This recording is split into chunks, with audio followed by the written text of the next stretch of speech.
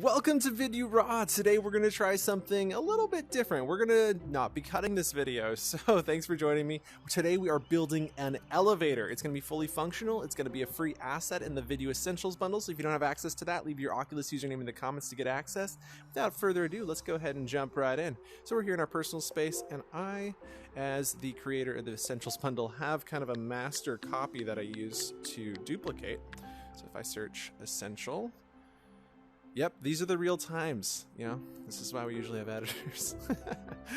One person's requesting access. I'll add you later, bud. Thank you. Here's our master copy. We're going to go ahead and hit Edit World. And we're now on our way. Right? Real time. I said it would be real time. I know I just cut there. Wow, you guys, I have been building, I don't know, for 4 hours, and this video is just getting started for you. So thank you guys so much for coming on this journey. This is Vidyuu Raw. I know we had the intro already, but I just want to show you this really cool thing and how you can use it right off the bat. It's included in the Essentials bundle. I haven't completely added it yet. I'm still fleshing out bugs with some of the other items in here, and then I'm going to update the Essentials bundle. So if you have any suggestions for the Plus Plus, which will probably come out in about a month, definitely let us know. Leave those in the comments. And if you need access to the Essentials bundle so you can have access to all of these items and very soon this one, go ahead and leave your username in the comments and we can get you added to that, or you can come visit the Essentials bundle in Horizon, take a selfie, and post a picture to the world page and we'll add you. So welcome to the elevator. It is insane. So if we gotta scale it up, so I wanted to show you first and foremost how we use it. So let's go ahead into build mode, and we have this entire stack. The most important thing here is the controller. So this is the control. So if we're going to duplicate a copy of this, which is what we're going to do, we select all of this plus the controller, and then we can deselect this and then duplicate this guy. Oh, that's a brain breaker. Okay. Brain breaker base. Shout out to Waffle Copters. Oh my gosh. There we go. So looking nice. And the way I've designed this is you can kind of like change the size to whatever you want. I think we're just getting some like kind of display bugs here. So that should be good when I let go. Yep, there it is. Okay. And then we'll move this down here. And this is just like, you can make this invisible, but it's just the control that runs all the scripts and everything's connected to that. And since we duplicated it together, it duplicated it all at the same time. So this one over here still functions. So you could just enlarge that one, but I wanted to show you a couple different variations. So like we've got this one, but what if we wanted to make it even bigger than this? So we could actually go grab this whole thing and just for proof of concept, we'll go ahead and duplicate this. Oh, it's a brain breaker to open it and make it really big. I mean, like you could build some really massive elevators. I don't know why you would, but I mean, isn't the real question, why wouldn't you make a bigger elevator? So good. Okay, so welcome to, this elevator is also too big, but it's not bad. Oh, actually, that's pretty good size. So hit the button. Door opens. Nice. Got a beautiful window. Oh, yeah. It tells us we're on the first floor. Over here, we can select our floor that we want to go to. And so it looks like, oh, there we go. You can feel it. Like there's a vibration when you put your hand in, and then you can kind of feel the touchpad. It's really interesting. So we'll go to the first floor, and then we go down, releases. Very nice. I don't think this one's functional at this size. Like you'd have to move some of the buttons around. Yeah, there's no way I'm going to reach that. No way! Down to at least human size. And still giant, but not that giant. Okay, so we can come over here. We can jump up and hit the button. It opens up. We can... Can we even reach the second floor? I don't know. I can feel it, but it's like, no, I can't reach the second floor. Okay, so if I jump up and pull my hand off, no, I can't reach it. Now let me show you how we can build this in a much larger setting. And so I'll show you some of the cool features we've got on this thing. So we'll delete this copy. This is the copy we're going to show you how to use. So if you want to make another floor, it can be just super simple. Like, I mean, all you got to do is select this, select that, select all these items in here. Be very careful not to select anything below. In fact, I'd recommend locking this thing so you don't accidentally click on it. And now that we've selected everything, we're going to grab our duplicate tool and duplicate from the bottom and then turn snapping on and then snap right to there. And we can even array tool to make a couple floors, and we'll do one more. And like, what if you wanted a floor that's really tall? You could do that too. You could go like way up to here. And then all you have to do to make that gap fill in is this. And you can make your own walls if you want, but like some pre-walls, not bad. So then the next thing we need to do is tell it which floor these are. So this is 0, this is 1, this will be 2. So we come open the properties panel, and down here it says I am floor number. So we'll type in number 2. Now this is kind of important. It's if these are out of order, the elevator just won't work properly. So it's important you come in, open up this trigger, and then tell it which floor is it. So this will be number 4. And now we have 5 floors. So 1, 2, 3, 4, and 5. Perfect. Now, after we've done that, we need to stop, reset, and play the world. And now that we've done this, we can walk in here and try it out. So we'll go hit the button. It arrives at floor 1 instantly because it's already here. Then we can come over here. Starts at 99 just as a display. You can see, look how smooth that is. We're using local scripting here to make this really nice. And let's select floor number 5. And then we're going to select floor number 3. So we're going all the way to the top here. We're going really high, like really high. There's just tons of cement here. We did have a door here. Oh, that was nice. That was so nice. Oh, but it stopped at 3 on the way. No, it stopped at 5. But it should close and go down to 3. So it goes to the first destination, and then anybody who's put in any extra destinations, it then determines whether it needs to go up or down to get to them. And so it'll continue on its trajectory up, or it'll go down to 3. And so I think what we want to test here, let's go to floor 5. Then I'm going to plug in floor 4, floor 2, no, floor 1.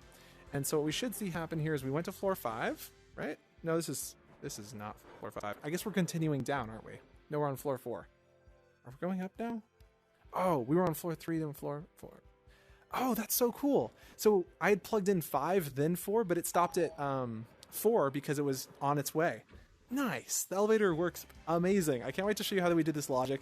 Honestly, it is a lot of work. My brain is very tired, and I would not be upset if you took multiple days or even a week to watch this video, because it really is quite intense. So feel free to take it at your own pace, skip through, however, and yeah. Hopefully you enjoy using this, or feel free to just add this to your world. I mean, literally don't need to watch this video. I just showed you how to use it. It's already created, but the steps and everything that we did to create this, I mean, just absolutely enormously fun and awesome. So thank you guys so much for watching. I'm going to pass this back to past me 4 or 5 hours ago, and good luck, have fun.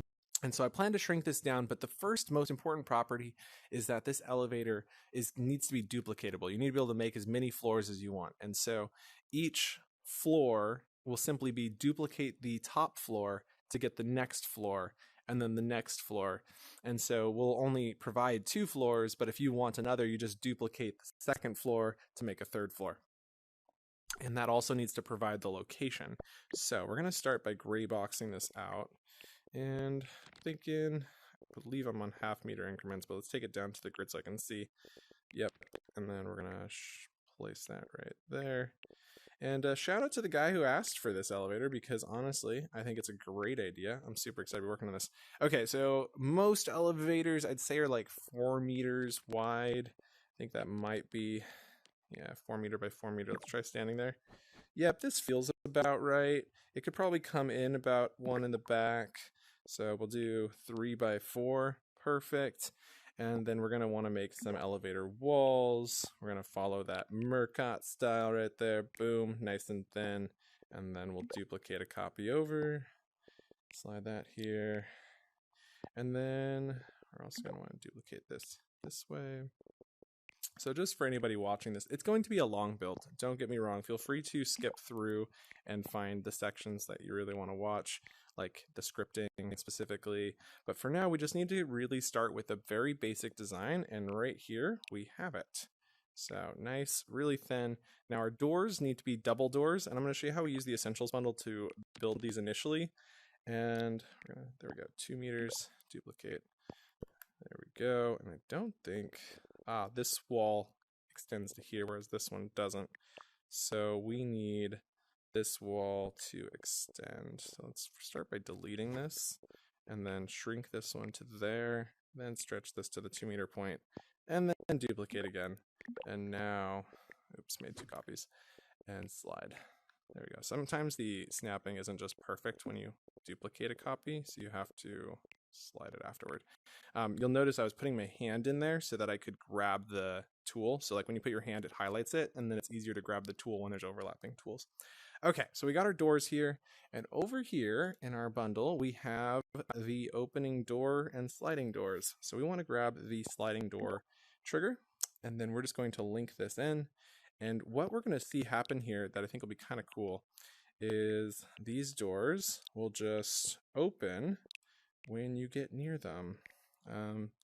And for now, I think this is going to be an acceptable method. We might write some scripting to make this work much better, but we're going to open up the properties panel here, and we've got our door referencing the old door, so we need to open up this and reference this door here. Okay, so one done. Now, I think part of the problem here is that this is only doing a single door, and we have a double sliding door. So maybe instead of using... that's bad. Sorry about that. Anybody watching? Okay, fixed. Maybe instead of using this, we just start with this script as our base script for the doors. And the doors we can then talk to. So these will be called elevator doors, because we want these doors to work in unison, and we already have the origin position of the door. So what we want to do is come over here, create a new vector variable called origin position 2. There we go. And with that, we can now save the origin position of door 2. So we need to create an object variable called door 2. There we go. And so we'll drag door 2 into here, drag origin position 2 into here. Now we've saved position of door 2. We have a variable for door 2. We're going to have to update that on the script in a second. Now when occupied is received, we move door 1. So we need to duplicate this, delete the plus symbol, come to our operators tab, and grab the minus symbol. And then we're going to grab origin position 2 minus slide by over time, and voila. Now we're not going to do rotation in here, so I think we should delete all of our variables referencing whether or not it can rotate. So slidey door would be the one that we're seeing. So we delete this, and now we can delete all of our rotation elements. So we can just drag this up because we know it's always going to be sliding. Same thing here under when it's empty. And when we are empty, we need to duplicate this, and we need to go reference door 2. Forgot to do that. Boom. And door 2, and move back to origin position 2. There we go. So we've set that up to, wow, that was really it. Look at how short that script is. Literally 1 page. So we don't even need the origin position, origin rotation. So we're going to delete that. Could be useful, but what you'll note here is this slide by determines how much it's going to slide. And so we can adjust this to determine which way do the doors slide. So I'll show you how we use that in a second. But we can, for now, delete the rotate by and origin rotation because we're not using those variables in the script. For now, we're good. I mean, honestly, that was pretty much the bulk of it. There's definitely some things I'd like to do. Like, for instance, one thought about how you could do this to make it super easy is if you just had this fill this whole area, the doors will just stay open, which, I mean, isn't terrible, but it's kind of bad, right? Like, you don't walk into an elevator and then it starts going up and the doors are still open. So, like, that's why I have it, you know, like this rather than like that. But if you did that, you could have buttons over here, and when they press the elevator buttons, that's how it opens up. So I think one thing we should be looking at actually is that maybe this isn't the door. So let's make this none. Let's remove the script from here and go attach our new script, elevator doors. So we need to put the references in. But what I was saying is, what about, buttons? Buttons usually go on the wall panel right over here, which means these doors are way too big. And whoever was thinking that, thank you for thinking that. So let's snap that to 1 meter and snap that to 1 meter. And what we're going to do is have these elevator doors slide in. I'm going to lock the this guy right here for now so I don't accidentally mess with him. So we're going to select that, duplicate this over, perfect, and then array copy. So they should be, oh, of course it didn't work. Why would it have worked, right? That's the duplicate tool I was telling you about, like not being functional with like right after snapping. So I really want to snap to that point, but it's not letting me. So if I snap here, now I need the midpoint, so I can duplicate to here and then scale to that snap point. And then what I wanted to do was make this a thinner door. So really thin up this elevator door. So that way it'll fit in the center. Remove that, select, grab my snapping tool, and then snap it right to the center of there. Okay, so now you're going to see that this will slide into the elevator door. When it's done, we can now duplicate a copy, and then what you'll see in Merc's video is that he selects it afterwards. Absolutely brilliant. So that's how you avoid that kind of snapping bug. Okay, so we've got our two doors here, and we can adjust these and add framing and stuff later. Really, we're just focusing on function right now. And so we're going to go call this one door 1. We don't actually know. Oh, that was actually door 2. We don't really know which one's door 1 and door 2 until we try it out. And I'd actually guess the slide by isn't even right yet. So let's go, and I like to always stop, reset, play my worlds when I'm working on stuff like this, just because sometimes you need the world started event to go off. And there's our elevator, and I walk in. Oh shit, it works first time. Sorry about that, but like, okay, that, don't look at that. That was, oh my gosh, hurting my eyes. But it should be closing, and voila! Oh my gosh, monsieur, that's amazing. So, wow, that worked first time. That never happens. I'm not gonna lie, that never happens. So what you might experience happening on your world is that it might be opening in the wrong direction. And I will show you exactly how that happens and how to fix that, because I want to, we have some things to do anyway. So first, let's close these doors. And let's say you took the asset, and for instance, this asset is out of alignment, right? Like we want to fit on this thing here. And so to fit on there, we need to select this. We need to unlock our trigger. Unlock our trigger, select this, voila. And now when we rotate it, it's going to be off, right? Okay, so because if I walk into this, it's going to be hysterical. I know. Look at that. Like that. Isn't that funny? And you'd be like, man, your elevator's broken. So I could write a script to actually figure this out. I was thinking I could probably figure it out. So give me a couple seconds, and let me tell you how we can figure this out with script. Okay, so first thing I want to do, lock this down. I want to fix a couple things in here that are just kind of driving me nuts. So if I scale this down just a hair, and like just a hair, and then maybe at the bottom do the same thing. And then snap it to that point.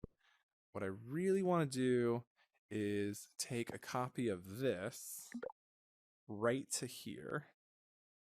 That really did not help, did it? No.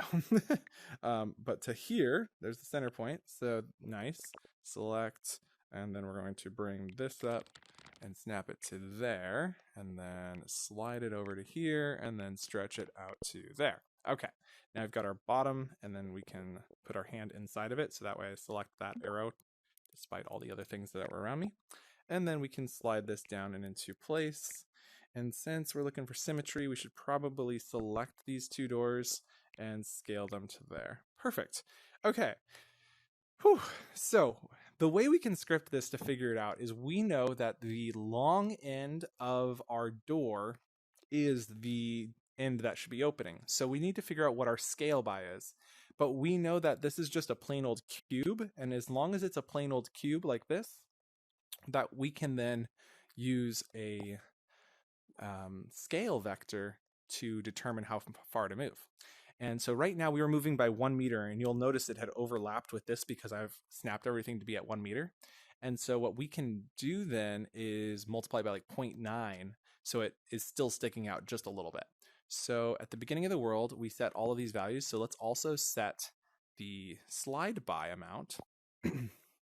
And I'm just now realizing I need to get the orientation of, I could probably figure this out. I don't know if, well, okay, I'll show you how I figure this out. I know this is raw, so please enjoy this debugging process. Basically, we run to our debugger over here. We're going to grab a couple debug prints. And what we want to do is figure out, so like we know the up position is this way. What we need to figure out is what is the orientation of this object. Well, I guess we can look at it, right? So z plus, oh, would you look at that? That's a surprise. Z plus happens to be in that direction. So we have to find the rotation in the world based off that. How do we do that? Converting the look at. So if we know which direction it's facing, and we know the facing up direction is right that way. I believe Z faces up, so since it's currently rotated sideways and is facing that way, if we grab the Z up, we know that that is the direction vector. We then need to multiply it by a scale vector. So I guess we don't need these debug prints because I already mathed it out. And we'll just have to hope this works. Okay, so what is slide by? Well, you're like, how did you do that? Well, let me show you. Okay, so the first thing we need to do is multiply a couple times. So the first multiplication, the last multiplication, I should say. So this first one is going to be multiplying it by 0.9. So first we're going to make it as accurate as possible. Then we're going to multiply by 0.9 to shrink it down just a little bit. And so to keep it accurate, we need to take A and B, which is the upward direction. And so what I was thinking about when I was thinking about doing this is that we would want to, and we'll throw door in there, upward direction of door. So this is going to give us a direction vector. And the up direction vector is the direction we want to move, but we need to know the scale. So when we scale this elevator down, or maybe we scale it up, imagine you took this elevator and just scaled it and made it huge.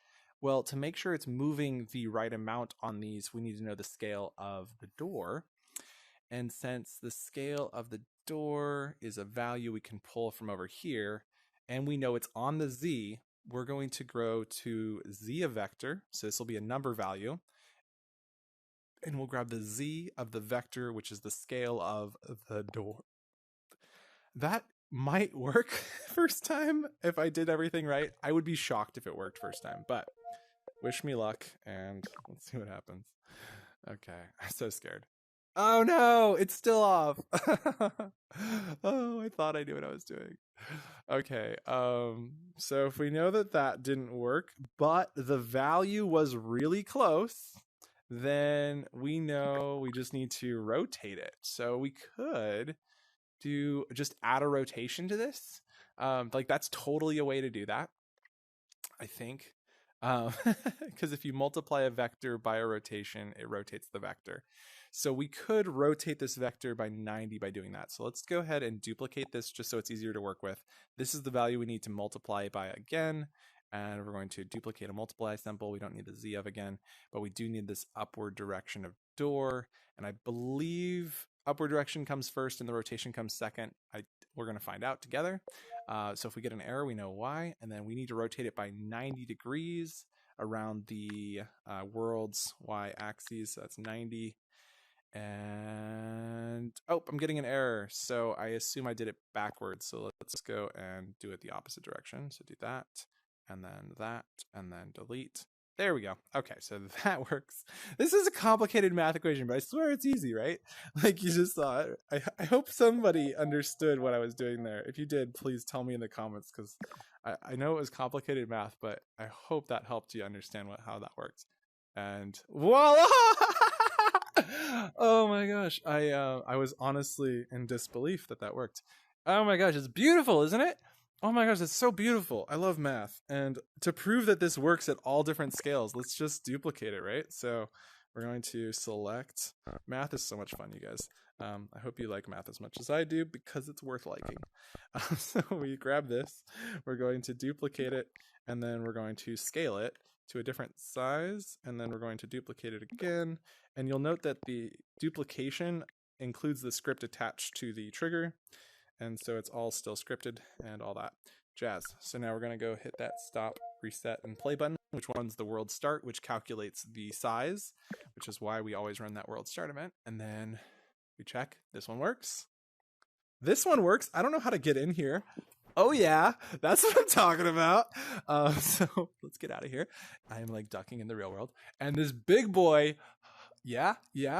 And it's perfect. Look at that. That's just brilliant. Oh my gosh.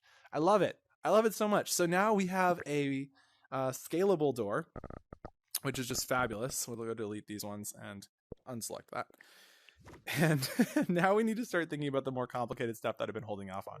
So like we could just leave this like this, right? Like if the process for this elevator to work is walking up to it, but what we know about these elevator doors is that there is a trigger that is in control. So we know there's a controller, and we know that there's an event called occupied that when received opens the doors. So it's possible for us to send the occupied event to open the doors when the players arrive at the floor.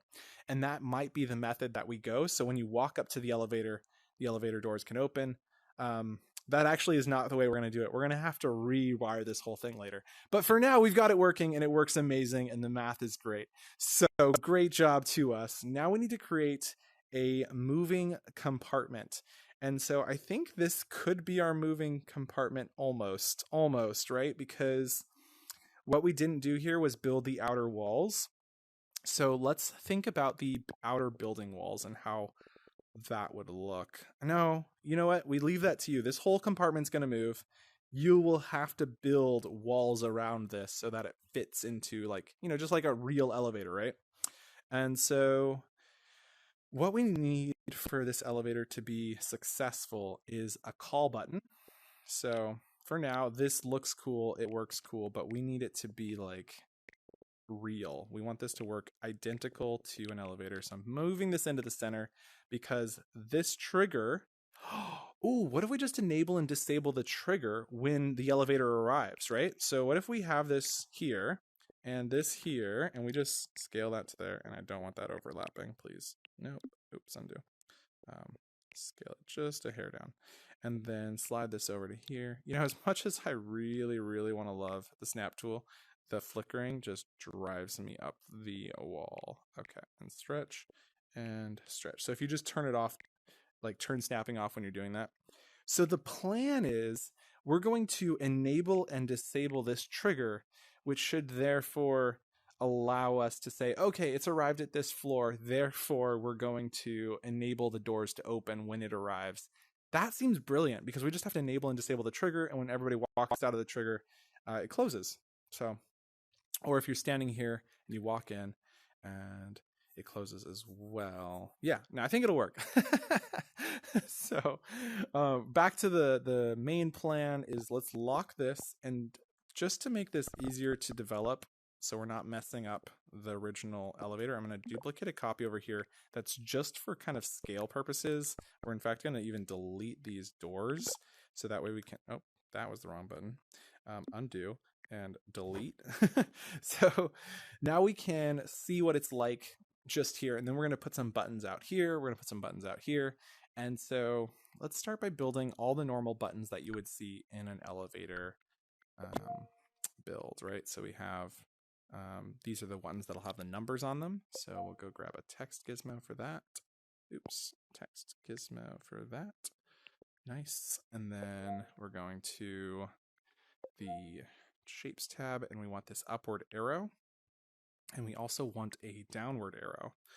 Now you could use something like this, which is nice and flat. Don't know if I want to do that though. Oh, it does look better, doesn't it? Yeah, it does. Okay, we're gonna use that then. Okay, I just hate it because of that.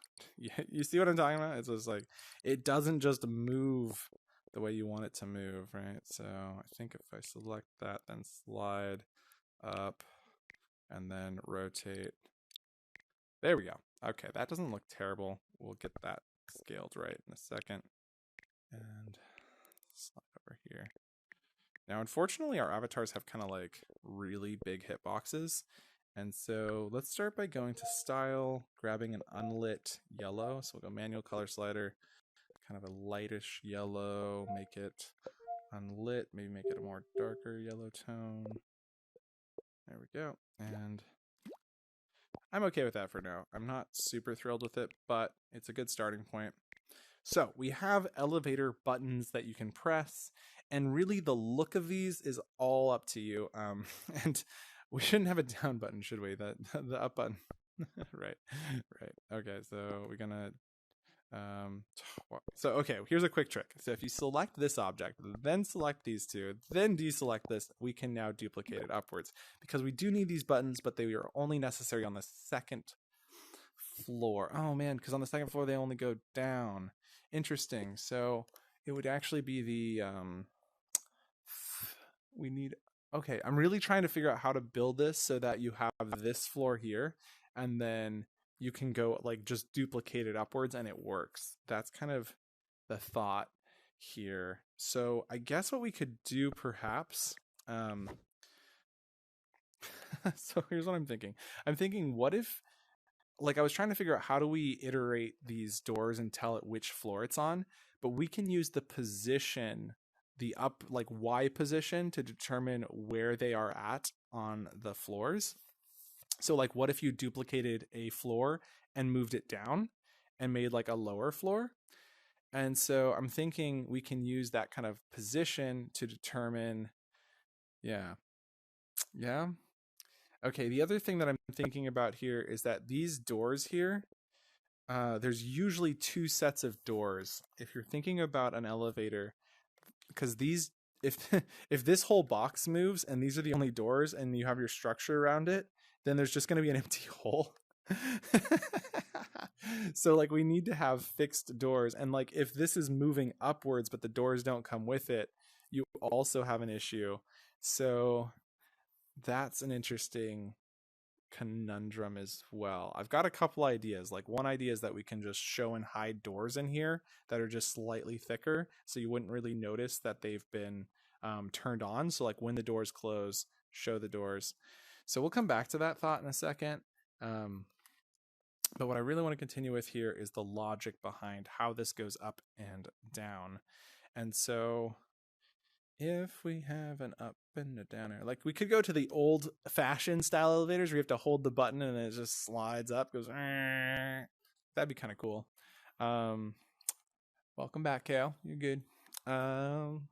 Let's go and maybe determine, how do these buttons work? Okay, so we got button 1, and we want to color it a nice tone like this one over here. So we'll grab that color and put that on the text, grab our button and make it a shade of green. So we'll slide that over to green. That's too green, maybe darker. Too green that way. And that's about what I was looking for.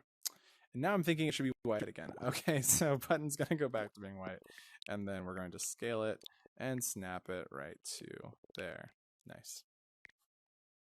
Okay, so we've got our button, and this determines which floor we're going to. But we do have to remember the hand size in Horizon is awful. So if we think, okay, this is button 1, and our butt is sticking out, so let's pull that in. Our butt is sticking out. That's so funny. Slide this over, then duplicate. Oh no! And this is where the duplicate tool is sometimes just really wonky. Did you see that? It didn't slide correctly. So now if we do that, or is it just at an angle? How is it at an angle? Just, what? What? What? What? Okay, I don't understand this. Let's assume this is right. Okay, so if you ever run into this issue and you don't know why it's happening, that trick I showed you earlier also works like this, because we can select that object to get the orientation, select the two objects we want to move, and duplicate, and now we're duplicating. I can't tell. Is this it's not an optical illusion. It is literally sliding at a diagonal, despite my best efforts. I cannot explain that in the slightest. I'm going to assume it's a bug. Maybe it's not, and I'm just crazy. So if we come in here as a player and we go to press 1, it is very possible we're going to press 2 if these are just too close. They're just too close. They're maybe about the right size. These are about the right size. I know they're enormous, but because our avatar's hand is the entire hitbox, it's not like you can just poke your finger. Like, your hitbox is just enormous. So what we're going to have to do is duplicate this over, or slide it over first. Is it really shrinking? I don't know. I can't tell anymore. So we're going to duplicate and then array a copy. Okay. I don't know that that's even, and maybe we'll fix it later. So there we go. That's fine. Now, what are we looking to do here? We've got 1, 2, potentially 3 doors. And the way this logic operator, which is going to be represented by this cube, so this is going to be our logic, is going to work is it's going to move the players up and down. And so we want to go in here, and we're going to attach a script. Let's go grab a new script. And so every floor will need to register with every floor will have to register with the controller. So we'll call this elevator control. Perfect.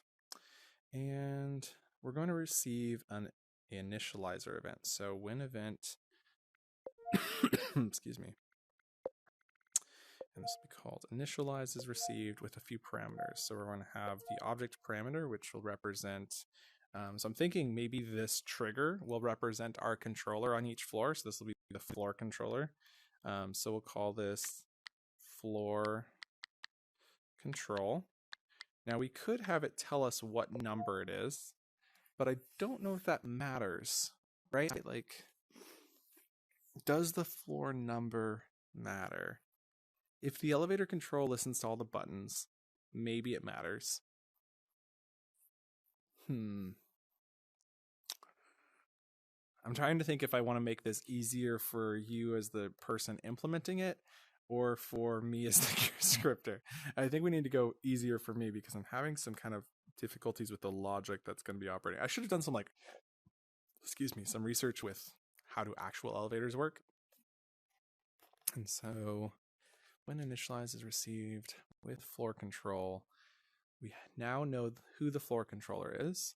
We need to make sure that they are added in order. If we have a number value on each of the floor controllers, we can send this initialize event with the delay that is that number, meaning they all come in order so that these are added in order, which would be extremely useful because then we don't even have to tell it what number it is. We just know they're arriving in order. So let's assume they arrive in order, and then we're going to need a few values. So we need the object list. So this is going to be called our floor controllers. And it's important to make sure that these names don't match. So that way we can come over to our operators, scroll to the bottom and grab add to list. And we're going to add the floor control to the floor controllers list. Okay, so we've got our floor controllers. And now that we have a list of that, if we have the buttons to go up and down, we need a call button. What if instead of an up or down button, it's just a call button? Oh my gosh, that's so much simpler. That is, it just answers all the questions. Okay, so yeah, we don't have a up or down arrow. We have a call arrow, or a call button, which will be this, except for I want it to be that yellow, so maybe I should undo, grab the color yellow, now delete it, and then duplicate a copy of this, slide it out, paint it, and yeah, that makes sense, okay? So now we can call the elevator, and when we hear that, we know that the elevator needs to go to that floor. Okay, so the call button will also need to be represented by a trigger. So every time we have a button, it usually, it's pretty much impossible to have a button without it having a trigger. So we've got our trigger, and for now, we're just going to snap it right there. Nice. And I say snap, and then I immediately turn snap off. So I just want it to be oriented in the center, I guess is kind of the point of that. And then with the trigger, we want to have yes, it'll be on players. I'm not going to make this functional yet. I just kind of wanted to think about it as an object because every single one of these triggers is going to be new, right? Like this script doesn't know all of the triggers, because if you make 20 floors, then you'd have to have 20 trigger references. So instead what we can do is have a different event, a different initializing event, which will be when initialize is received, not with a floor control, with a new parameter, which would be an object called door call. And this will be interesting because instead of adding it to a list, we might add it to a list. What we want to do really is just listen to events on it. So if we listen, okay, there it is. Listen to events on the door call. Okay, so now we're listening to events from the door call, and we now have a new entry. Like every time the trigger is entered by that specific door, we have an entry on the where to go to list. But the only thing we know about our door call is its position. Like we can get position of door call to know where it's located, and that could be used to find out where it's at. Very difficult, but could be done. So I'm thinking if you have to go into the floor controller and type in a number, do you have to go into this one and type in a number? They're going to initialize. We're not adding them into an ordered list because we're just blatantly listening to this trigger enter event, which is kind of a bad thing. Like you really shouldn't do that. So you do when trigger is entered by player. Like we're just going to receive all of these events whenever that comes through, but we don't know where. Oh, we know where the player is. Okay. So we know where the player is. So what if we iterate through? Okay, wait, and I need to admit that right now that this doesn't work. By the way, this just does not function. So what we need to do is differentiate the two of these. We have two initialize events. We could make their name different, but I don't plan to. What I plan to do differently is on our floor controller, add another variable. I haven't really thought it out yet. So for now, we're just going to add a number to really make this actually work. And this is going to be called floor. We're not using this number yet, but we could easily send the floor number with it when it comes through, even though we know it's being received in order. But now, because they have different variables, these are separate events. These events will not contaminate each other. But previously, this would have received all the doors as well, or the door calls, and this would have received all the floor controls, and we didn't really want to listen to the floor control. That would ruin our script. It would break it like really bad. So now that we've differentiated these initialize events and we can just send the different parameters in those events, therefore they'll be received differently. And so when we receive the door call, we listen to it from the door call. We know when the trigger is entered by the player that the player's position represents where we need to go. We have all of the floor controllers, and the floor controllers are these giant cubes. And so we know that if the player is near that cube, then they are on that floor. And so what we can do is say a while loop. And so this should work. So when trigger is entered by a player, we're going to need an iterator value. So it's a number value that we iterate through. So we'll call it iterator. And we're going to start by setting it to 0. No, we want to set iterator to the length of the list. So we go length of the floor controllers list. Okay. Now we have the iterator at the value that is the total number of floor controls, so the number of floors. The question here is a quick one. We could make this really efficient by just jumping into the middle of this list and saying, is the player above or below?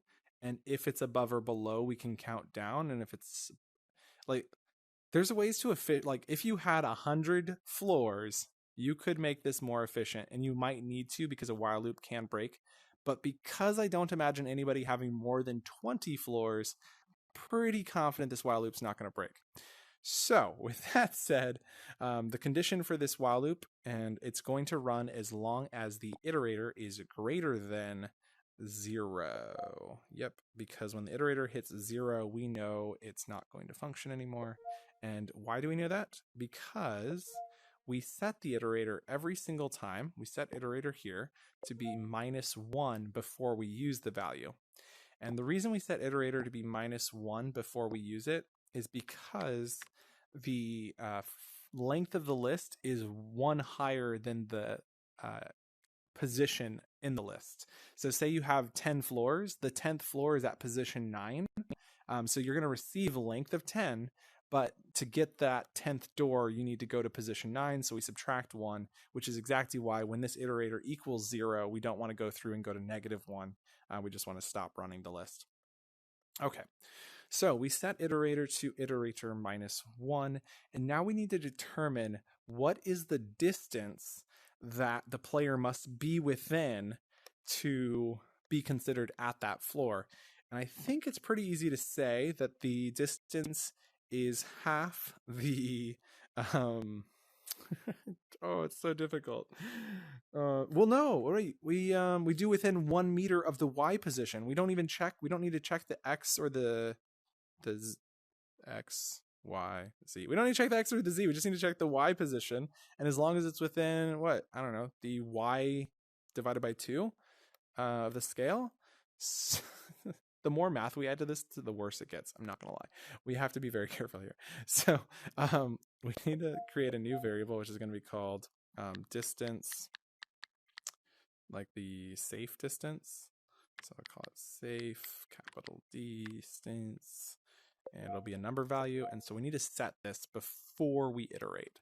And the reason we set this before is because our while loop, the more math that happens in there, the more easily it's going to break, because there's an instruction limit count, and I don't know what it is, but I know the more stuff is in the while loop, the worse off we are. So if we can do the calculation before doing the while loop, much better.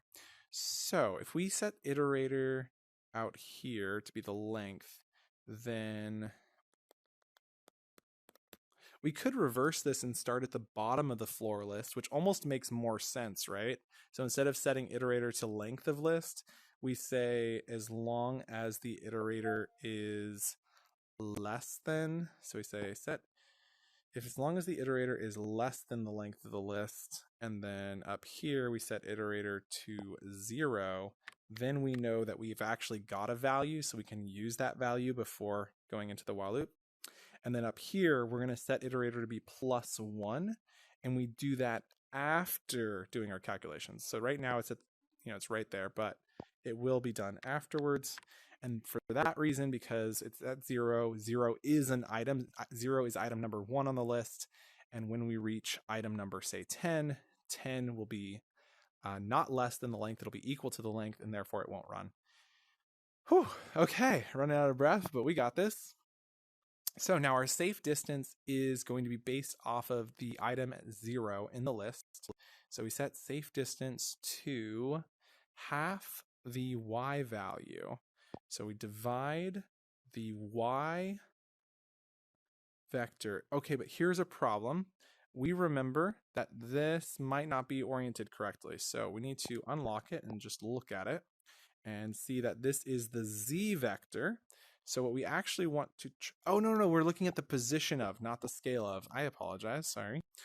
So right, we need to go get the Y of, oh, but this is the Y of the scale, right? We're supposed to use the scale to figure out how far away they can be from the Y. Because if you have a really small elevator, but if you have a really large elevator, oh yeah, we definitely need to figure out that safe distance. Okay, so we definitely need to figure out the scale of. So if we come down here, we do need to look at this because the orientation of this is what I was talking about. And I think we said it was Z. So if we look at that, it was Z is going up and down. So we know that the Z of the scale of the, so grab the Z of the scale of the get object from list. So get item number iterator from list floor controllers. Okay, I know this is long, but it's where it's easy. So we'll rock through that one more time here at the end. Okay, so we've got the Z, so that's that value, the height value of the scale. So that's the width. So if you scale it larger, it'll still calculate that. Of the item 0 from the floor controllers list, and then we divide it by 2 because we're getting from the center position, we're checking to see if the player's value falls within the up or down of that center position. So with that said and done, now here we can run our while loop because we've calculated the safe distance. You can see why I didn't want to put this in the while loop, right? Like that is a lot of calculations. So doing it out here means it only has to be done one time. Now, while we set the iterator to be less than the length of the floor controllers list, set iterator to be +1, we then need to see if the player is in the safe distance. So, and then when we do, we want to cancel running the while loop. So if the player, the distance of the player, so I'm really curious if distance 2 like literally helps write this code index, but I can't actually remember if distance 2 works on numbers. I'm going to guess it works on numbers. So what we're plugging in here shouldn't be this. We need to duplicate that. Is if the distance is less than. So if the distance is less than the safe distance, and so if distance from A to B is less than safe distance, and then we need to get the position, the Y position of the player to determine that. So we go over to our position of object, but we need to make sure it's the Y of vector. So we grab the Y of, and then we get the position of object and the position of player. Okay. And we'll use the player's torso, so it's right in the center of them. Drop the player pill into there. Drop the get item iterator from list. And it's telling me you can't do that because distance is using vectors, and that's not a vector. Well, there is another way to do this, which wouldn't be that difficult. We can use some other fancy math to do this. So let's go duplicate this so I have all the values still available to me. And instead, we're going to delete distance from and to, and instead, we're going to calculate by getting the magnitude. So we're going to go grab magnitude of, and what magnitude does is it gets the length of a vector. And so what we're going to do is create a vector based off of these positions.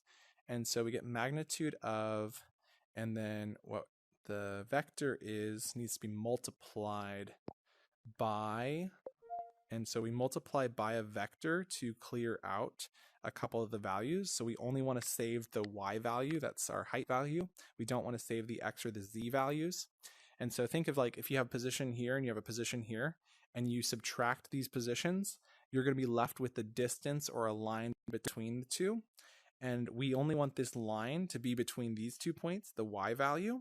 And so if we remove the X and then the Y or the Z, we're left with just that Y value. So that's why we're multiplying by 0, 1, 0. And then we need to take the subtraction of these. So we go to our things here, grab our minus symbol. And so we grab position of and subtract position of player. And I'm pretty confident that works. Yep, it says it'll work.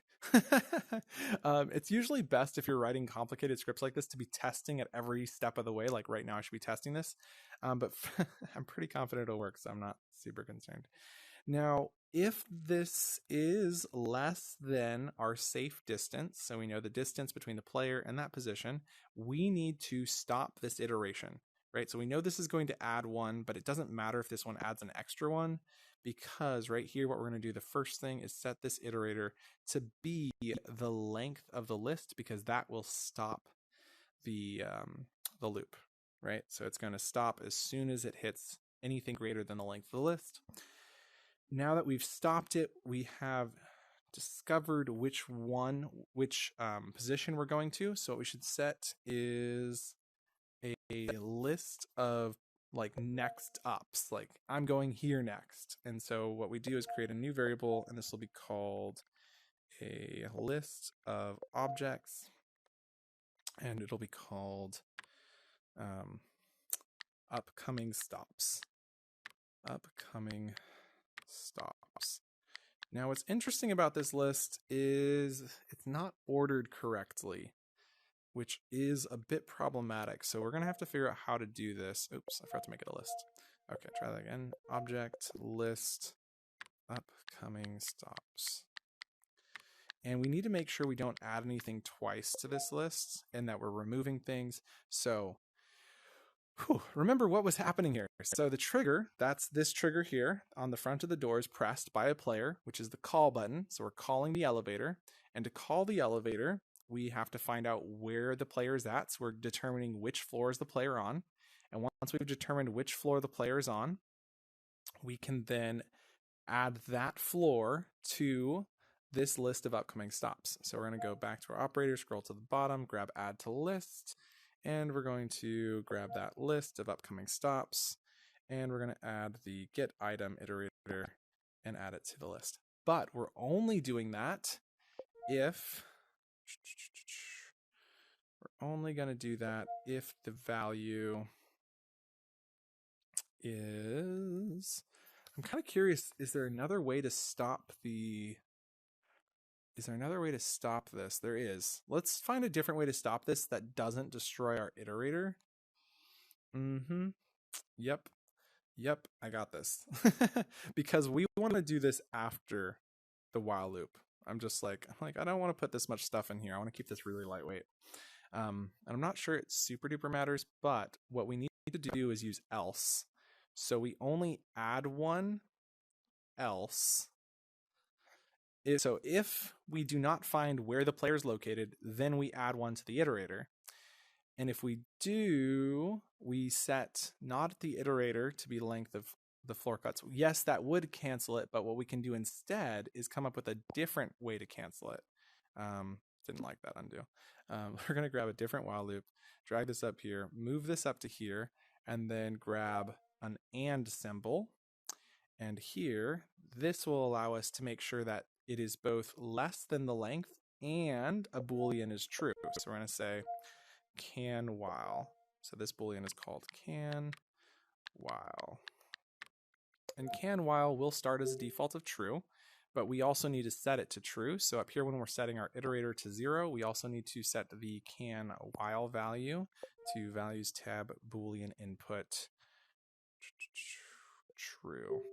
And then what we can do is drag this down here and set it to false, and that will stop our loop. It'll prevent our iterator from being increased, so our iterator has stopped at the floor that we're on. And we can now do this outside of the while loop and say if the floor is not in the list. And to do a not in the list, basically you want to find out that the value is less than 0. So you're like, what are you talking about? Let me try and explain that a little bit better. So go to the bottom of your operators tab, and you can get the index of an item in a list. So if we get the index of an item, so we get the item iterator from the floor controllers list, and we get that. Okay, so what we've done here is we've grabbed the current floor from the list, and then we've said, what is your index in the upcoming stops list? And if it's in the upcoming stop list, then it has a value of 0, 1, or greater, right? So it's going to be somewhere above 0. So if it's less than 0, it's returned -1, and a -1 return means it's not in the list, and therefore we will add it to the list of upcoming stops. So voila, that was pretty easy. Whew, I am completely out of breath. Completely out of breath. Let's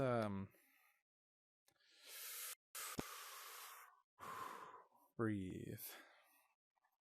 Now we have a list of upcoming stops, and there's going to have to be some sort of loop that's determining where it's going next, because you know there's going to be somebody who presses all the buttons to make sure that this thing does work. And yeah, good for you, dude. Whoever you are. So yeah, we're gonna also add some ding sound effects and stuff later, but for now we're trying to keep this as just get it functional. Okay, so the call button now works. We do need to create a script for the call button, so let's go create a quick script so we get that done before we forget. And this will be called the elevator call button. And then the elevator call button needs to know who the controller is. So we have object variable control. And then we need to send an event when world is started to the control. So we send event to the control object with self. So grab that from over here on the values tab. And we're sending the initialize event. Voila. That is all our button needs to do. So elevator call button can go, we're like building our stack here, right? Here's our script stack. And I like to snap these nice and try to scale them. So it's a pretty little pyramid. Perfect. And our elevator doors, we're going to call this not elevator doors anymore. We're going to call this elevator floor. Floor? Elevator floor. Because that's what these represent. And then when the world is started, we need to send an initialize event after delay. So we need to have a delay event. So we have a new event called delay. And then we're going to send event with delay. Oops. Send event with delay. And then over here, we need to create a new number value, which is I am floor number. And this starts at 0. And then that's the amount of time that we send the delay, and we send the delay event to self after that delay. And when the delay event is received, we send the initializer event to our control, send event, and we need to add a control object here. So object control, confirm. Okay, so send control with self and floor number. There we go. And that's the initializer event. Wonderful. So we've set that up so that the elevator can know which floors to go to. Now, to make sure this works, we should definitely do some tests, right? So over here, we were planning our buttons and we're planning all this stuff. I'm going to go set this on top of our stack as well. That's where I like to put our controller. Okay.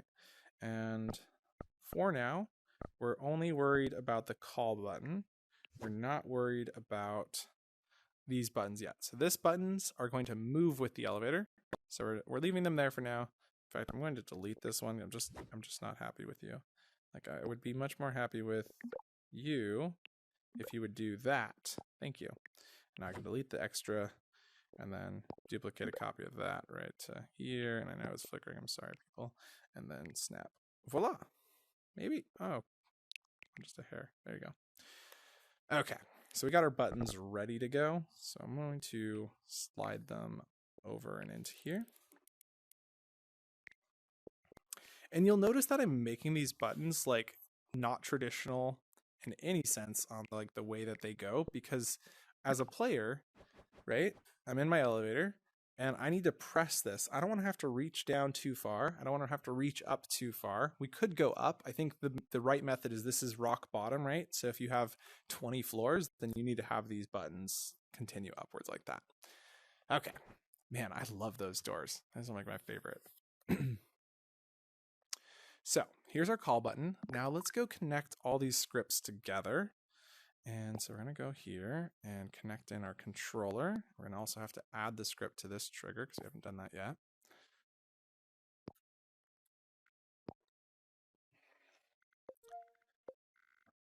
Okay, elevator call button connect. Open up the properties panel of this guy, which needs its control script, elevator control script. Drag this down to here. Drag this down to here. Okay, our controllers are linked in, so the controller is receiving events. And we'll hit stop, reset, play just to make sure there's no bugs in our script yet. Stop, reset, and play. And 1, no bugs. Nice. Did we tell this what number it is? No, we didn't. We just gave it a control. So that's fine. And what we want to do is build this as a singular object. You'll remember we're going to make these doors. So I'm going to lock this for a second. Or there we go. We're going to make these doors duplicate. So every floor will have its own set of doors. But what we want to do is with snapping turned off, just slightly increase that. And now we've got a set of doors. It's kind of flickery up there. I think that's the trigger. So I'm going to go quickly adjust the trigger height, because that does drive me a little bit nuts. Okay. And then technically when you're inside of something, it won't get edited, but like not always the case, right? Sometimes it messes up. Okay, so we got these sets of doors here. They are slightly different, but we should actually make sure that they don't touch. So I'm going to drag. I already accidentally selected the other door. Okay, and deselect this outside piece. It's really hard. I could zoom in. Okay, I think I got it. And then we're going to grab this here and just snap it to the midpoint, I think. Oh, what am I selecting? I can't tell. I wanted to find the midpoint. There's the midpoint. Okay, we got the midpoint of that. Now we're going to select these outside doors. So deselect and then select outside doors. And I'm pretty confident we've done it. So what I want to do is lock the outside doors. And then perfect. Now we can group this. So we've got our trigger, which represents the floor, right? So we know this is the part that's on the floor.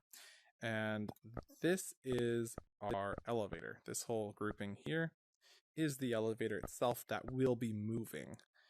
And let's make sure I've done this right. Pretty sure we did. Cool. Okay, we're going to group this together and open up the properties panel. And this is the elevator object. Now our controller needs to know about the elevator. I think that's kind of a no-brainer, right?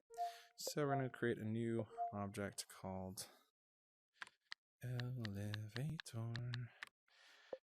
Perfect. And so now we can reference the elevator. You can grab that empty pill and drag it down here. And like that, we've linked it in. Okay. So with that, how do we determine the position? So this is kind of something I've been kind of struggling with for a minute, and I feel like it's going to require some finesse. But actually, it's probably not that difficult, because if we take this trigger and know that this trigger represents the height, and we only need to affect the height, then what we do is snap this trigger. So I'm going to pull this out of here so it's completely out of the way, and then snap this to the center of our elevator and then drag it back out. So now the height of our trigger is directly correlated to the height of our elevator, which is perfect. So then what I want to do is kind of like finish this elevator off a little bit. There's one problem, actually one really, really nasty problem. Zoom in here. And for now, we're going to group these two. Group. Open up the properties panel. And we're going to try to leave this open and not to close it. I'm really bad at that. But this is called the, call it LE doors. And we're going to make them non-collidable. And for now, non-visible. So just for now, they're invisible. And like I said, I'm going to try and leave them open because we're going to need to make them turn off and on. So actually, let's go add a variable for that. Let's just get that done now. And so we're going to call this the closed doors. There we go. Confirm. And then over here, we can open up properties panel, grab the empty pill, and connect that. Perfect. Okay, so connect the closed doors. And let's see what else we're missing here.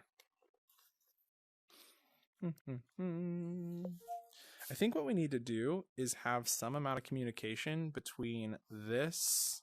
Well, right now it doesn't matter because that's not how we're going to do it, right? Like this needs to tell it once the doors have opened, but really that's not how we're going to open the doors. The controller is going to open the doors. And yeah, I mean, the doors kind of have to be... Oh, that's a really good question, though. What if the doors were moving inside of the elevator, so it's less animated objects? No, it'd still be the same amount of animated objects. Yeah, there's definitely a lot of animated objects. These elevators are kind of expensive on animation capacity, that's for sure. I mean, we're keeping it as pretty low cap, but definitely not the cheapest thing in the world. Okay, so the plan is that we're going to place this right here. And you'll be able to... Did I select that? Is that in the grouping? We're supposed to be in the grouping. Did I do it right? Lock this. Nope, I missed one. Okay, whoops. Let's open up the properties panel of that. And then come in here. Because I'm inside, I can select that without accidentally messing with it. And then zoom in, let go, zoom out, double click with my index trigger. And voila. Okay. So, there we go. Let's make sure The door is open, right? And you can walk through because it's non-collidable. And so the plan is when the door is closed, the collidable layer will come on and then it'll move. So as soon as it starts moving, that's when we have that. Oh, man, I'm nervous. I'm so nervous. I'm like, I come in this like not really knowing exactly what I'm going to do. And I'm just kind of figuring it out with some like big brain skills, I guess. You know, there's just literally a year and a half I've been doing this now. Well, I don't know. It's not that long. I really got started about a year ago, which is quite crazy. Let's see. So like, I wouldn't worry too much if you're not fully here yet, because most people aren't. It's like, it just takes a long time doing this. Okay. So what we want to be able to do is have a second floor. And so let's start by duplicating up our second floor. And part of this is that the second floor really isn't this elevator, right? So you don't duplicate the elevator. What you duplicate is this trigger and this button. And so what I think we're missing here to really help this is we need to go into this grouping. So unlock it, zoom in. We need to determine where the floor is, right? Like, oh, it's not letting me zoom in. That seems like a weird bug. Oh, it still says it's locked. What the heck? Zoom in. There we go. I wanted to just duplicate a copy of the floor in here and line it up so we have kind of a reference. I'm going to select it and then zoom out to take it out, close out of the group, lock the elevator again, and then we're going to snap this right to hit the bottom of the elevator.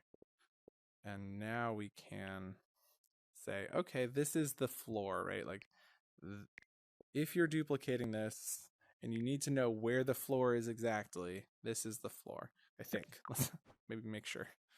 Yep, that's the floor. Okay. All your roller wheel bags will not trip on that. Sweet. So now what we're going to do is say, when you're duplicating this and you want to know where the floor is, you're going to take the trigger, the floor, and this button, and then duplicate and slide upwards, and that is another floor. And since we want to do some testing here, we're going to make a bunch of floors. Yep, bunch of floors, just a bunch of them. And what we want to do is move to these positions, right? And so first of all, let's just try doing a move to position thing. No. Okay, yeah. So when the trigger is entered by the player, we've done all this stuff and we've added it to this list. And what we need to do is start the loop to move it. And so when event is received, so let's create a new Boolean variable to determine, is it running? So it's called is running. Okay, and so if is running, we don't want to send an event. So if it's not running, we do. So we run over here, grab an if. So in addition to checking to see if we have the floor in the list, we're also going to say, is the elevator already running? So if not running, because we don't want to mess up whatever it's already doing. So if it's not running, then we want to start the loop. So we send event to self, and the event is going to be called loop. There we go. And this is going to be different than most loops because it's going to be a lot slower. There's going to be a lot of things happening in it. A lot of different parts, probably a lot of different events breaking off of it. So we send loop to self, and there should only ever be one of these loops going, because what we do here is when event is received, come on, and if this happens, you just scroll to the top, add one, and then drag it up. That way we can keep it in the order I like. Then we go grab the loop event. Okay, so when this loop is received, this is going to be the thing that determines all the stuff, right? And I don't want to make this complicated right now. I just want to make sure it works. Like, I want to make sure that if I get off on one of these platforms and call the elevator, it comes to me. So when loop is received, we're going to start with a real simple set the Boolean value. So we're going to set the is running value to true. So as soon as this event starts, set is running to Boolean true. And by doing this, we're going to have to later set it to false once it stops running. When it gets to its final stop, we'll have a different way to set it to false. But for now, we set is running to true. And then, is that some drinks? Oh, there's a drink there. That sounds so good. What do you need? Okay, sounds good. Sorry if you hear any background noises. I am getting a drink. I'm parched, and this is going to fuel me. Nasty habit. Don't recommend it. Not even going to tell you what I'm drinking. But it's so good. I mean, so bad. I mean, so bad.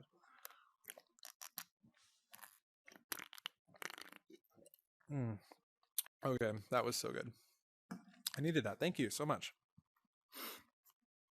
Kay was kind of the mastermind behind most of the videos. Like, she does all the editing. And so it's kind of like weird for her not to have to edit this. And it's also weird that you're talking to me right now, or I'm talking to you right now.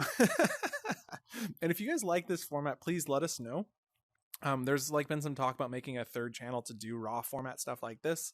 I'm actually thinking I kind of like it on the main channel, but I want to know if you guys like it. For now, I'd love to have the ability to do more edited content like this, where we cut out some of the stuff, make it easier to watch, but it's also kind of fun.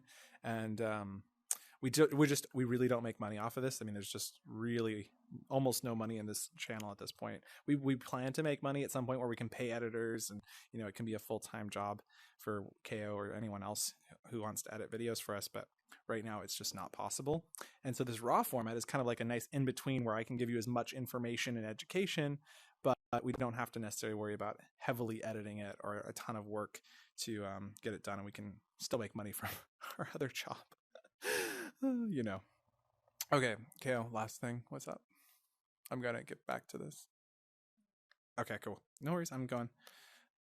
Okie doke. So, is running is now true. So, we've started the loop. This will no longer go. I could run to all these different floors and add them to the list.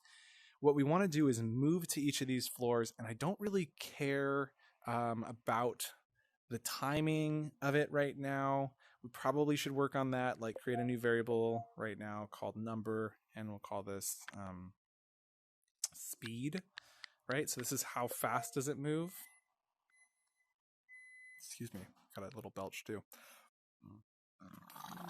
Oh, so sorry. Whew. My apologies to your ears. So I'd like to see the speed of this elevator be, I don't know, kind of fast. Is that wrong? Like maybe let's go with 2.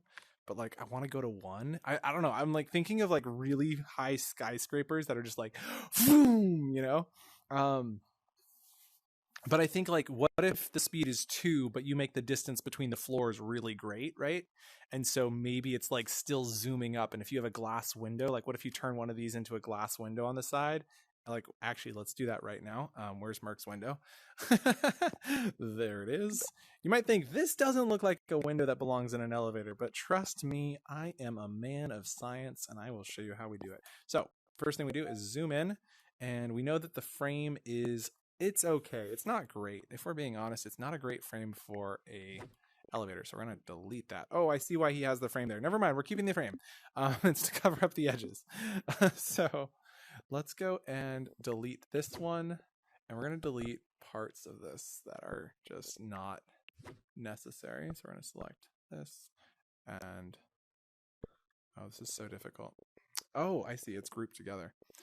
Merc does so much amazing stuff. It's like figuring out how to do that. And we're going to slide that up to there. Nice. We don't need this bottom one. Oh, that is so brilliant. Did you see what he did there? He had that like nice slid through. So smart. Okay, so we grab. So difficult. So smart, so difficult. Everything. Grab and then snap. Nice. And then what we want to do is delete that one, and then slide this down. Now I know this doesn't look like a I maybe should have just like ungrouped this, but for now this is fine, and we're going to snap to what there. Yeah, no, that's good. Okay, and then what we need to do is take this text object, scale it down so it fits right into the frame. Doing the back and forth thing. Nice. Okay, and then what we want to do is go and grab a nice elevator to cool metal tone. So we go metal, cool blue, and nice. Now let's go get a different texture. We're gonna go grab this kind of fractured texture. I really like that one. And let's see. Large texture, align to object is gonna be turned off. And now we should get, oh, and I even painted the text, which is kind of hysterical. I'm almost okay with that. I think it looks kind of better. In fact, I'd even say let's go make this unlit, right? Let's go grab this color, make it unlit, and throw it on these guys.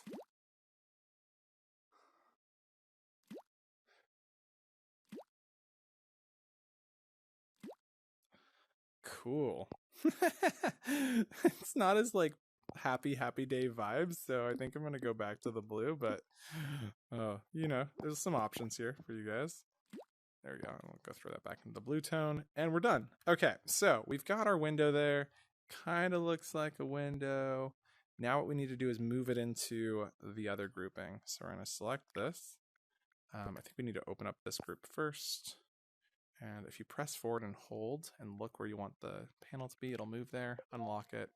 And then, hey, now we can zoom in. So we select this object, zoom into the grouping, and now we're going to slide this right into the middle of that and stretch it nice and big. I know this isn't the Merc way, like stretching isn't the prettiest thing in the world, but I just love keeping things simple. That's my way. So we're gonna snap this to the center of this. I usually get bigger when I'm doing snapping, and then what we can do is grab these walls. So let's lock that in place, and then we can grab these walls and snap them around the edges. And slide up and snap up. Nice. And we're also going to need to, at some point, make a ceiling for this elevator, just realizing that now. That seems like a smart play at some point. And snap. And snap. And one more. And then voila. I really like it. I really do. I really do, man. Like, it's kind of crazy. And I definitely am probably going to take it down on some objects here at some point. But it's also kind of, oh, and you can just jump through it because it's non-collidable. Oh, that's too funny that you can just jump through it. Oh, that is so funny. We're gonna go fix some of this. Let's go do some fixing on this. So we're gonna exit out of this. We're going to open up the, oh, what is this? Is it? What am I looking at here? Oh, the elevator is just way bigger now, which means the center position doesn't directly match anymore. Oopsie daisy. That's okay. We can still fix that. So what we do to fix that is undo all these layers. Silly goose. I built all these layers a little prematurely. My apologies. Okay, so we're going to delete all of these. We're going to come back to this. We're almost there.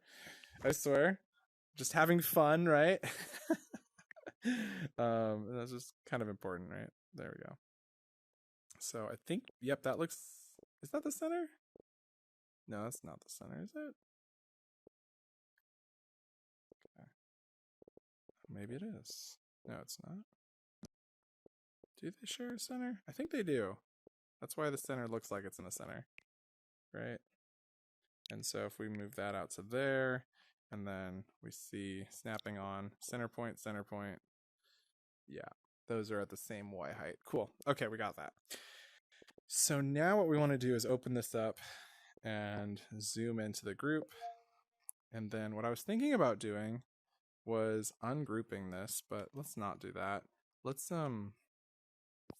property panel, unlock it. Oops, did I even unlock it?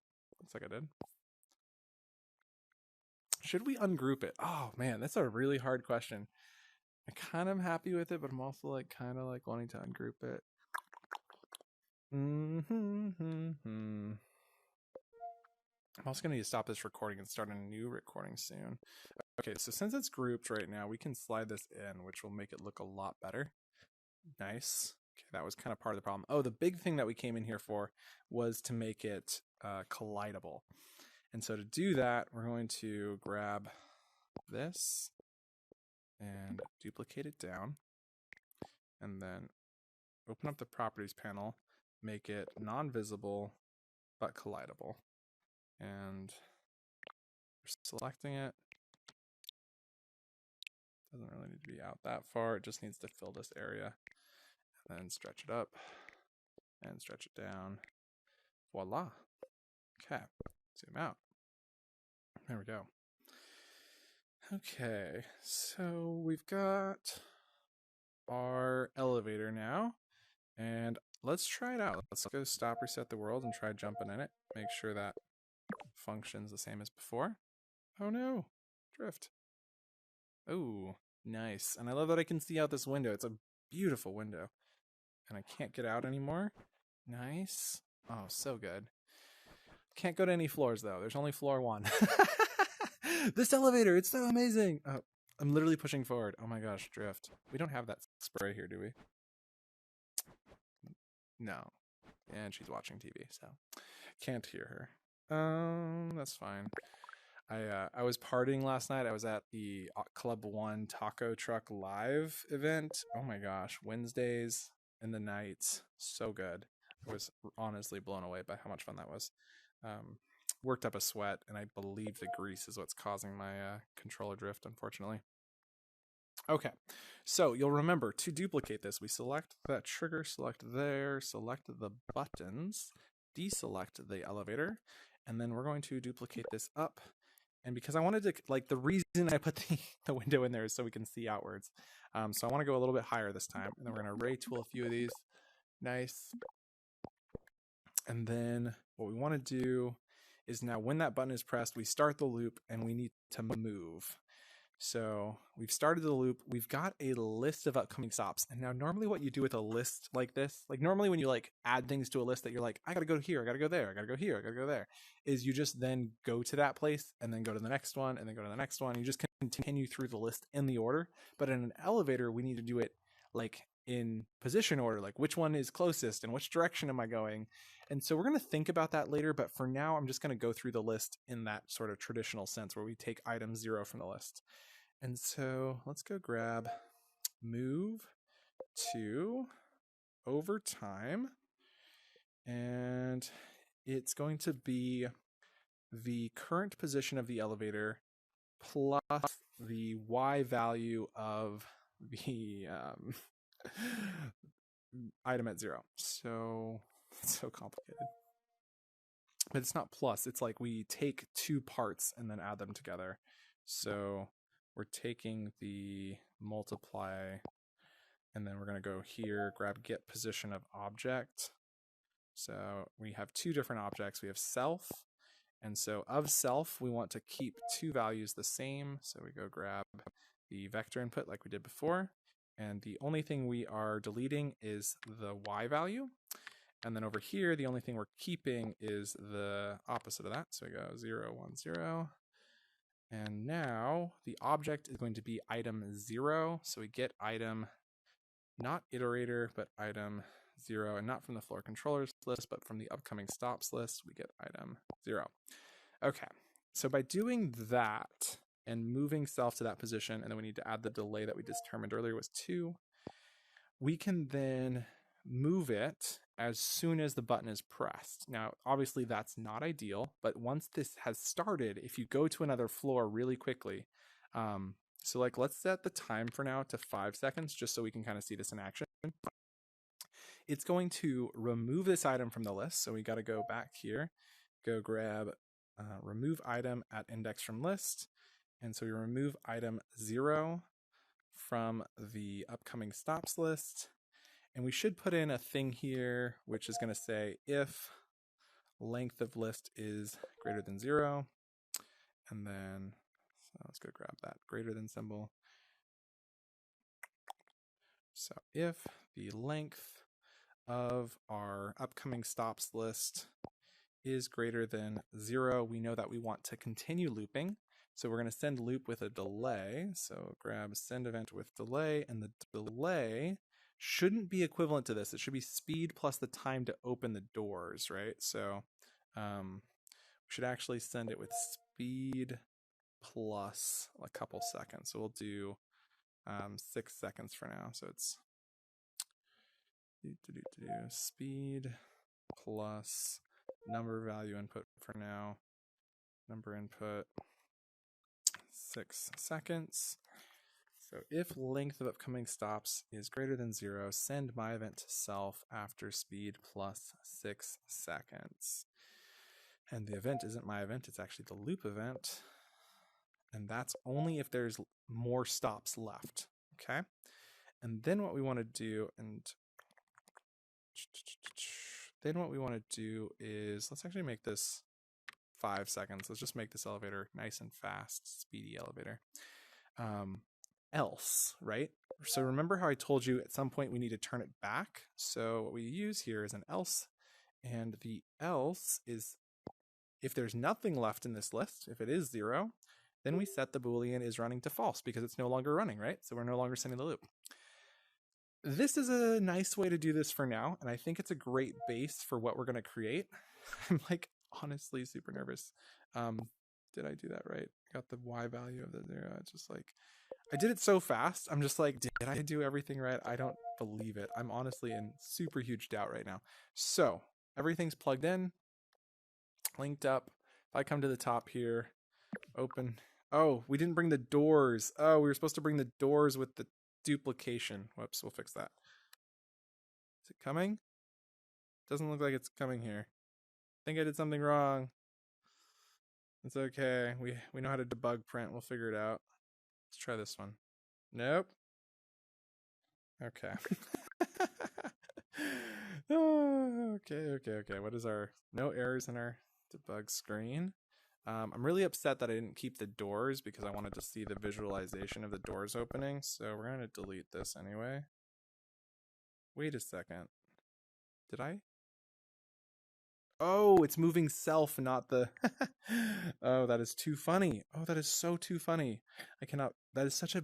Oh, it's such a simple mistake. I do this all the time. I'm not gonna lie. I literally do this all the time. Where I forget to say... I say move self, but it's supposed to be move elevator, right? Oh man, I do that way too often. Okay, and because the elevator doors are already linked in correctly, we just need to lock this elevator, and then when we select everything here, and duplicate, it should include the doors, right? Oh, it didn't include the doors because I locked them earlier, right? Oh, that's right. Okay, so undo. Come down here and unlock these doors. This is not easy. Did I get it? Nope, it's not working. Oh, it's hard to tell. Oh. Nope, one down.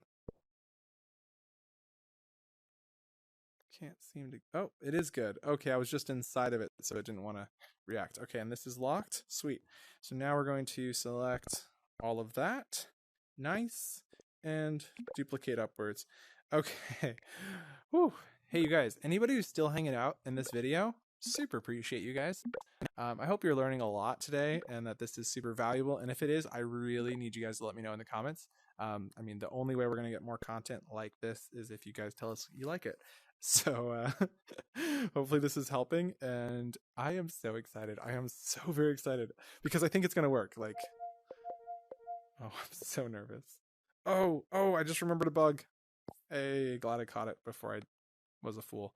Move elevator not to position of self, but to position of elevator. Yep, almost did that. Stop, reset, and play. It's really important to hit stop, reset, play because this controller, the moment I edit the script, resets, which means it no longer has any of this stuff in its list. Oh, you know what I forgot to do? It's not important. It's not important, I don't think. Is it important? Is it? I don't know. We didn't label these, right? Remember how we had that number to label it? We're not using that value yet. So like I am floor number. And we'll get back to it. Okay, I've entered I've pressed the button. Oh my gosh! Look at that thing go! It's so fast! Oh, that was amazing! And, oh, that was amazing! Okay. But it's going to be slow coming down because it's not doing speed based off distance. We need to fix that. Okay. Yeah, let's keep... So we hit this one, and then we're going to hit this one. I'm that kid. Okay. I am that kid. Oh, this is too funny. Oh my gosh, I'm having too much fun. Okay, so I'm so excited to watch this. And wait, it's not, is it just going to the most recent one? Oh, it's still sending the loop for some reason. You guys, what? Y'all see all that, right? Well, it totally wasn't doing what I thought it would do. Okay, we might need to go figure out why. So this is why we want to debug print early and like figure out how quickly can we get something functioning that we can test? Because if I just like built the full elevator and we were trying to figure out these bugs, it'd be an absolute nightmare. So what I saw happen was that the moment I hit the button, it was on its way there. It didn't feel like it was waiting. Like if I jump here and I press this button, theoretically it's going to take 5 seconds to get up there. It's going really fast. But then if I hit this, it should be instantly coming down, which is not what it's supposed to do, right? So theoretically, it should be spending a bunch of time to get to this layer. So it should take a ton of time to get there. And there it is, halfway through. And then it speeds up. So it's like skipping a step, which doesn't make sense because I thought we did the Boolean right, but maybe I didn't. So let's check. If not running. If it is not running, send loop to self. When it loops, set running to true. And then if the length of the upcoming stops, oh, because there's only ever one in the list. Yeah, you see how that works, you guys? That is too funny because, oh, that is so funny. I can't believe I didn't catch that. If you caught this and you were like really did catch this, oh, you were so smart. If you caught this, you were so smart. So if the length is greater than 0, right? It will never be greater than 0 because we are immediately removing it from the list. We're not waiting. There's no delay. So it's immediately always, there's never multiple stops. Like ever. Even if there was a person on every single floor hitting the button at the exact same time, it would never ever, because these events happen so fast, it just would not have happened. So the question is, how then do we set this? Because I think the answer is to actually run this if statement before. I think we just move this if up, move the else up. And so we set running to true. So when loop is received, we set running to true. We then check to see if there's upcoming stops, and we send the loop. But it's problematic because... No, it's not problematic because what we do down here is use this Boolean. So we only run these events if running is true. So when this loop comes back through, if people have added items to the list, it's going to, when it comes back through, it's going to check that. It's going to say, oh, there's a bunch of new stops on the list. We now have to iterate through them. So yeah, I think this works. I think. I'm kind of just guessing. I'm not gonna lie, I'm just kind of guessing a little bit. So stop, reset, and play. I think there's a point in Horizon where it's like you don't really have to be right. You can just hit the button, be like, hey, look, it's coming. Then hit down here and see that it literally goes past, waits a few seconds. Oh my gosh, I'm so excited to see this. Oh yeah, confetti was totally appropriate. Great job. And it comes here. And then let's go hit every button. And let's actually skip one on this next one. So we're going to skip to here, then we're going to hit this one, and then we're going to come down to the bottom floor and hit this one, and then be patient. Oh my gosh. This is a freaking elevator and it works. Oh, look at that. So good. It's so good. We need to get the speed right. We really need to get the speed right. It's so zippy though. It's like if you wanted to go to the top floor, it just zips there. You know, I'm kind of wondering, we haven't really implemented a floor selector, but what if you could like, What if you this is gonna sound crazy. What if so like I'm trying to make this as easy for people as possible, right? Like it's kind of part of my goal is make this as easy to implement, you know, scale it bigger, whatever, and it'll work. What if instead of having a button here, it's like a slider and you just slide it to select a number, and when you let go, that's where you go. Does that sound crazy? It kind of sounds crazy. It kind of sounds amazing. Like,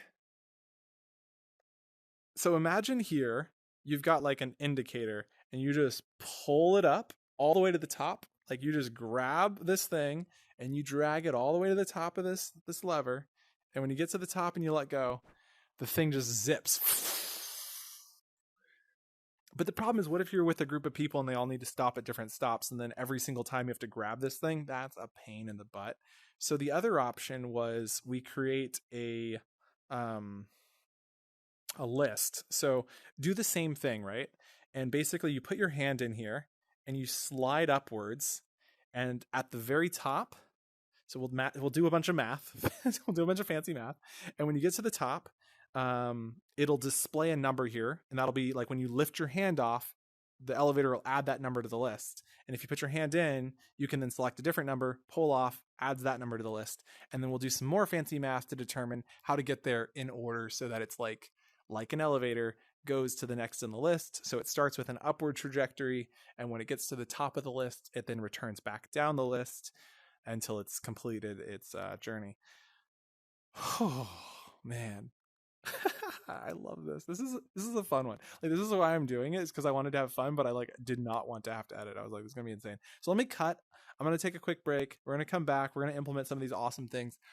This has been awesome. So yeah, I definitely recommend pausing, taking a little like human break. Come on back with me, and we're gonna continue this journey because this has been amazing. Yeah, and at this point, don't forget to like and, you know, subscribe. Hit the bell if you'd like to know when we post videos like this or any other videos.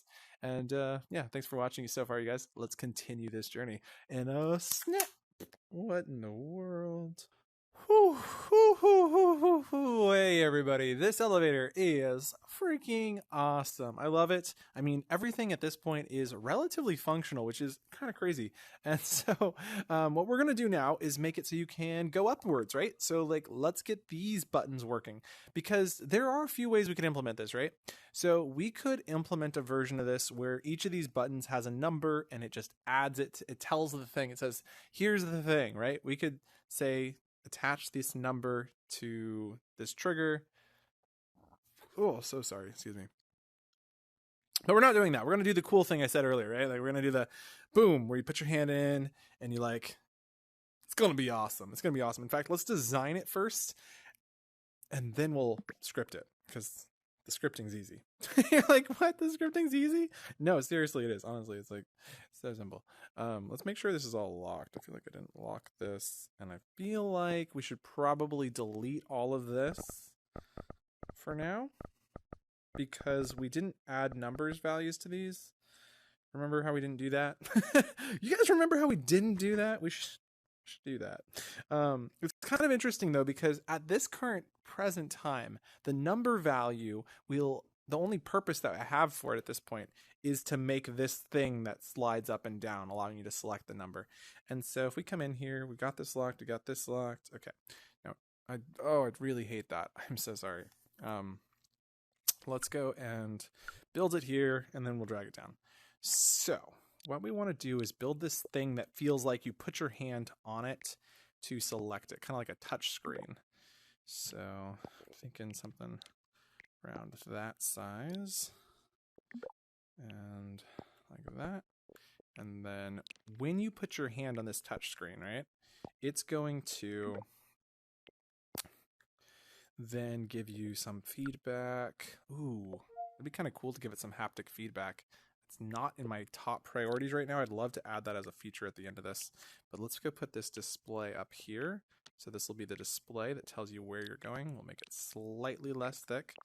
And then actually what we'll do, ooh, yes, we want to do that, is, sorry, I want to go put a number in here just to fill it out. So we go This can go up to a maximum of 99 is kind of our design size. And then we're going to do automatic scaling. So there we go, that's fine for now. I'd actually kind of like it to be white, and then grab a black tone with speckled spots for the backdrop. And then we're going to scale that to here, to there, and just drop it down to like that. And then what we'll do, scale that here, scale that there, and then duplicate a copy of this on top of here. And now we've got this kind of recessed screen, and then we'll duplicate this down to there. Ooh, that's actually not terrible. I wasn't planning to do that, but almost like it, but I kind of also don't. There we go, that's better. Okay, lovely. So you're going to put your hand into here, and then we're going to take this black section, and we're going to stretch it down to here. Now we've got this, and to make it kind of look like a touch screen, we're going to use a text gizmo. And I'm not saying this is hacky because it's not, but the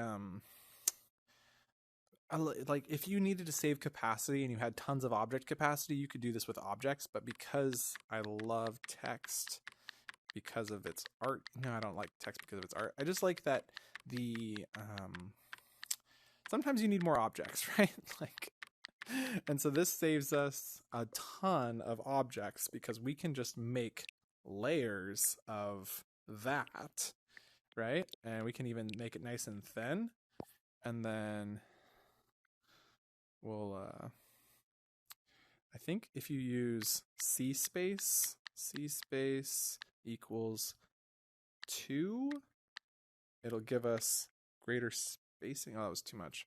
0.2. Yeah, that was kind of better. 0.5. Nice. Okay. So what we've done here is added larger gaps in between our text, which is going to give it kind of a thinner look. Really nice and light. And we can really thin that up. And I think I'm actually going to take this down to 0.3 because I like it like that. And then I want to add a bunch more slashes in. And now if you're curious how to find all these codes, they are all here in this Essentials bundle. It's kind of funny because I feel like this surprises people. They don't really, this isn't like common knowledge yet, which always surprises me. But we have included it in the Essentials bundle, and I'll show you where in just a second. So slide that in, slide that upwards, and then I kind of want to just stretch it out from bottom to top, from side to side, so that it feels like it's really encompassing. And now when we look at that, it is not my favorite look in the world. It's kind of cool, but it feels like it's got too many of these. So let's cut it in half. Let's take our C space down to 0.2. Okay, I like that it's thicker. So I was just so close to it. I was over, yeah, and I want this to be on the screen like that. Because we have to think about how is this visualized outside of the space too. Okay, that looks good. Stretch it down, stretch it up. Because when you go to 1x and you're looking at it, we're kind of getting this kind of wavy look, but that looks not bad. That looks like what I was looking for. I think I finally nailed what I was looking to go for here. So select it, scale it just a hair up. Nice. Oh, I love that. Oh my gosh. So, hope you guys like that too. We're going to try scaling that to make it nice and big. You'll remember earlier I said that we should do the starting height at this height here. So we're going to come in and have to zoom this into the controller. There's a lot we're going to have to do to make this thing functional. So for now, this is fine. Let's go over here to the Essentials bundle. Right here on the far left of the OG Essentials bundle, we have all of the code. So like we're using C space right here. So minus 0.02 made it nice and close. We did it bigger to make it, you know, more spread apart. And there's lots of other cool codes in here we can use to make some great artwork and just great looking text. Ooh, see that bug? Let's go fix that. So I also wanted to push this up into the wall more. So this is kind of perfect. We're going to slide this up against the wall more. We're then going to let go of it and then determine how far in do we need to go. Like, why don't we just snap it with the wall? Like that kind of makes sense, right? So let's grab that and snap it with that. snap it with that, snap it with that. I could have selected these all at the same time and done them together, but this is just not too difficult. Come on in. And yeah, you come up here and you'll be able to use this touch screen. We'll add haptic feedback near the end of the video. And then this will iterate basically when you're at the top of this, it'll be the highest value, and when you're at the bottom, it'll be the lowest value. Wonder freaking full. I absolutely love this. Oh my gosh, I really do. I'm kind of just enthralled with this, really. I hope I don't seem too giddy, because I am extremely giddy. Oh my gosh. So the way this is going to work is we have this text object. And what we need the text object to do is to tell the elevator where to go. So I'm debating whether to put this on the controller or so we're going to have the text object, which is the visual indicator for the people. And then we have the trigger, which is the actual button that you use. So this is what will actually cause the feedback. So we'll put that there, and then we'll slide the trigger in so that it's actually like you have to really press on it. There we go. And so we're going to need to zoom all this into the group. So what I'm going to do now is select this whole thing, which was premature because we need to open the group and unlock it. So open the grouping, unlock the grouping. There we go. And now zoom in, select. There we go. And then zoom in, let go. And we want to get rid of these buttons that were hysterical. And I'd love to make the design on this a little bit better. I feel like I got some okay minimalist designs, and this is not it. So we're going to come back to that in a second. Actually, yeah, we'll do that right now. I mean, it takes 2 seconds. So we're done with that. We've got the panels out, and then this here, what we want to do. Whoa, what is going on? I'm like selecting or something. Okay, hopefully we didn't do anything. I'm debating whether or not I need to check. Hit undo. Hit undo. I think we're good. I think we're safe. If we find a bug later, I'm pretty good at fixing bugs. Okay, so what we want to do with this is make it visually appealing, and eventually I'd like to add some more features to this button anyway. But for now, what we're going to do is do that, and then grab this color from here, and then paint this guy there. And now, that's a pretty beautiful button. And this is all pretty beautiful, but I'd like to make sure that it looks good too, right? So let's unlock this for a second, and let's go paint. So we grabbed this color from here, so it should come with all of the attributes, which includes some really great overlays. And we're just gonna go paint through the whole thing. And I feel like we should do the floor slightly different. Nice, feeling pretty happy about that. So let's go do our doors now. So that should have got the doors inside too, I think. Okay, but the doors need to be a lighter tone. So let's go to our slider, go to the color slider and slide it up to lighter and do doors lighter. There we go, doors are lighter. And then I think we'll do the same lighter tone on here. Ooh, that is marvelous. It's kind of crazy how it overlaps there. Like you see how that looks, and I'm kind of okay with it. Kind of not. So maybe let's go to our big sheets and take a line to object and turn it on so that these look a little different, right? Like this shouldn't look the same as that one. And so we'll kind of run through that. Think that'll look good. I'm hoping the scale doesn't mess it up. No, it might mess it up. Undo. Undo. Undo. Okay, let's grab this texture here. And then come in here, turn align to texture to object on. And so that this doesn't match up, we'll just do that one and this one. So that way they don't match up on the edges. And same with this one and this one. And so what we should theoretically be able to see is that this no longer matches with that line. Perfect. Okay, so that Very, very careful tricks, you guys. But I think it's going to be visually more accurate, which is important when this is going to be as distributed as it gets. So hopefully y'all appreciate that. And I'm pretty happy with what we've done here. So let's go and relock this object. And I'm going to quickly make sure everything functions and looks good. Stop, reset, and play. Come on in. Looking good. Looking really nice. You can see this, like, it just didn't blend very well. Like, we could go and drag this over and drag that down, which would look a little bit better so that the panels look more like this side. So I think we're going to go do that right now just to quickly get that done. I do like the way this looks. Still looks like it's a touch screen. So that is, this is going to blow people away. If this isn't blowing you away right now, just like the idea of it, I'm sorry, you are hopeless, but just kidding. But like, this should blow you away because it's like such a great idea. It's like elevators should actually do this, right? Like, maybe they shouldn't, maybe buttons are great, but I really love this idea of a touch screen, and especially in VR where we can't really get accurate button pressing. Oh, so love. It looks like it didn't paint the floor correctly too, so let's go fix some of these bugs. Bugs.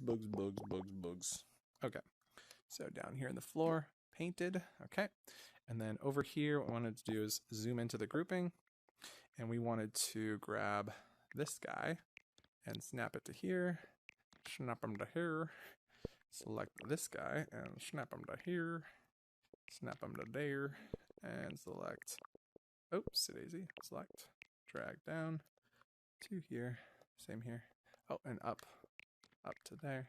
And then if this seems like I'm getting really particular, it's because this type of stuff does matter. I know it seems crazy, but like, if you really want to make great looking things, these really small details can make a big difference. And one day, yes, we'll be able to punch holes in things and it won't be this complicated, but for now, it's good to put the extra effort in. Stop, reset, and play. Oh yeah, elevator. Oh yeah, elevator. Yo, I love it. I love it so much. Oh, oh man, I am so excited. Oh, I forgot to do the roof. And I wanted to do the floor differently. I wanted to do not a metal looking floor like that. I think it's not the worst thing in the world, but let's go to our textures and see what options we have. Let's take the current floor texture and then scroll to the bottom. Maybe make this bigger. And let's see. Ooh, the sharp angles might look nice. Yeah, sharp angles on large and with a color that actually feels good. Like lighter gray. Why not lighter gray? Maybe just a hint of blue. Lighter gray with a hint of blue. Oh, and it's locked. Unlock. Paint. Oh.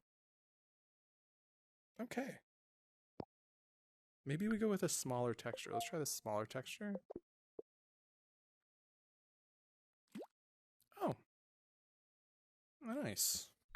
It doesn't feel right. I'm not gonna lie, the texture just doesn't feel right. So I wish there were better textures, like more industrial looking textures we could use. So for now, I'm thinking we could try the wavy texture. So it looks like it's just a polished ocean. No. Sandy maybe, and maybe go back to large. Nice. Okay, I think I'm okay with that. And maybe in the future we'll let's go metal and just like really high metal on this as well. Okay. Script, stop, reset, play, lock this in, and zoom in. Okay. Okay, that's not terrible. It's different. It's nice and shiny. Looks like it might be waxed. I feel better about that. It's still not my favorite, you know. Y'all can do better. Okay, cool. So, elevator. We got text, we got a trigger. We now need to calculate the position and we need to update the text object. So, I'm thinking what we can do, it's not as nice, right? Like I want this to be really responsive. I want it to feel good. So let's try making a local script. If you've never done a local script before, they can be finicky. So kind of bear with me as I show you how we're going to do this. What we need to do is basically get some information from the controller and then share some information back to the controller. And so the first thing we do is settings set to local. And what local is going to do is allow us to just really get a responsive script. And so we're going to use the occupied trigger event, although I'm not sure occupied works on local. So maybe we'll just do when trigger is entered, only one person. It'll just be the first person. Okay, and then when trigger is exited by that player. Got it. Okay. So we're going to say this is the floor selector. Okay. And what we want to do, we know when world is started will run when this gets assigned to a player, but what we want to do is know that this is running on a trigger. So when trigger is entered by player, we want to transfer ownership of some stuff.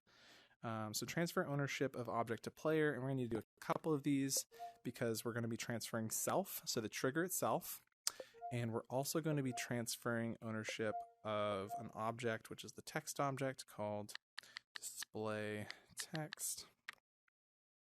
Okay, confirm. So we're going to transfer ownership of both of those. Now, the question is, how do we get this to work when it's on? Transfer that to the player. How do we get this to work when it's moving up, right? So when the trigger is entered by a player, we only get that event for like half a second, and then the world is started again because everything gets deleted in a local event when the ownership is transferred.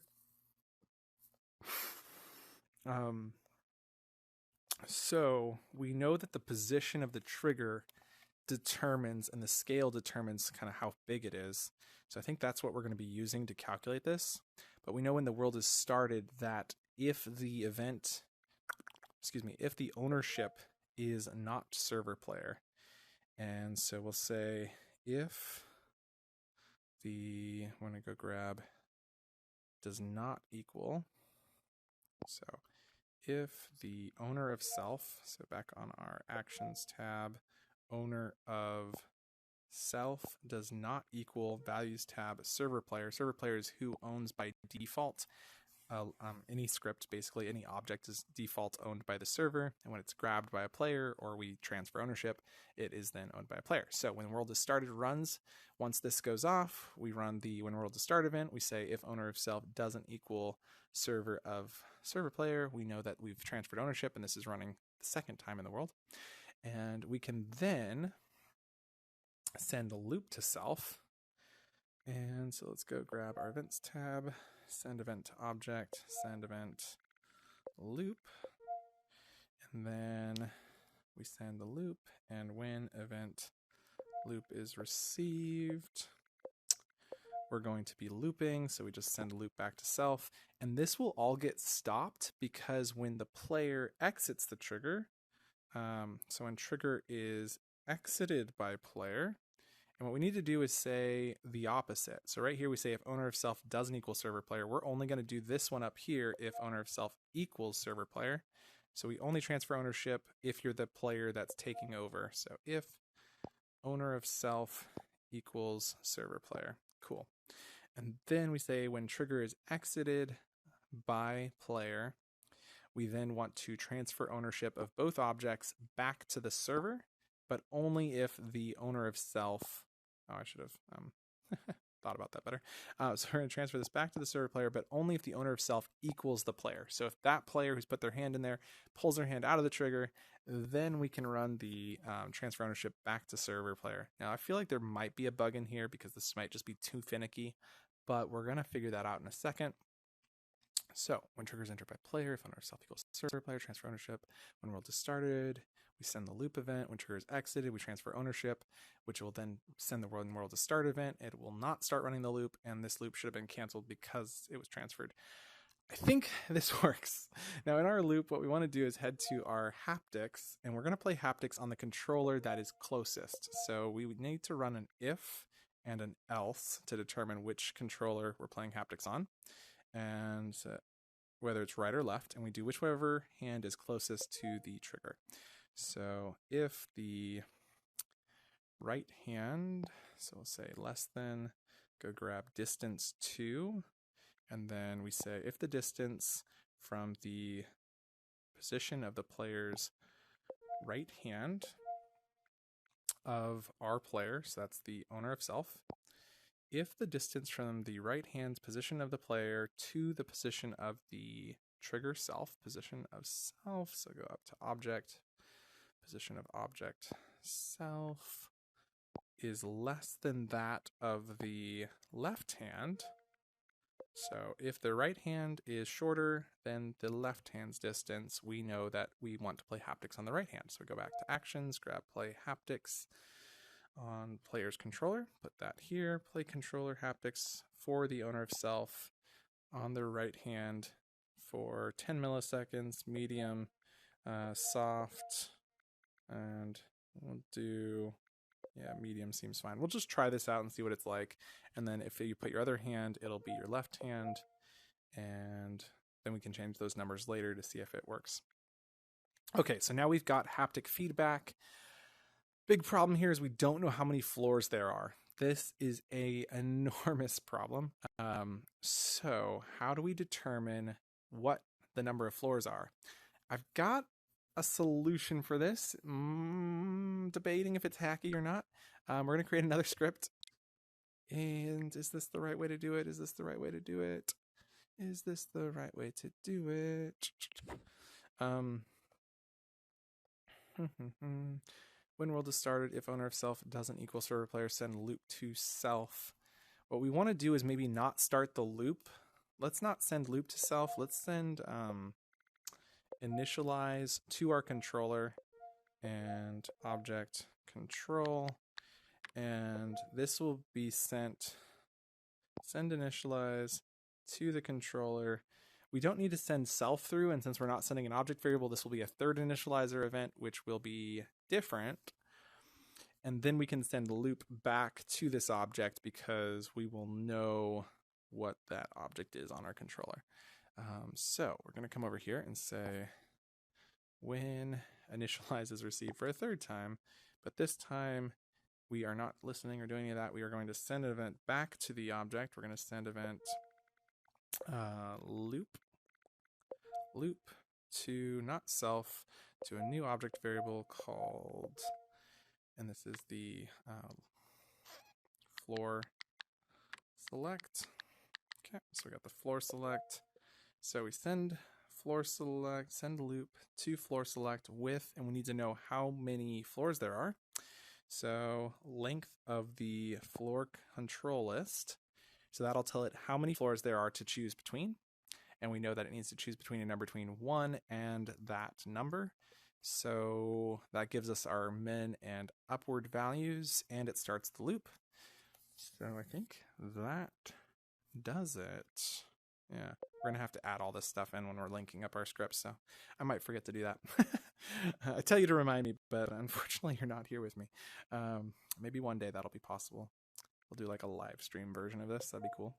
Number value called max, or I don't know. Yeah, max floors. Max floor. Highest floor. Top floor. That's what it's called. Top floor. So then we also need to send this top floor value back in the loop, so that way it continues sending that value through. And we send initialize to the controller, then the loop starts once we receive that value back. It should be pretty fast, like within a second we should have this value, and then after that it's all locally scripted, so it's instantaneous, which is fabulous. Now we can use that value to update our text object. So display text is in here, and we do need to calculate the, like, maybe we should just, I'm like debating whether to do this, like with triggers exited. I'm like, this should stop it. Maybe we should just try it out real quick. Yeah, no, I want to get the text updating. It's not that difficult to do. Okay, so the end result is we're displaying text. So let's go grab the display text object here. And I'm going to put haptics at the end and put display text above that because that's kind of the main thing we're doing is displaying the text. We're not displaying S. What we're going to display is a number value. So we're going to go grab the variable as string. So this will convert our number into a string. So if you're not familiar with that, numbers are not strings. And so you do need to convert it for it to display correctly, especially if you do calculations. So we display that on not self, but on the display text object. And what are we displaying? Well, it's the position of the player's hand relative to the trigger's center. So if it's below the center, the number goes down. If it's above the center, it goes up, but only max. And so we should just use the Y value like we did before, but we need to figure out where it is. So this is like an inverse lerp. So I'm like trying to think, is there a way we could use lerp to determine this to like, I don't think there's some sort of inverse lerp. That's okay. I'm confident I can do this. I'm not really worried about it. I'm just trying to figure out what's the best way to do it. So we're going to take a number value that is a position, and we have a top number value that is a position.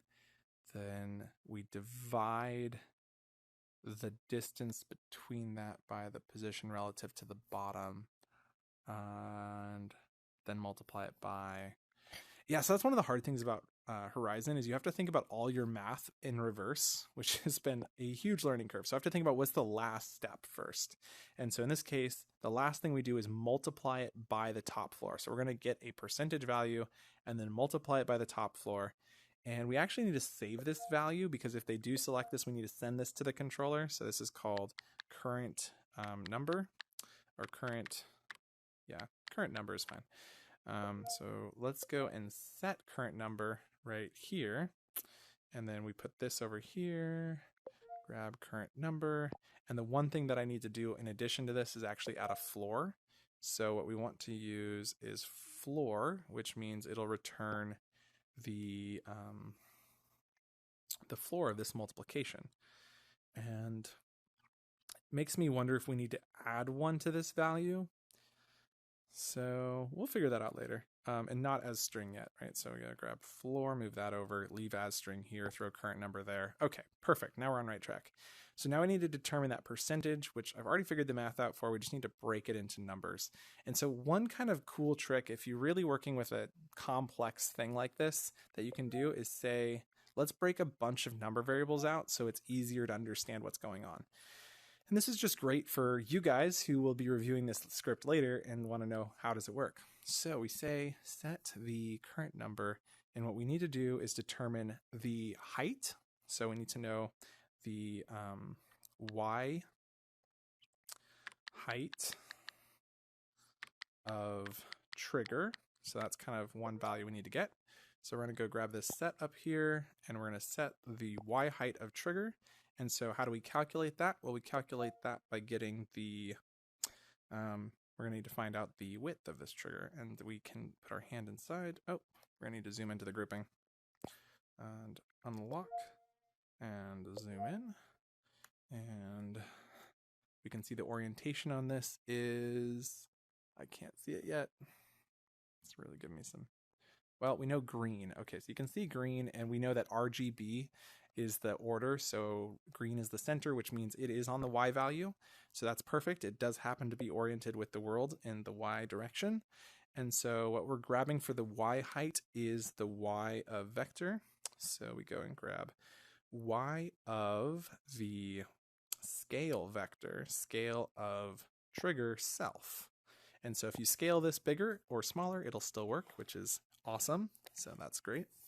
So we get the Y of the scale of self. Now that we've done that, the position is the position we need to figure out. We need to figure out where is it between the top and the bottom, but along the Y. So we know we're going to divide that position by this height. So if you're at the top height of this, it'll be higher. So we're going to go grab a divide symbol, and now we can throw this in here, put Y height on the right. And now for the top value is the number value hand position, and it's a relative hand position. So we'll call this relative hand position. Okay. So now we need to set the relative hand position. So we can do that calculation now. And I'm pretty confident there's no overhead to doing a bunch of sets like this. It's just, it looks nicer, and that's pretty much the biggest benefit. The downside is you have all these variables, which aren't really useful as variables. They're just kind of there to help break it up.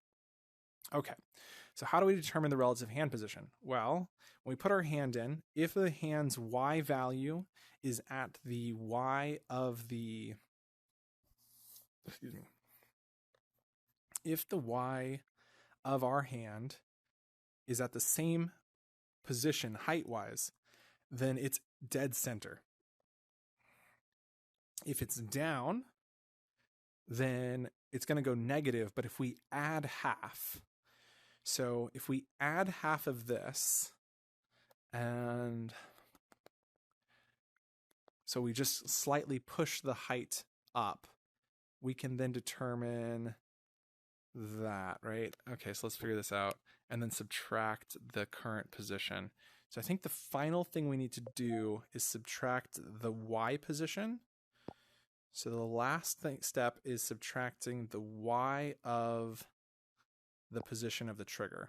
The Y of the position of the trigger, so which is self.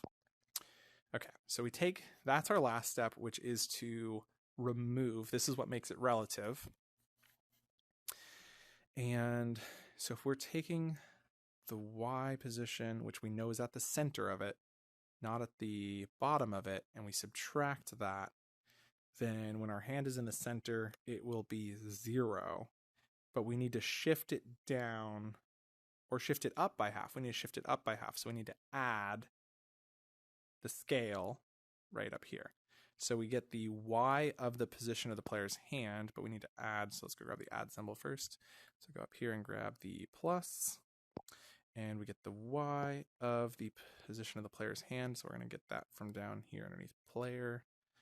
And we need to know which hand it is. Of course, why wouldn't we need to know that? So I guess we actually do need to calculate this based on this. I know this is complicated. So I hate to throw this up here. I guess we're going to put this right below here. This is going to seem strange, and I apologize to everybody looking at this. Obviously, this isn't how my head works, but it's how it needs to be done. So we put this in here, but then we know if it's the left hand, we need to calculate it for the left hand. And so we can then say the Y of the position of the the player's right hand. So we grab position of player's right hand. But then what are we adding to it? We're adding the scale, Y of scale, so that Y height of trigger divided by 2. So we need half of that. So let's go grab the divide symbol, throw this over here, grab Y height of trigger, divide it by number input 2. And I'm kind of wondering if there's a way we can save this value so it looks cleaner. So let's try saving this value so it looks cleaner, and then we can set this out here. So the Y of vector, let's go create a new number variable for this called Y of Dom hand position. And then what we can then do is move this if statement to the very top. So we're only doing this right up here, and we're only doing one calculation, not all of these calculations. So then we duplicate this up here, and then throw the Y of vector into here. Okay, we'll get to that in a second. But what we're doing is taking the Y of the dominant hand's position, adding it to the Y height of trigger. So we're adding that half height, and then subtracting the current position to make it relative. Should be a relative Y position then, and therefore, which we can then divide here. Okay, so all of this math down here is done, but up here we need to calculate it, which is Y of the right hand position of owner of self. And then down here, it would be the opposite of that. So we just duplicate that in here, but change it to left hand. Whew. And that is it, right? So we go Y height of trigger, relative hand position, set current number.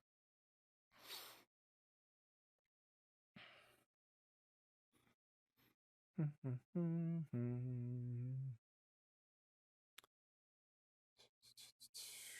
have a lot of doubt. I'm just like, I feel like I missed something. What is it? Set display current number, string on display text. Set the current number to be the floor. I have a feeling that the upward side of this, we're going to need to like, I think we're going to need to take this Y height of trigger, and instead of just using it to divide by, we're going to need to shrink it a little bit or expand it. I think it's shrink it. Anyway, but that way, so when your hand is at the top, it's actually right. So we're going to have to finesse that number, I believe. And I'm just really afraid to go and try this out. Oh, man. So, yeah, I guess we got to go do it. It's time to go and do this. So, take our script for our floor selector. And we're going to go put this on top. That on top of here, select, and nice. Now what we go and do is open up this, and we need to recognize the floor selector is the trigger. So which one of these is the trigger? This one. And we'll go and connect that there. Then we need to attach the floor selector floor selector, and then we need to connect the text object right here. So we're done with the text object, and then we need to display the control. So we'll grab, it's weird that it's not letting me grab that, but we'll take it up here, expand it, grab this one, and drop it right there. Whoa. Oh, snap. So if that's so funny. I am already feeling haptics. I think because I've selected the trigger, it's set me as its local scripts are really messed up in build mode. They work pretty much perfect in play mode though.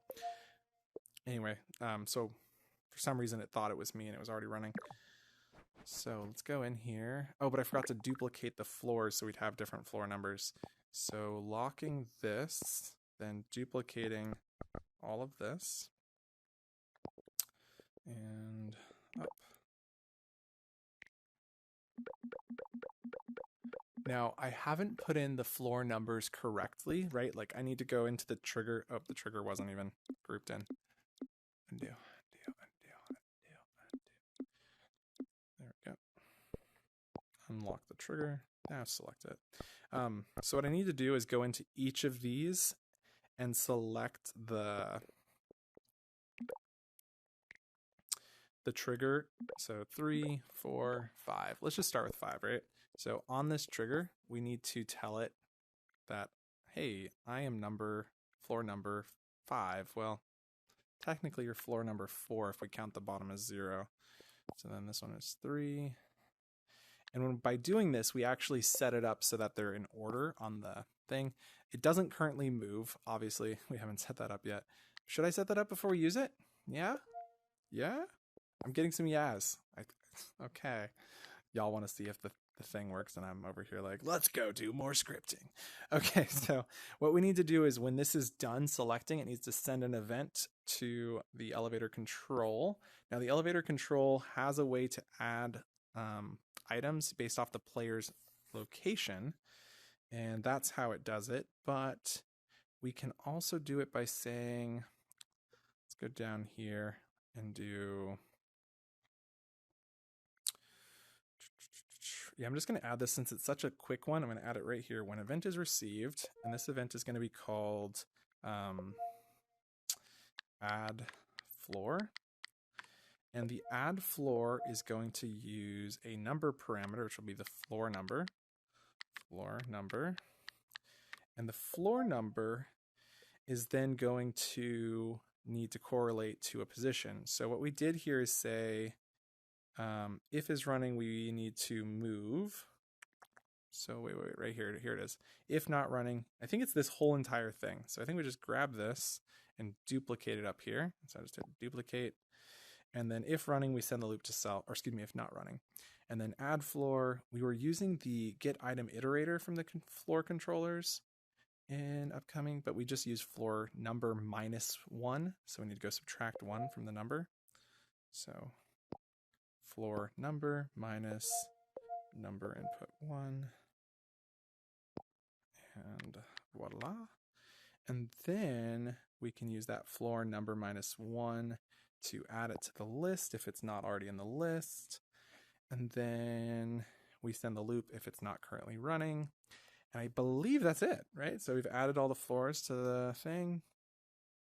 It immediately takes off. Fastest elevator in the Wild West. Doesn't want to stop, right? Now, when we do this, we just need to send the add floor. So we go back to our floor selector script. And over here, when the player removes their hand from the trigger, that's how we're going to determine this. And we need it to be the player that is the owner. And so when that happens, we know that the current number value is the floor. So we're going to say send event to the controller. Send event to the control. The event is called add floor with the current number as the floor number. Okay. I think we're done. I think it works. I'm so scared. I'm so scared. Are you scared? You shouldn't be. If I posted the video, everything worked out, right? Okay, here we go. Enter. Hello there, elevator. Hello there, beautiful window. Hello there, scary thing that says 99 for some reason. I should definitely make that funnier. Oh! Whoa! Okay, it goes to 0. That's bad. It goes to -1. That's really bad. We're going to have to adjust that. Goes to 3, 4. You can almost hit 5 if you go way too high. So we've got something up with the trigger. I think my hand is just really, really big. I mean, my hand is just really, really big. Whoa! Whoa! What did I select? 4, apparently. Oh my gosh. Okay, I didn't expect it to be that good. Okay, there's floor 1. And I think, did I selected 0? Where's it going to go? There's no item number 0. But it still brought us to the ground floor. That shouldn't have worked. That shouldn't have worked. I don't know why that worked. 1, 2? Are we going to 1 or 2? That seems like we're going to 1. I think the loop was running just slightly longer than, yeah, this loop was running slightly longer, so it adjusted the number value right after. That's why, like, I pulled it out right here. I pulled it out at 1, but then I put my hand down just slightly. Oh my gosh, this is so surreal. The doors are definitely opening way too early, but let's go. Did I go to 6? Oh, see, and now we broke the script because it tried to go to 6. So maybe we just clamp it. We could just clamp it. That would work. Okay. There we go. Yeah, let's clamp it. That makes sense. So we're gonna go, you're like, clamping? What is clamping? Is that like some sort of exercise routine? No, I promise you, it's a really cool math trick. So we send add floor to the controller with the current number, but to create the current number here, we're setting the current number, but we're gonna add an additional set current number. And what we do is basically just throw a clamp in here. And you're like, what the heck is a clamp? Well, a clamp is where you take the value current number, so you throw it back into itself, and then we define a minimum and a maximum. So we know the maximum is the top floor, right? Okay, that one's easy. Now the minimum is the number 1, because we can't go lower than floor 1. There we go. So it'll never display anything lower than that because it doesn't display it until there. It'll never access that. And then the thing that I've been thinking about doing that I just really didn't want to do, but I think it is necessary, is this is just taking a little too long. So we need to have a way to cancel the loop. And to do that, we're going to create a Boolean variable. And this is going to be called can loop. And I should have done this earlier because it would have made my life a lot simpler, but it's not super difficult. Can loop is going to start false. That's fine. Now we go up here, and when trigger is entered by player and we do this initialize event, we need to set can loop to true. So this is what starts everything. So we set can loop to Boolean true, and then we need to set it to false. So we're going to duplicate this, set it to false, then drag this one down to when trigger's exited. So this will immediately stop our loop, so it can't go any further. So we put this if down here, throw the can loop in here, and then basically it can only do this if can loop, and I just have to painstakingly add every single one of these items into this if. And I know this looks really easy for me on the screen, but I promise you it's not as easy as I make it look. Okay, we're done. That was easy. What am I talking about? Oh, that's so funny. Let's see. So that should work really well, but the biggest problem we had was my hand didn't work very well. Clear, stop, reset. So those errors you saw, we just solved using that, using the clamp. So those errors are now fixed. So if we zoom in here, the problem really felt like the position of this trigger didn't need to be perfect because of the hand. So I'm thinking what we really want to do is take this and slide it down so that you hit the top early on and slide this up like that. And maybe even higher because maybe even lower because you hit it so early on. I just didn't really want the numbers to give you feedback when your hand's that low. Yeah, let's undo that. Yeah, we might need to do a little bit of adjustment in the script. Just really didn't want to. Okay, stop. Whoa, hand's not pressing buttons. Go into play mode, go into build mode.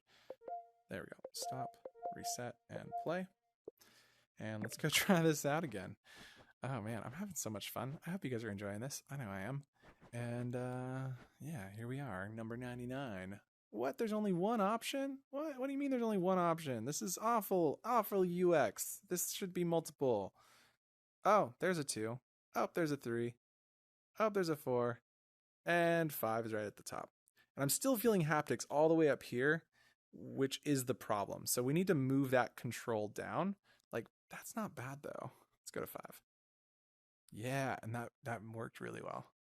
I love the clamp. The clamp works really well. We need to add a roof to this so you can't see out when you're going up. We need to add some walls. This elevator shaft's gonna be so cool. Stop, reset. I am having too much fun. Okay, so the default text number, I like it at 99 because it kind of sets a value, but it doesn't really make sense. We should probably set it as 0, 1.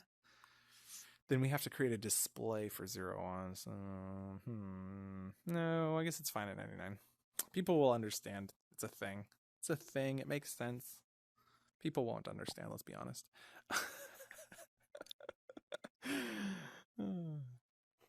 I could set it to something funny like 69, but I also feel like I could get myself in trouble for doing something funny like that.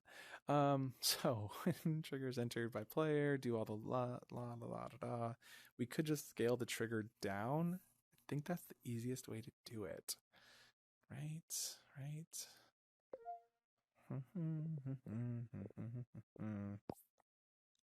Zoom into the group, scale the trigger down, which will help our base as well because it'll start going up sooner.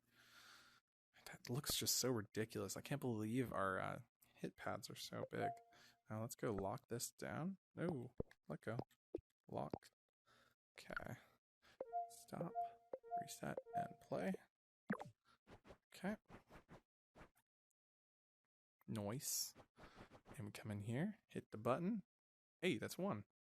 There's 2, there's 3, there's 4, and 5. And I get 5 all the way up to there. Like, I don't know, that's nice. Like, this feels nice. It's, oh. Okay, and I have to retouch it. If I put my other hand in, ooh, it takes over. That was surprising. I didn't expect that to do that. Expected that to have a bug. Okay, other hand took over. Can feel the haptics. Now I feel the other haptics on my other hand. Nice. Oh man, this is so good. Oh, this is so good. Okay, let's continue finishing this off with a roof, and then we've got a bunch of more like controller side scripting to make sure that the math is all done right. Can't get item from list, got -1. That's a strange bug. I'm gonna have to figure that out later. See where that's coming from. But first, let's go and unlock this group, zoom in, and create a roof. So, snapping tool. There we go. Noise and noise. I love the guy in the comments a while back, and he was like, "Man, this must be awesome." Because I just like sometimes I just say the same word over and over again. Today is noise. That's my word for today. And if you're watching this and you're the guy who made me start saying noise, you know who you are. Thank you, because I love that word. I think it's hilarious. Okay, the door opens. We walk in, and then oh right, I got selected. Right, got to selected. And we're going up and we get this kind of weird experience, right? Like that was super weird. Like especially now that we have the roof on, because remember we have those invisible doors and we need those invisible doors to do their thing. They need to close and stay or show themselves until we get to our destination. So, and then we'll fix and then we'll fix the whole triggers like opening as you're going up. But we'll get to that. Okay, so when initialize is received, add floor control, initialize and events when add floor. No, it's when the loop is going on. So when loop, if we're moving, we need to, and then there's like this 3-second period. Because remember we did this whole thing where it's like we did speed plus some time right here, speed plus 5. So it's those 5 seconds that the door is open. So as soon as this comes up here, we show, so we go and grab, oh, and we can set object collisions on it too, so you can't just walk off. Nice. Okay, so we're going to set object visibility, and we're going to set object collidability to true for our closed doors. So this is going to make the doors closed and actually collidable. And then what we need to do is speed later, whatever the speed is to get there, we need to make those invisible as soon as we get there. So we need to have a send event with delay right here at the same time we're sending this loop event. It actually needs to be sent no matter what, right? Like, yeah. So send event with delay of speed no matter what, called open doors. And this is kind of perfect because this open doors event defines when we want to open the doors, right? Like not only are we like, this is so perfect. Oh my gosh. I didn't even mean to like, this is so perfect. Okay. So we go when event is received. I'm so excited. And this is the open doors event. Okay. There's our open doors event. I'm going to move this below the loop. And then when open doors is received, we need to do the same set object collision. And I'm going to drag this down here. Dupe.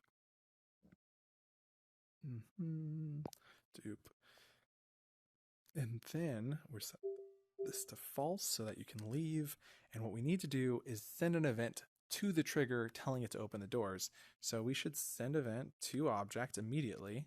And we know that the most recent object was removed from the list, of course, because here we're removing item 0 from the list. So problematic, eh? Yes. We need to figure out which item. And do we use it multiple times? I don't think we do. We don't use that item multiple times. So right here, what we're going to do is get a new item object called current floor. Okay. Make sure I haven't used that anywhere else. Now what we're going to do is go and set. Right here, when we're needing this, if is running, we set current floor to be this. So I'm going to drag this over and then grab the variable current floor and then move that right there because that's where we're using it. And then down here, we're using it as well to send an event to the current floor. And the event is, right now, the event is occupied. Oh, wait, what we needed to do wasn't, it was just to enable the door, right? We just enable the trigger. We don't even need to do that. We just go set trigger detection to enabled. That's what we had discussed. Set current floor detection to true. And then I guess what we do is duplicate this and then come up here to when the loop is received. And when we start the loop, we set trigger detection to false, which might close the doors. Oh, that's not going to work. You silly goon. Oh, that's not going to work. Because see here, we're setting the visibility to true instantly, and then we're instantly leaving. There's got to be like another half step in here. And so, this set trigger detection to false needs to happen. And the reason this has to happen in a very specific amount is it needs to happen. So it's got to be called closed doors. We need to create a new event, send event with delay, called closed doors. Close doors.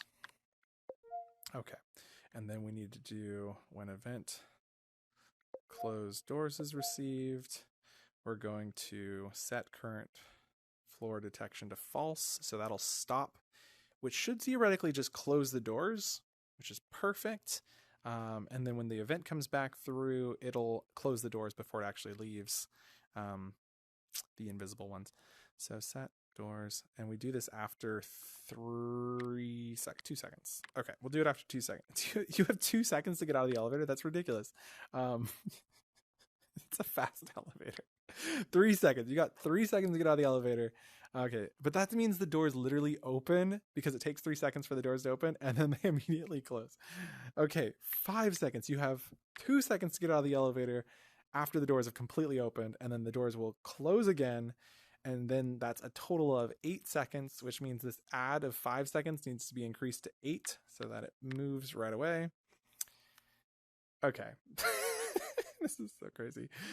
Oh, I'm so excited to try this out. Set is running to true. Darn, I am so scared. I'm so scared of failure. Let's go. Stop, reset, and play. Okay, we come in here. I said we come in here. Hello, doors. Thank you so much. I don't need to call the elevator. You're already here, which is so fabulous.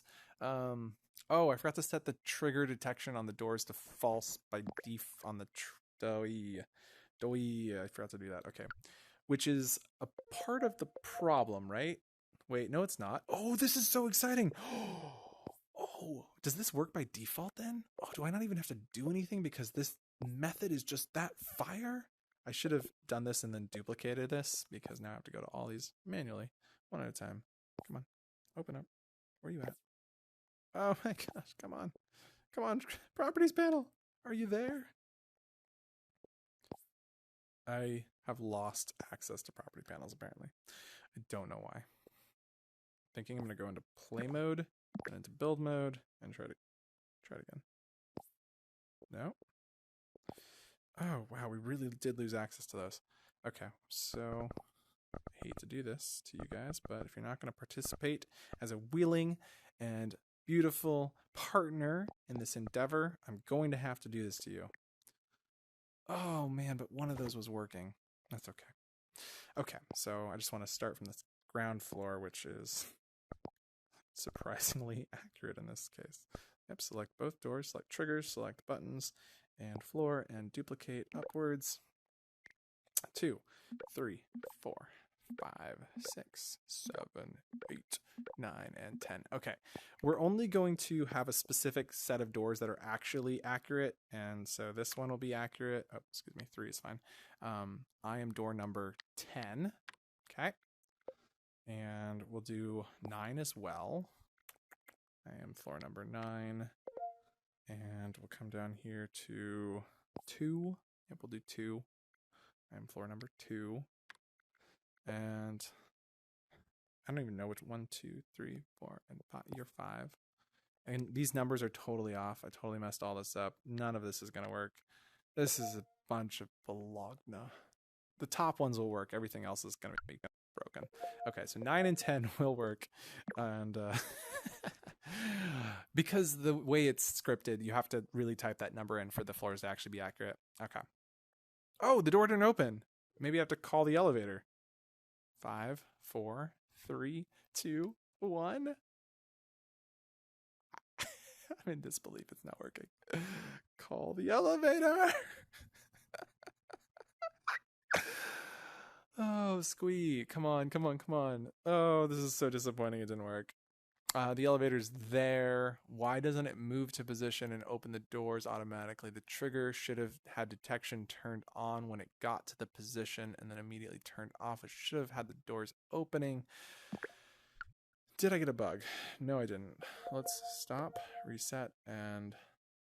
Oh, maybe it's because I didn't type in the numbers correctly? No. Okay, let's go type in the numbers correctly. Okay, so this is floor number 0. You're good. You are floor number 1. Just do things right the first time. It'll save you time, you guys. Don't try to hack your way through life like me. 2. And this is number 3. And this is number... No, that can't be it, right? Like, because it uses the position of the player to determine where it's going.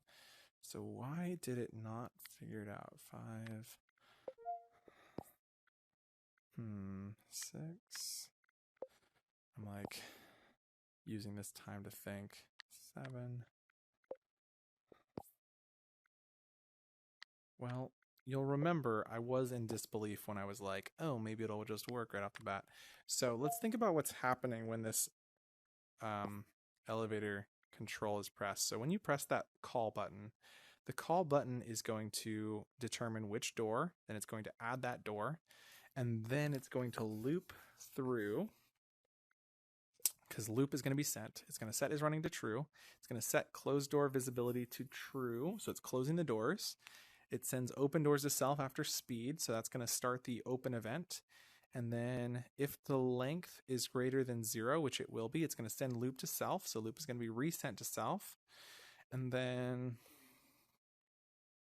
which means the doors will close, right? So the doors are going to automatically close, so you have to get into the elevator after that 8-second timer. And then speed is the time that it takes to get to its location. Else, set running to false. And then if, which it will be the second time, but it should have time to get there. If is running, set current floor. So it'll be running because we set it to true. So we true the first time it goes through. We set current floor to be the item. We move elevator to that position over time, speed, and we remove it from the upcoming stop list. Now when open doors are received, we set closed door visibility to false, collidability to false, set current floor detection to true, and here we determine the current floor, which is a trigger, and then we send closed doors to self after 5 seconds, and then set current floor detection to false after 5 seconds, which should give it time to open the doors.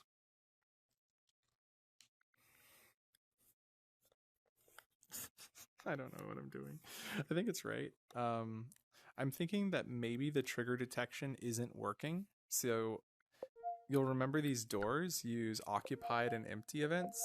And I don't know if the occupied and empty events work when you have a player standing there. So it's already occupied or empty. So occupied and empty are kind of these hacky things that we've got access to that we maybe shouldn't have access to because they're just there and we use them. But so what I'm guessing is if I step off here, like we'll just try this the proper way first. So 5, 4, 3, 2, 1, 0. We should expect the doors to open any second. They're not opening. But if I step off and then within a few seconds step on, it'll open. I get barely enough time to get in. The doors will then immediately close because the event didn't go off correctly as we expected. And all of that funky stuff happens. And then over here, we can select our door number all the way up to 10. Nice. That is so good. I really like that. I think the haptic feedback might be, whoa, we are going fast. You can visually see how fast we are going. And the door should have opened. Shoulda, coulda, woulda. But see, that's the occupied event not working. So we need to go rewrite our door script. The door script was fabulous, don't get me wrong, but we were trying to hack a way to make it faster and easier. And what we need to do is go to our elevator floor script, and the open event is going to happen when the trigger is entered by a player. So rather than using when occupied, we go over here and grab when trigger is entered by player. We're going to move the door, and we're only going to do this one time. I feel like, okay, when trigger is exited, we don't necessarily need to add a Boolean. Like we could just do it this way, but because players could be like constantly walking in and out, it could really break our setup. So we really need this whole thing to like only run the one time. And so what we're going to do is then say set Boolean, and the trigger will be exited simultaneously when it's disabled. But we're going to have a Boolean called can move. Can move starts as true. And so what we do in here is say if can move, so this will only happen one time because we're going to immediately set it to false. Then we move this into here. I should have duplicated that, but that's okay. We'll grab another if, pull it down here, duplicate, and move in, move in. Okay, now we've done that. Now we need to grab the set to, and then we'll create an event to flip it back. So set can boolean to false, set that to can false here, and then we'll have a when event is received, and this event will be called re-enable, which we might have in here already. And we don't. Okay. New event called re-enable. Okay. Now when re-enable is received, we set the can move boolean to true, and we need to send that send event with delay time. So send event re-enable with the boolean false. No, to self after time, and then just duplicate that up here. Okay. Boom. Done. I think we've got it. Stop, reset, and play. Fingers crossed, people. Fingers crossed. Okay, we walk up here, hit the button, and in 5 seconds this door should open. 5, 4, 3, 2, and 1. Yeah! That's what I'm talking about. And 2 seconds later it should close. 1 and 2. We're closing. It didn't close. But we do have the ability to select our door. Why? But like, why? Why? Like, okay, let's not go to 10. Let's go to 5. And I want to watch the view. Oh, that is so fun. Look how fast we move. So good. We probably should set the speed to be like meters per second, not necessarily like, oh, it does its thing and then nice, and we take off. But there's something wrong with our delay there. You guys are totally seeing that, I'm sure, because I am too.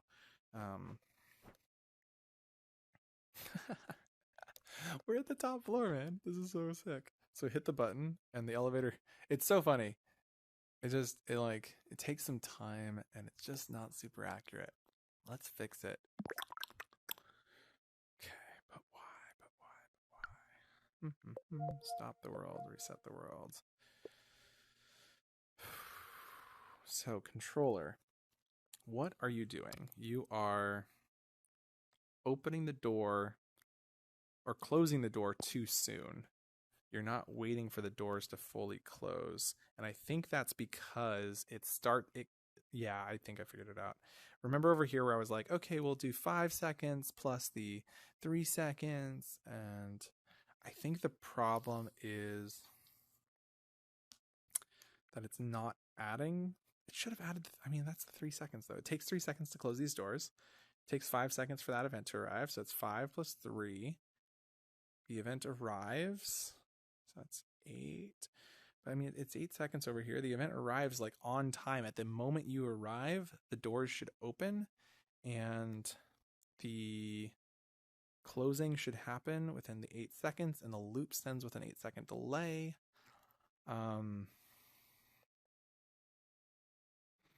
Let's maybe go up here and add another 3 seconds to the delay for some reason and just see if that maybe is what we needed to do.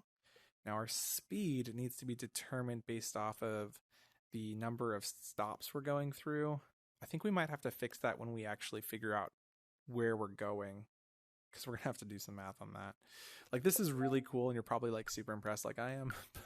And if you're not super impressed, that's cool because we are gonna make it even more impressive. But like, okay, open, hit the button, wait a few seconds. 5, 4, 3, 2, 1. We should do a thing where it checks to see if it's at the position before so that it does it right. Okay, and now it's going to take 3, 2, 1. Come on, close the door. It didn't close the door. Maybe the trigger exit event didn't occur. What the heck? And now it's opened again. Why? And then the doors reopen. Why are the doors reopening? The doors shouldn't reopen a second later.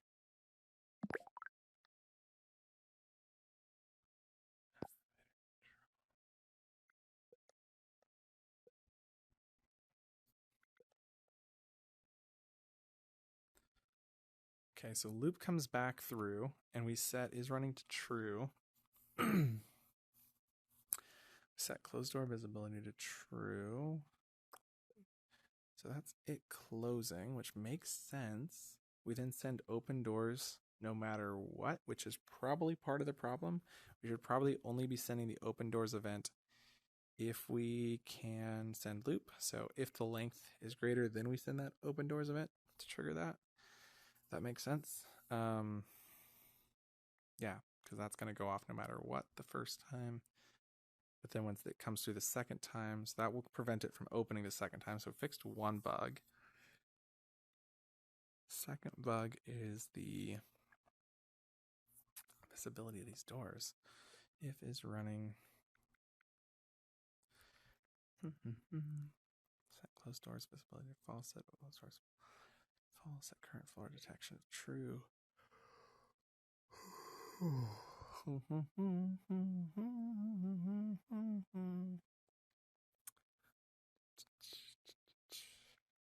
lock this. Do lock is a perfect town. What? So our current door is being used only here and there, and then it's getting reset here. I'm really confident we're not receiving this event, and there's a way we can check that. So on our elevator floor script, we're using when trigger is entered by player and when trigger is exited by player. Perhaps the can move event is our problem. We are sending it with time, so 3 seconds later it should be, but maybe there's some sort of lag catching this. So maybe instead of sending it with time, we send it with time divided by 2. So it's just, or maybe we just won't do this Boolean stuff and just deal with the consequences of imperfection. Yeah, let's deal with the consequences of imperfection. If that was the issue, we'll know pretty soon. Oops, undo. And move and delete.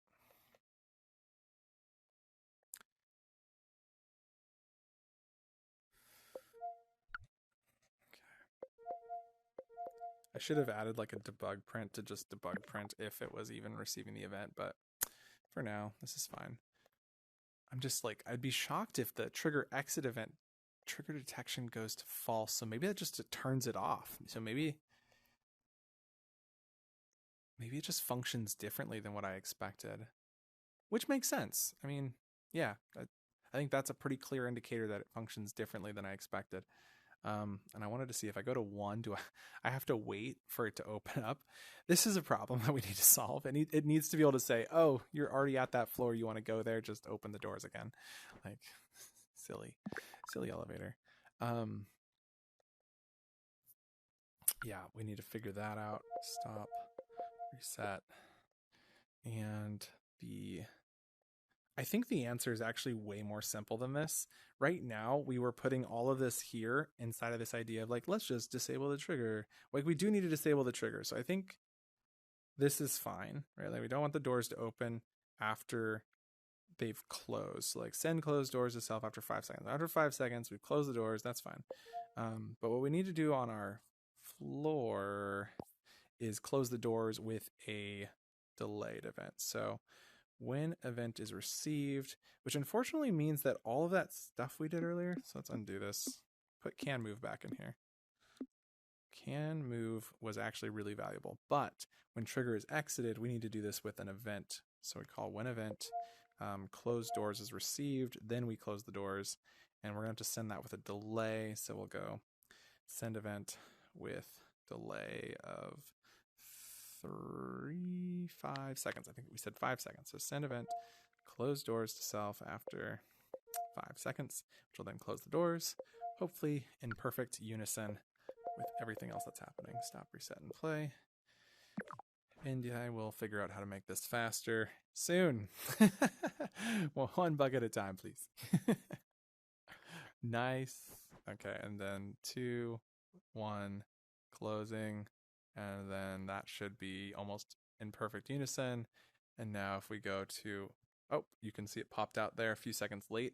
So that was that. Remember, we had that script that we added an extra 3 seconds to. We can go fix that. Doors are opening. Love it. And I love it. So now let's go add a bunch of these floors to the list. So we're going to go jump through all these floors. Take a look at that thing move. Oh, man. You can imagine that being attached to the side of your building, you know? Yeah, that'd be deadly. It takes a few seconds longer because we added that. So let's go speed this up. We got to make this thing faster. Yeah, this thing's got to be real fast. Stop, reset. Okay. Elevator control. We need to make this thing not slow, but fast. 8 seconds was the exact time we needed, I think. So we'll try that again. And then up here, what we wanted to do was go to our speed and change our speed to 2. So if we're going like, I don't know, I honestly really want to go at 1. So like, now 2 is fine because you might have your floors further apart and it's really unlikely you're going to have this many floors. And if you do, you know how to edit the speed now. So cool. So with this, actually, the question might not necessarily be 1, 2. I mean, 2 seconds is really that fast. So maybe that's like not the problem anymore. So we go to 1, pull that, and then I think there's a little bit of server lag there we need to fix by adding an extra second. So let's wait for it to close the doors. And then, oh yeah, yep, that's server lag. So then we select 1, and then 2 seconds later, it should open the doors. Not bad. Honestly, like that practically solves that one bug. I'm okay with that and calling that the bug solved. It just takes a second to open the doors. In fact, let's go and change our delay to be 1 second because remember, our speed is going to be relative to the floor it's currently on. So if it's on the floor and we're doing 1 second per floor, so if it takes 10 seconds to get to the top floor, previously we've been so far with this current distance, we were able to get to the top floor in 5 seconds and it was really glitchy, but 5th floor in 5 seconds was perfect. So 1 floor per second seems to not have too much bugs. So I'm happy with that. 1 second is going to be almost unnoticeable when you press that button. Definitely want to add some sound effects in here and some stuff like that. And I'd actually really like to put an indicator, like a text indicator that says, this is the floor you're on. And, but I'm not sure I really want to go to that extent. I really do. Might as well, but okay. What are we missing? What are we missing here, you guys?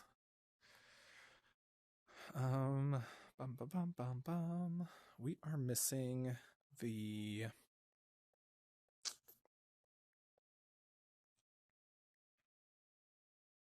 I lost my train of thought. Like I'm just really happy with how things are looking and how things are working. So I'm gonna take a sip of drink.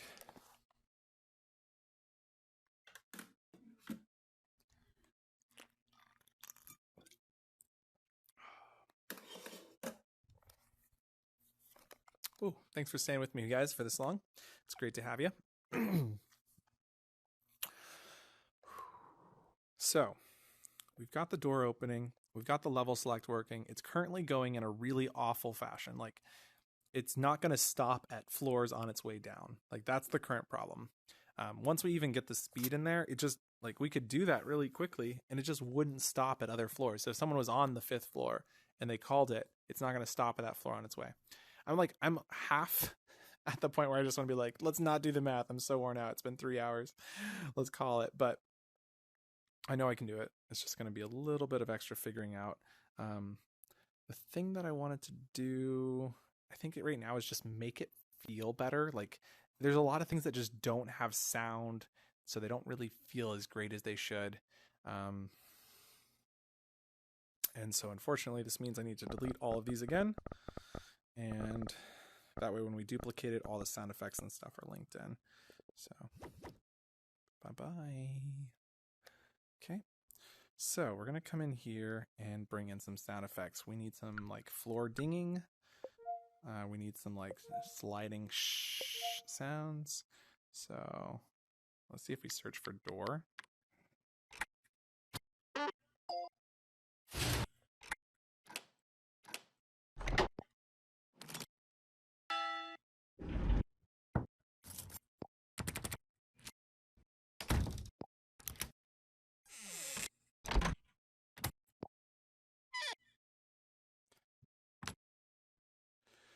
think I don't want to just keep using this one all the time, but sand is almost perfect. Almost. So it needs to take 3 seconds. We're gonna have to time that out. Lower the volume. Definitely don't play on start. I hate that it has that as default. Pitch down.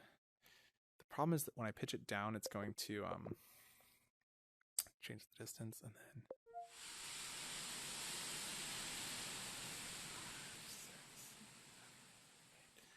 it's like 3 times too fast, which means I'd have to actually pitch it up. That's almost 3 seconds. I know there's a better sound effect. I've used it before. So let's try and find it. It's definitely something like slide. Oh, there we go. There it is.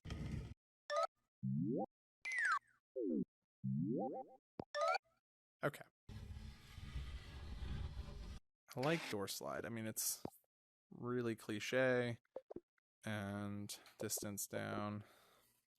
And play on start, off, volume down. Pitch needs to go down. 3. 1, 2, 3. It's almost perfect. It's not great, but it's not terrible. Maybe make it lower volume so it's just really subdued. Yeah, that's better. Okay, so really low like that. Sounds good. Now we're going to need a couple of these on each on each floor. And I'm just going to kind of set these sound effects in relative positions. We'll slide them into place because this is going to be door on the right. This will be door on the left. We'll slide that over to like there, and then same thing here. Slide that over to there.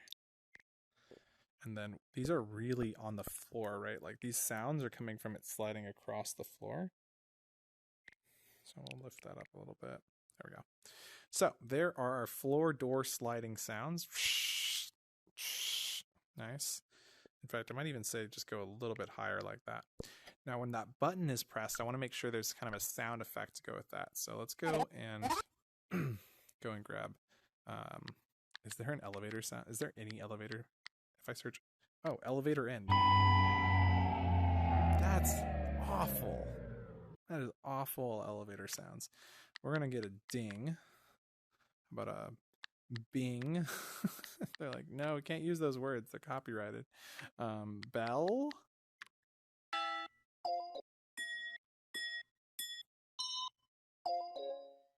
Doorbell digital. Oh, it's so funny. It's so bad. Let's take the pitch up. Volume down. I think that should be the sound when the doors open, right? Like, should go doo-doo. So when light goes doo-doo, and then like when it takes off, maybe do the same thing. Volume down to like 8. So you have to be right there. Or maybe a little bit higher so you can hear it if you're on the floor above. Okay. Okay, so this is going to be the sound the door makes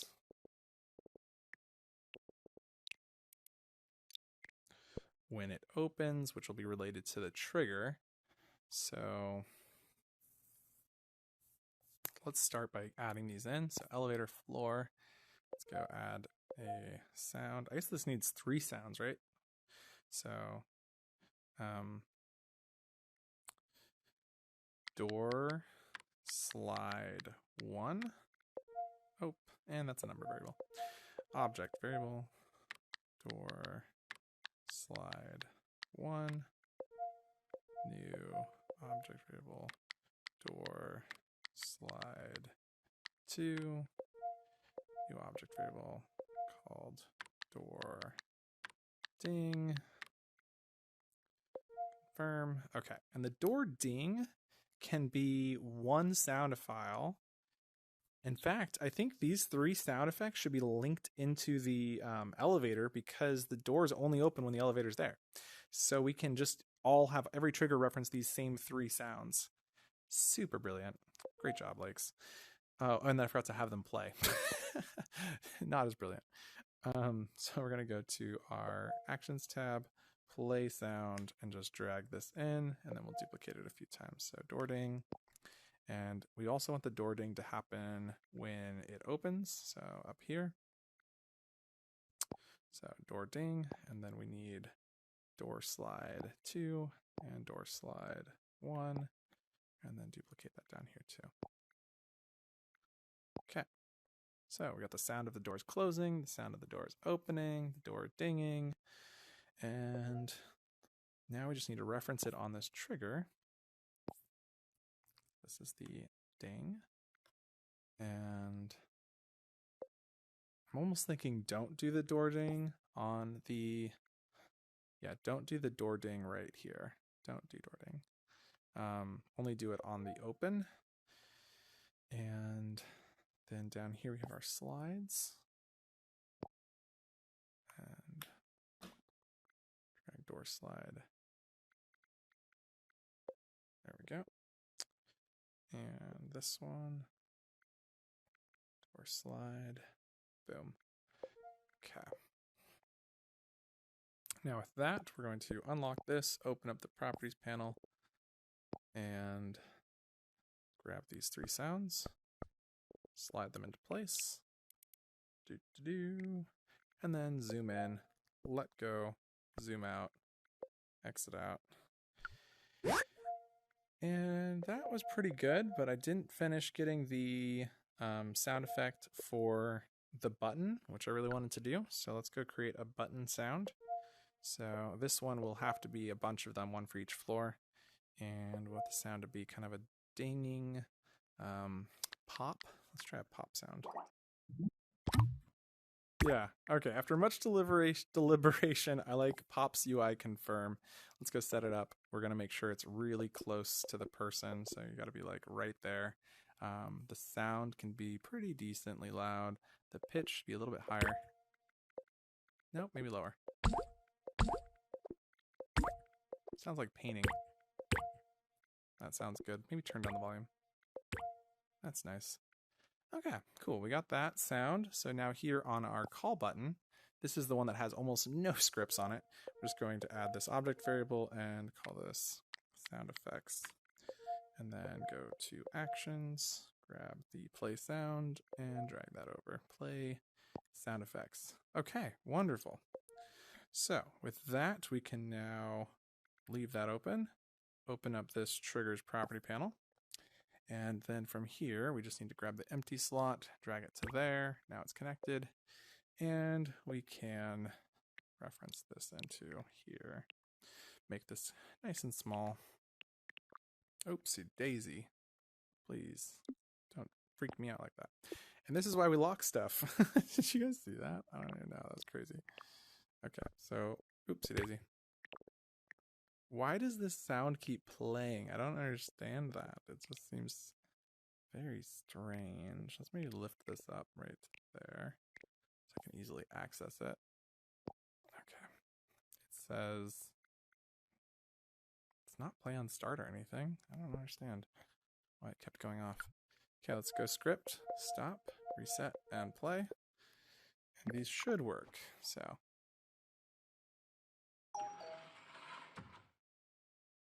okay, the door slides need to be longer. Definitely needs to extend that by, but this button isn't making the sound. That is so strange. Like hearing it left and right. I mean, it could be just a bug, but don't know. Stop, reset. Check my script. Elevator call button says when, oh, whoops. Elevator call button. I did it on WinWorld to start. No wonder I kept hearing it on World Start. When trigger is entered by player, play sound on sound effect. Boom. Fixed it. Okay, so that fixes that one. Now these need to be longer, so we stop, reset, and then we need to zoom into this grouping. Unlock, zoom in.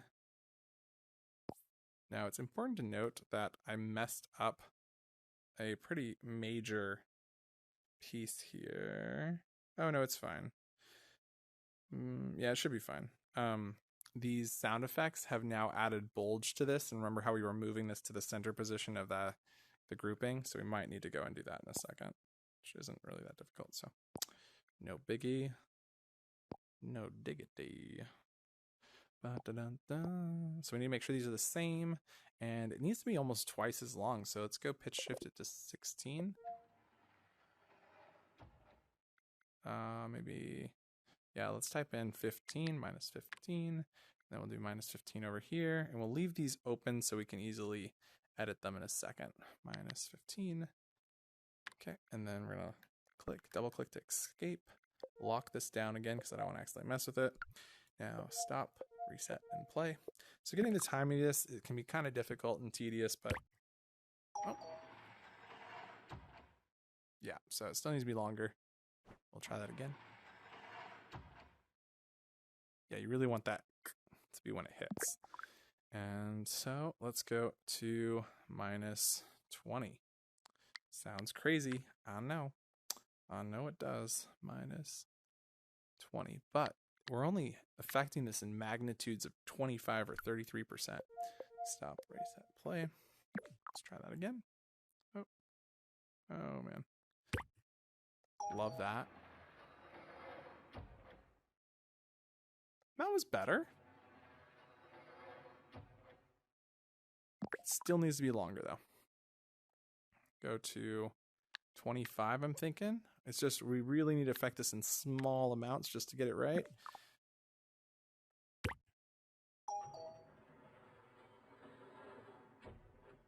Ooh. Oh, that was perfect, wasn't it? Love that. So funny, that little pop sound. Oh my gosh.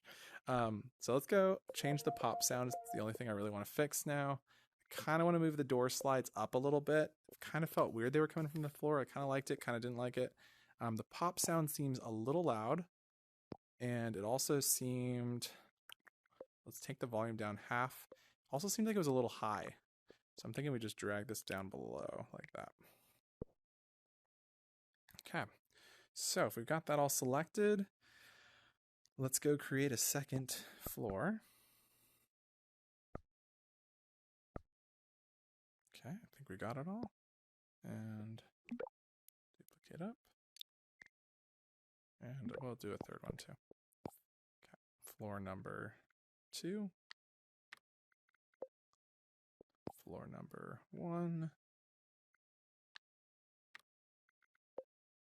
And stop, reset, play the world. Stop, reset, and play. There we go. Okay, call the elevator. Nice. Got a 1. No. Oh, that needs to be fixed. 2, 3. Got a 3. Whoa. Because it's going in 1 second because I haven't done the math to calculate it yet. So going to 2 next.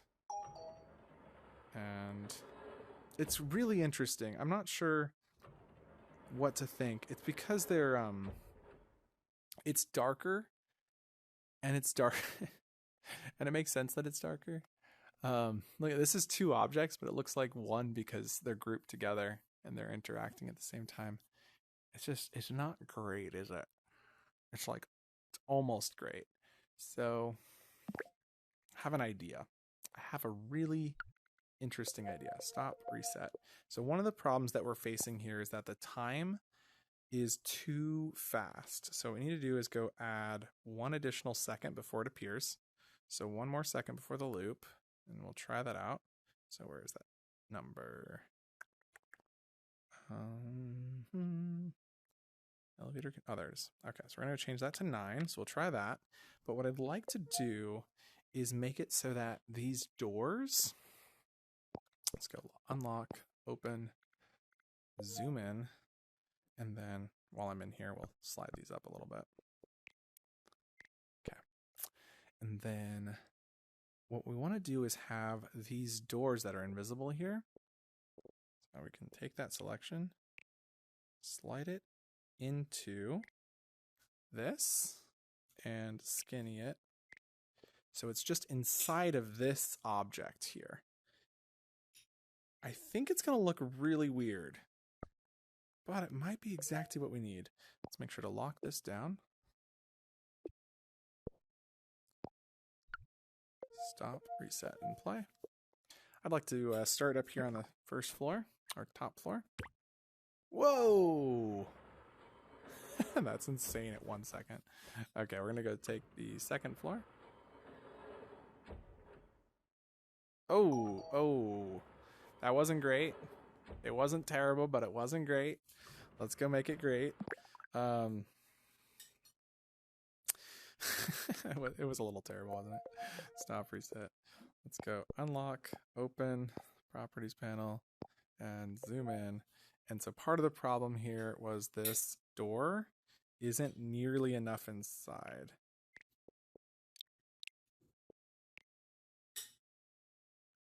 It's crazy because it's so thin. But it like, trying to figure out what point does it start appearing glitchy. I don't want it to appear glitchy on the outside either. I think it's as thin as I can get it though, which is not always a good thing, really, because then you can't find it. So yeah, it's as thin as it'll get. Zoom out.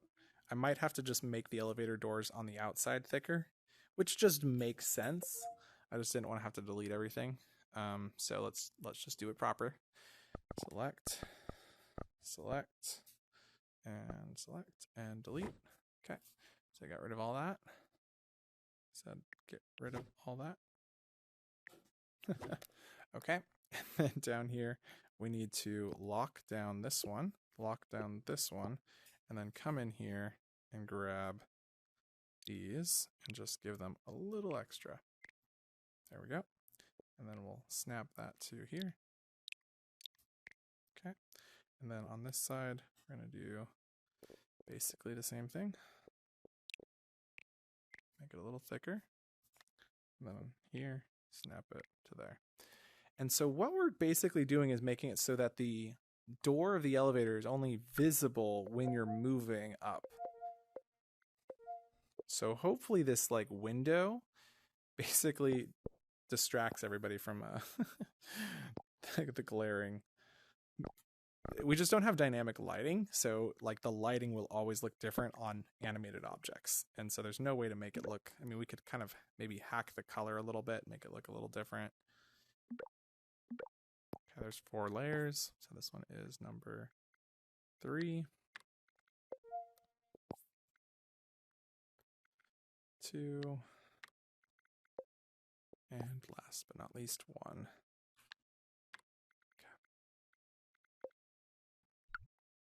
Whoa, that's huge. Oh no, that's huge. There's no fixing that.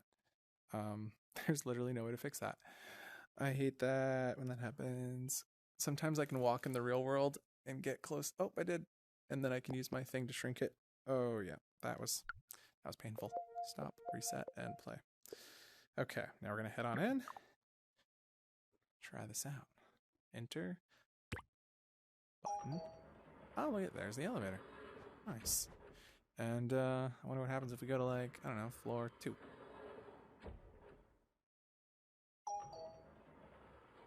Yeah, that's not great, is it? That's not great at all. Oh, that's not great at all. Oh gosh. Oh gosh. I don't know what to do. It was better before when it was just slightly thicker and it was inside. It was okay that it was flashy, and maybe we can adjust the color to be just slightly lighter. Okay, let's go to the top floor. Yep. And then we'll hit the button, and, you know, hit the button.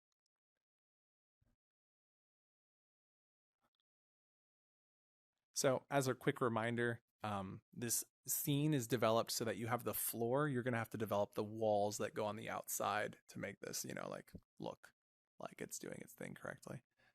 And there it goes. The next one, the doors didn't open because there was no players there. That makes sense. And down here, if I stand here when it arrives, there it goes. Nice. Okay, so yes, let's go fix that dastardly door. And to do that, we're going to stop the world, reset, and the big thing we need to do is just delete all these floors.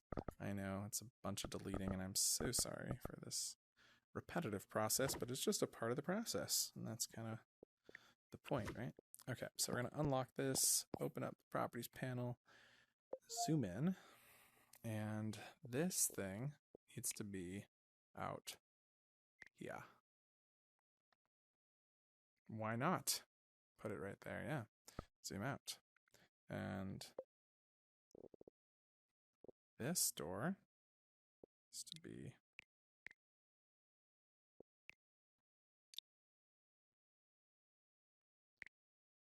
nope, that was the wrong snap point. There it is. Nice. Okay.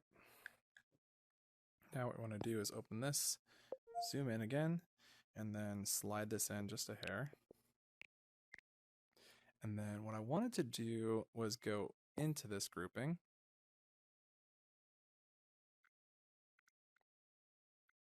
Zoom in, and then just slightly, ever so slightly, disjoint it. So that way it looks like, okay, locked it up again. We're locked. So that way it looks like it's working well. Okay, and duplicate up another floor. And we're just going to do 2 floors on this one.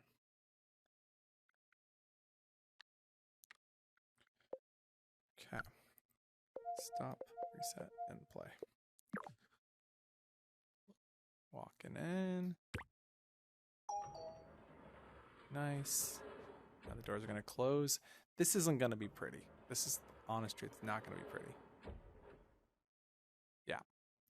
So we need to change the color to be darker. Head to floor 1. And it's like, it's a flash. The flash. Oh my gosh. Stop. Reset. And we need a color that is lighter. It's got to be the same tone as this. Just substantially lighter. Style. Lighten it up quite a bit. Maybe even more. And then apply that just to this guy. But it's locked. So we need to unlock it. Okay. And I'm zooming in nice and small so I got it. Okay. We'll see if that did it. Stop, reset, and play. Do-do-do. Go to floor number 2, please. Thank you. It's like, oh, you're very welcome. Here, let's go. Oh, oh.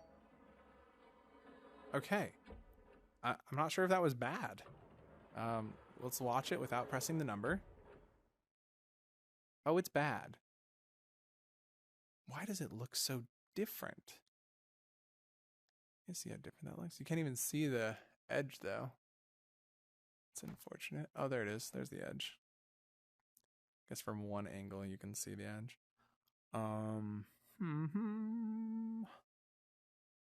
Why does it look so bad? It's such a fast elevator. Just have to like slip through.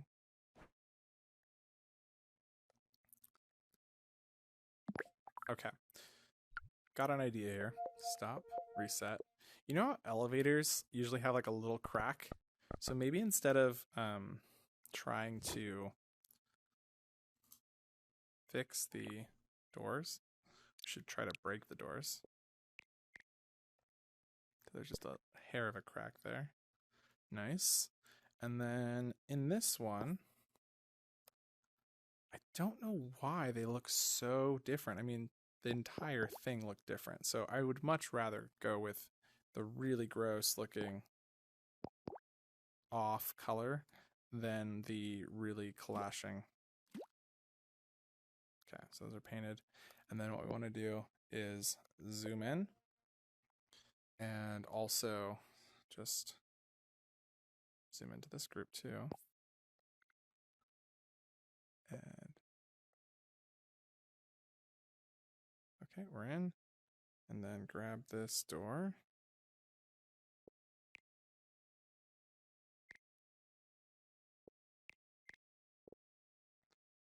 go. And zoom out, close out, double out, close out, lock it.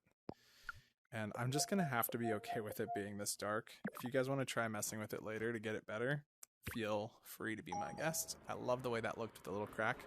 That was nice. Now it's going to close. We should get the same effect. Whoa.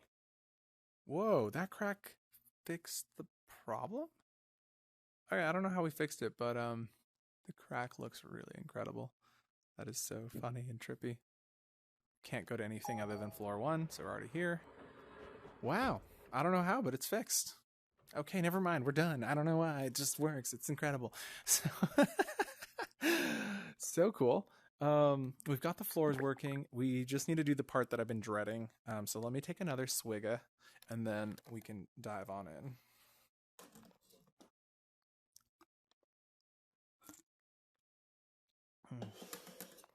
So like, you guys are probably, I assume most people are like this, but like math is annoyingly scary because you're like, I don't know what I'm going to do. I'm just going to try to figure it out and like solve the problem. And so I'm like, I know how to solve this problem, and yet I'm still just like stressed about it. I'm like, oh no, what if I mess up? Oh, I'm so afraid of failure. So let's start with the easy calculation.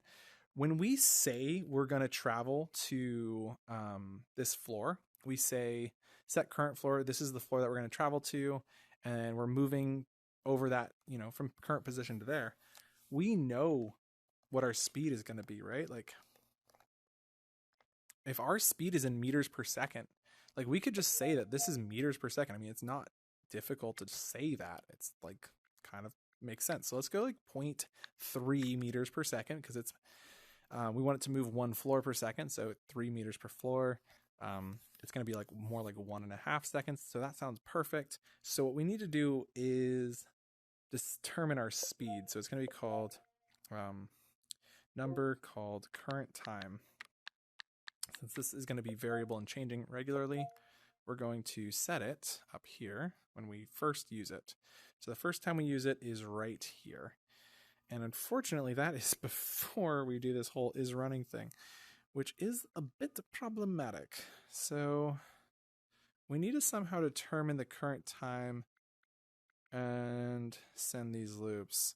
There might be an easier way to just be like, if is running is not false, right? Oh, okay. If length of incoming, this will only run if is running is true, which means this stuff can be put into here. Yeah, that makes sense. Okay, so what we're going to do then is run this at the end of this, which allows me to set this right here.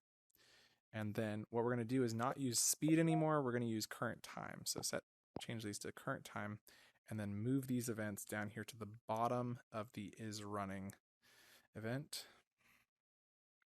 And then what we can say here is that this isn't about calculating the length being greater than 0. It actually ends up being about checking if it's not. And you know what? For now, that seems to be okay. Yeah, is that okay?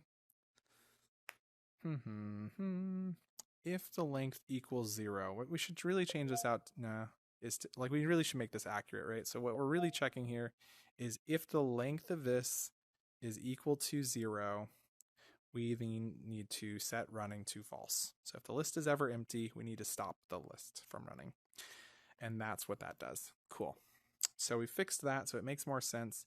Now what we're setting here is that current time value. So we need to set current time to be, here we're setting the current floor, so we want to use it after that. So we set current floor, which we'll determine actually later. Like we're going to have another while loop up here to determine that, but we'll get to that math in a minute. So first we're doing the speed, which is taking the current floor that we're going to and the position of self to determine the current time.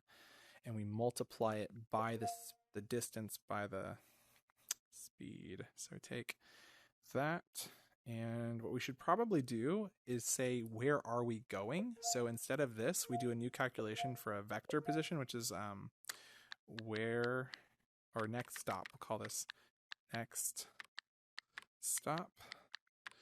And so we can set next stop right here. And that way we can use it multiple times without having to recalculate it. So we set next stop to be this whole entire thing here.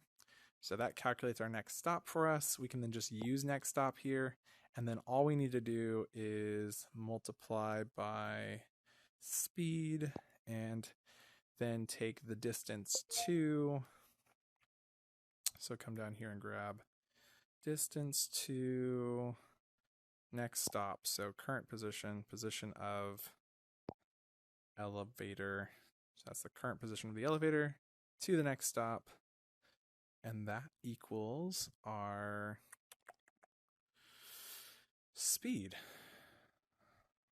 Okay. That sounds great. We should go try it out and see if it works well.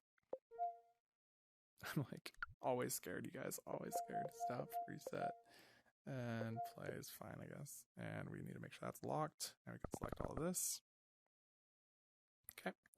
Now duplicate this upwards. And we want to check the speed is the same. So what we're going to do is duplicate a copy here.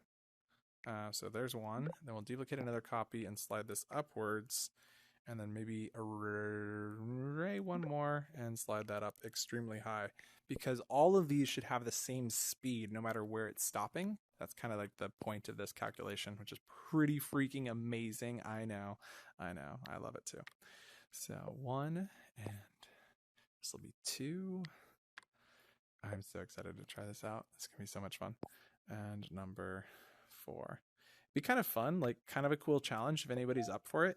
You know, our thing inside of here, how we're using the position of the doors, or like the number. So we just, you know, it'd be kind of cool if you use the height position instead of using that. So like when it's at the bottom floors, it's like really finessed for the bottom 3. And then up here, it's just, oh my gosh, it's all the way up at the top. I got to go drag my hand all the way to the top. Like if you did the height map, that'd be kind of cool if you have a building that's designed like this. Stop, reset, and play. Here we go.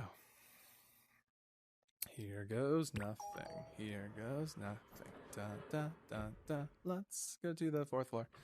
Okay, you ready for this? You ready for this? I am. Oh, that's a pretty decent speed. That's... What? What? Something went wrong. But we're almost there. Wowza. We made it. That was cool. That was really cool. Let's go down. Oh my gosh. I didn't know what I was doing. And problem is this speed is kind of slow now if you're going that far. I guess it's not super slow. Can't really go any faster than that though. There seems to be some bug with the doors. Maybe that's why I thought the doors were working. It's because they were just really not working. Oh wow, that is actually really bad. I thought the textures were different. Maybe we should do texture aligned. No, that wouldn't fix it. Aligned to world should have done it. We should go check and see that they're aligned to the world. Okay, let's go down to the 1st floor. But why is that happening? I'm so confused. Why are the doors doing that? It doesn't make any sense. Literally had this working completely right. I mean, that looked like a weird visual bug, so I'm not sure what it could be. Okay, select this. Come in here, style. It's aligned to the world, so no, I don't know what to say about that. Shouldn't be doing what it's doing, but it is. I could like make them overlap, but then we potentially have flickering, and I didn't really want to do that. Now, the question is, why are these...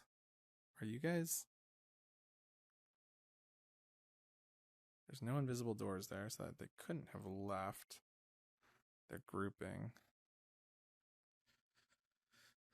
Let's go check the controller. You're still linked to the doors, right?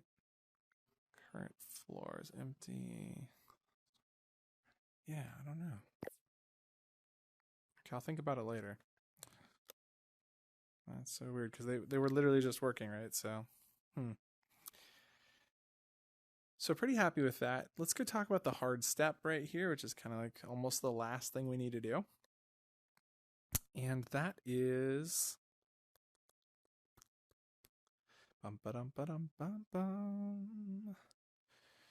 what do we want to do? We have all these floors getting added to the list. We need to determine what is the current floor. See how we're doing just setting it from 0?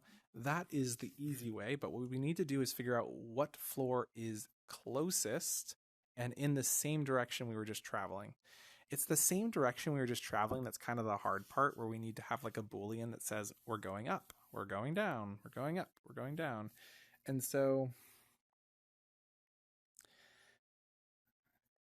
it's like, okay, if list length is 1, we just set it to the next stop, right? And in most cases, it's going to be that. If, and then we'll do an else. So if the length of list equals 1, which will be most cases, set current floor.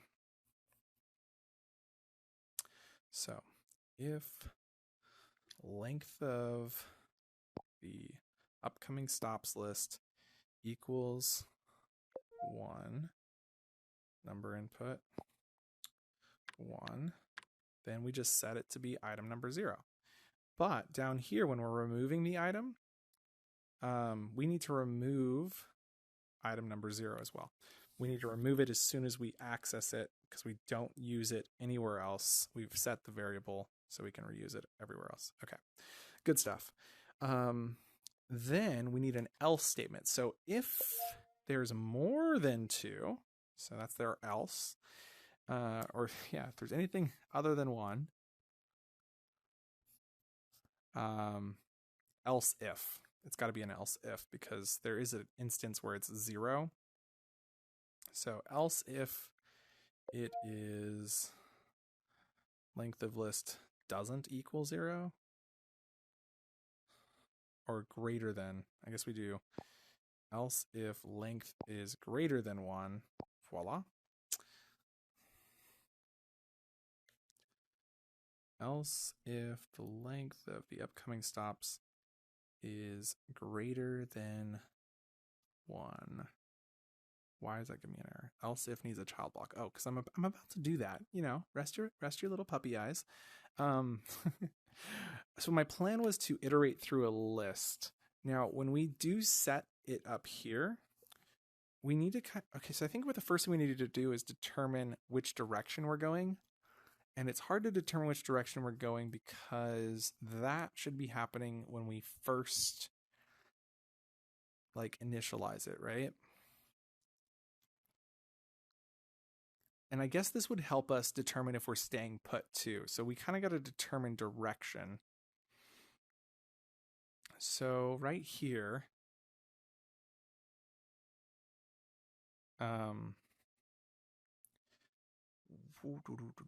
we need to say is running set to true. But then I'm just trying to, I don't want to like overly complicate this with like a huge amount of ifs. I just want to like really, really tidy this up.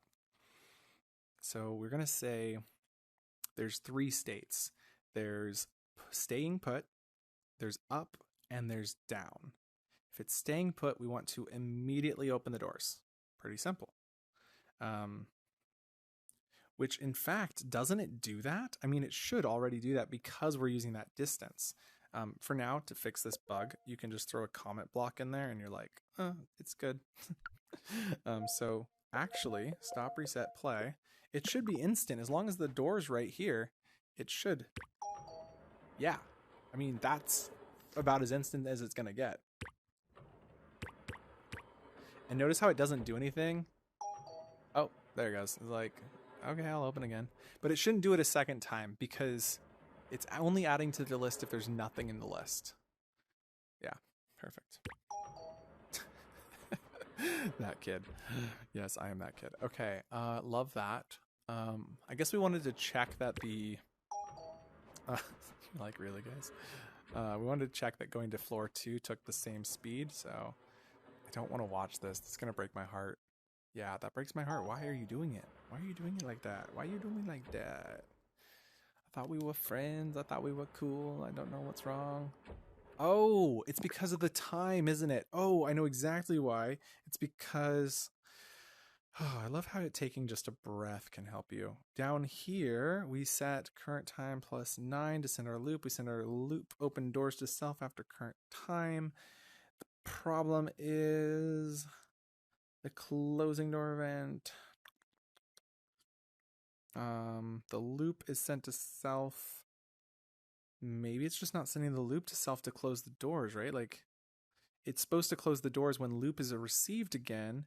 And over here, we were sending the loop no matter what, which is why we had it set that way. So if length of outgoing doors equals 0, set running to false, and then running wouldn't run again. So that's the problem, because it's not sending the loop to self still. We needed the loop to send no matter what.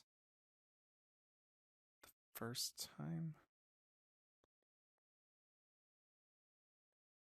So I guess what we need to do right here is say if is running, which is always true. If running is always true there. So I'm trying to remember what the script was. It was if the length here was greater than 0. Yeah, so what we were doing was saying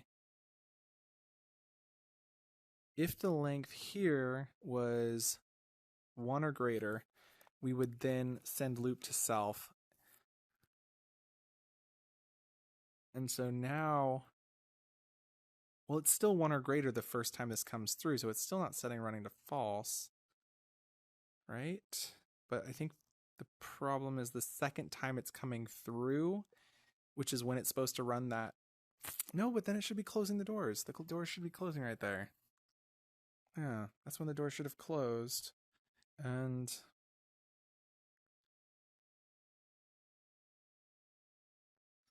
the closed door event sets current floor detection to false, which wasn't actually necessary. Like this whole closing door thing doesn't actually do anything, does it? So what if we do just really interesting kind of hack to see if this fixes it? Set visibility to true and true, collidability to true as well.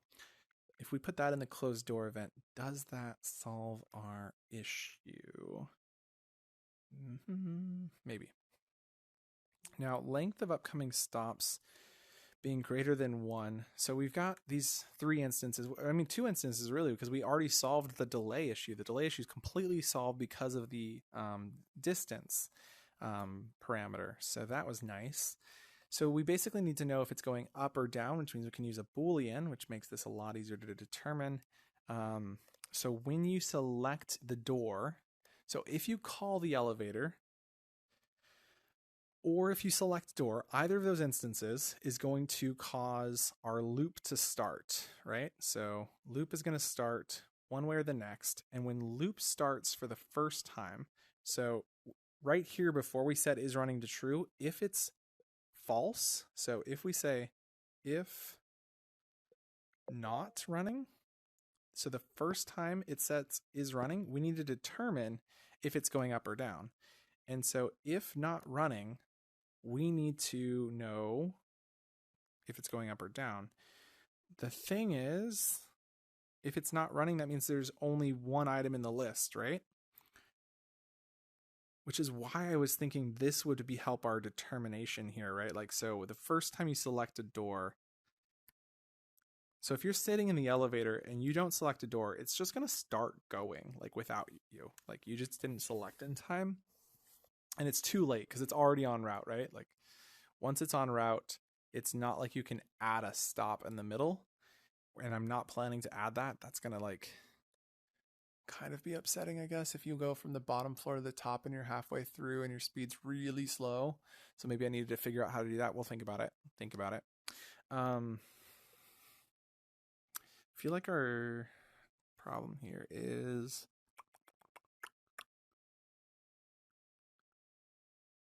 that in this first instance, when we select, we need to know if it's going up or down, if the trajectory is up or down. So we don't actually need to do if not running. Like that's what this kind of is doing. It's saying if there's only one in the list, we're determining a direction right now. And when we determine a direction, that helps us the next time it comes through, right? So if we're en route and we've determined our direction is up, then if 4 items are added to the list as we're moving up, we need to figure out where to stop. Oh my gosh, it's gonna be crazy. I'm like trying to figure out how we're gonna do it, but if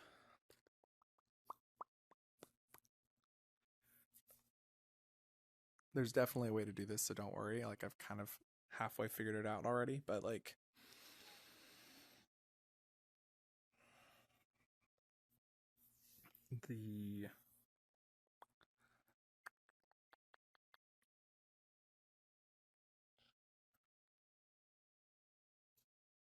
if it's going up, then what we want to look for is stops along the route. So we're trying to determine the route. And so it's like, if I went and clicked a bunch of stops all in a row, how do I determine which one to go to next? And so what I'm thinking here is we are currently sending loop, but what if we cancel sending loop with a delay and then send loop back to self? So when we're sending this loop here, we're then going to recalculate. So rather than saying, let's only send it if not running, what if we're sending it no matter what? So we cancel sending it, we send loop, and the problem with that is our open door script also needs to be stopped, because we won't be ready to open the door until we actually get to that stop, because it's going to cancel these open door and closed door events.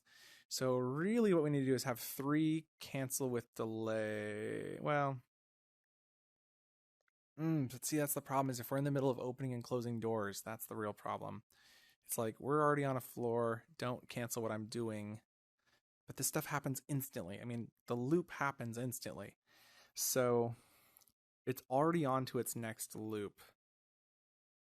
And the next loop is when it arrives at its next stop. So this is kind of like, if another loop comes in, it's going to cancel sending the door opening event.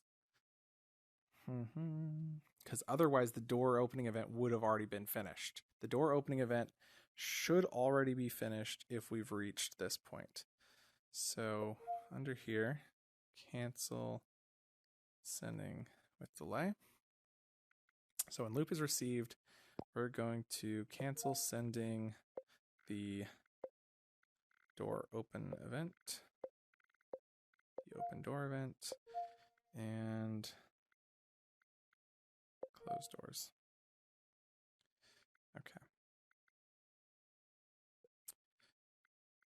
And if we come down here, closed doors was really... Oh, we really did need to make sure to set trigger detection to false. I'm so silly. Okay, there we go. Silly goose. So do we do that up here though? So maybe we need to duplicate that up here. Basically, we need to make sure that closed door event's always happening here. There we go. So no matter what, the doors are closed, and we need to say in these events, cancel sending loop to self, cancel sending loop to self, because now we have a new stop to consider. And so we're going to see, are we considering this new stop, or are we continuing with our trajectory? That's the question. So we cancel sending loop, send loop to self, and then up here we need the same thing, and cancel sending loop to self. Okay, that works.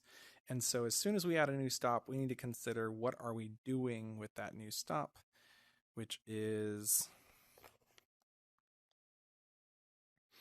set is running to true, cancel sending open doors, cancel sending closed doors, set current door detection to false, closed doors true, closed doors reliably true. Length of upcoming stops equals 0, then we set running to false. If the length of upcoming stops equals 1, we set the current floor to this item and remove item at index. And then we need to find out is current floor above or below. So we say if, and then we do else. So if and else. And then what we need to throw in here is a Boolean called going up. And going up starts as true. Doesn't really matter though, because we're going to set it this first time anyway.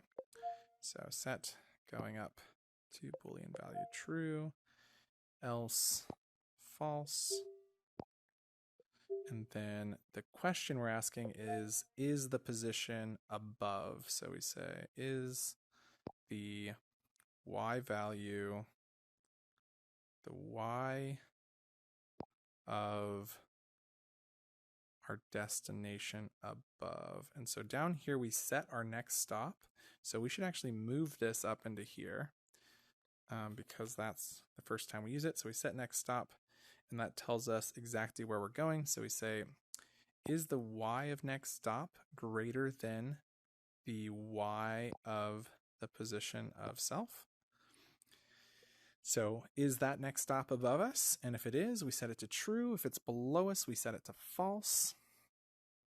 And then when we run this a second time, so when people have hit a bunch of buttons as it was moving, and it's got more than one item in the list, well, the problem is here it's removed the item before getting there. So maybe we shouldn't remove the item until we arrive at that floor. That's going to be kind of important, huh? So don't remove item at index until we arrive. Okay, so when the doors open, we know we've arrived at our destination, and we remove item, and it's not item 0 anymore, it's the item current floor from the list. So we say, okay, we just arrived at our destination, so we remove get the index of the current floor in the upcoming stops list, and we remove that. And so we only remove it once we've opened the doors of it, which is great because it prevents that pressing the button when the doors are opening. Or should we do it when we close the doors down here?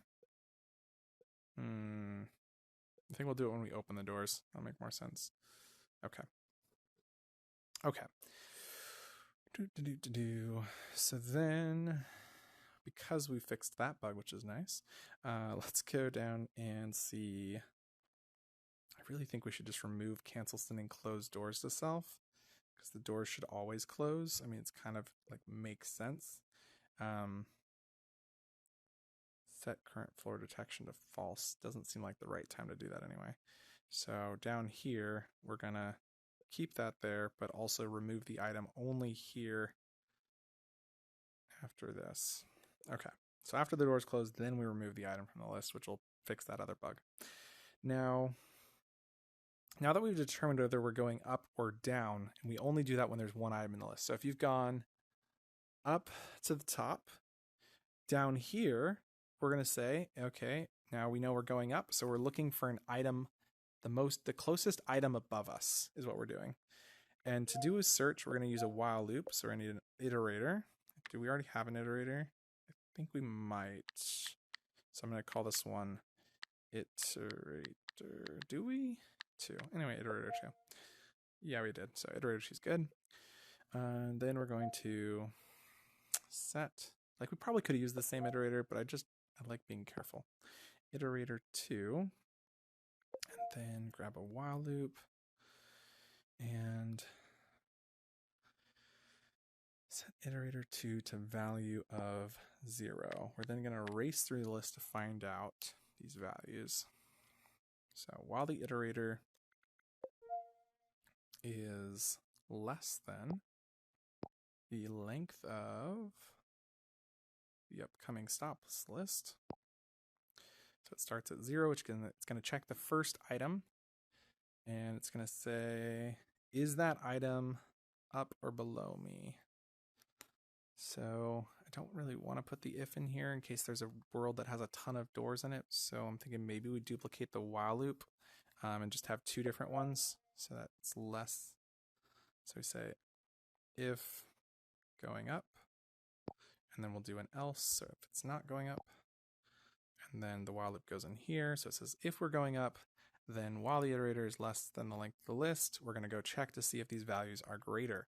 So we go grab,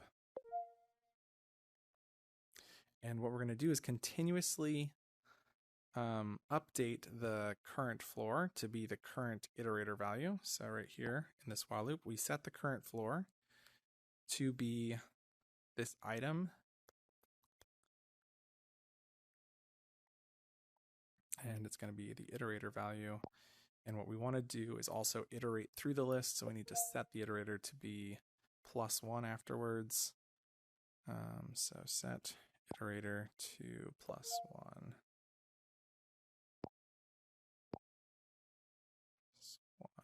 Okay, so now we're slowly going through the list, and we set the current floor to be whichever one, and then we'll stop it if we get one that's great. So we set current floor to be the iterator value, and then what we want to do is see, is it the closest floor to us? And so the current floor that we're going to, so we know that the previous current floor is, yeah, so maybe we actually need to set current floor down here at the bottom and not set it to that, but set it to the new value, which will be another object variable in motion. So we'll call this iterator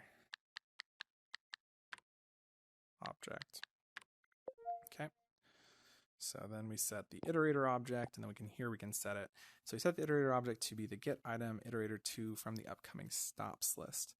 Now, if that iterator object is above, so we're going up. When we're going up, our destination is here. Maybe it's at the very top, and we want to stop in the middle. If the distance between the top is less than the distance between the current one, so we need the top distance. So I should say number variable called current distance. And no matter this is up or down, this will be a value. So we set that here. Set current distance to be the y minus y. And we've already calculated next stop, so we say it's the position of self minus the y position of self. So we're going to grab those values again. So grab y position of elevator minus, or actually this will make it a negative or a positive. So if it's at this and then we're going up, it'll be we should just duplicate this and then delete this and then say we want an absolute value. That'll make it easier. Absolute value. Absolute value makes a negative a positive, if you weren't aware of that already. Okay, so then we subtract the y of the next stop, and that'll give us a distance, which is the height that we're traveling. So now that we've got the current distance, we want to see if that current distance is greater. So we're going to say if the value we're checking is less than the current distance, we'll then set the current floor to that new object, and then we need to re-update the current distance, and then set current distance to be the current position plus the y of the position of the current floor. Okay. So that's our next distance. Now, the question is that what next stop is? Next stop is the y of, yeah, it is. That's fine, because we're just, position times to get the y, Okay, so then we've updated the current distance, so the next time it comes through, it's trying to check and see if it's smaller than the latest distance, and now to calculate that, we need to say the absolute value of the position of itself minus the iterator object. And I added way too much in there, and I don't think this actually works. I made a mistake, didn't I? Oh wait, no, it's good. If the absolute value of this minus this is less than the current distance, set current floor to that new object, then set current distance to be that value. So what we should do is have a iterator distance. So call this iterator distance, and we're going to set that as well, so we don't have to keep calculating this.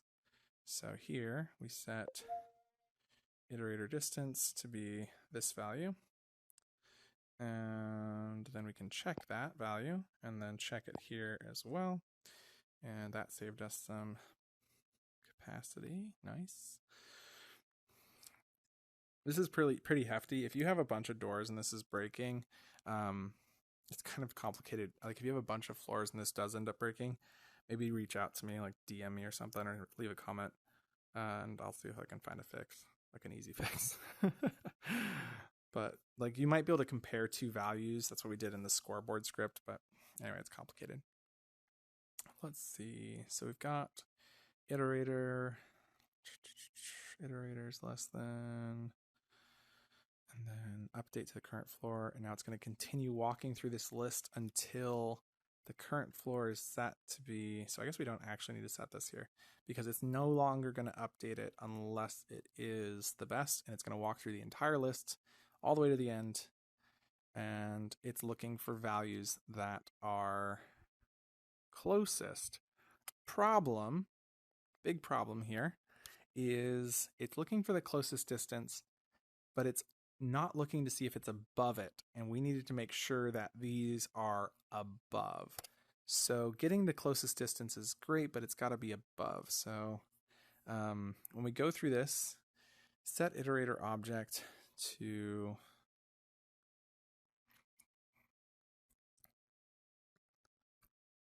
get item, and then what we need to do is only do this stuff, only do this math if that is above us. So if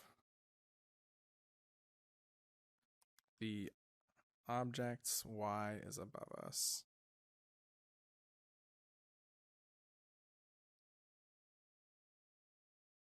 okay, so we're going to need the greater than symbol. If the y of the iterator object's position is above our current position, the y of the position of the elevator. Okay. Okay, if it's above us, then we continue doing math.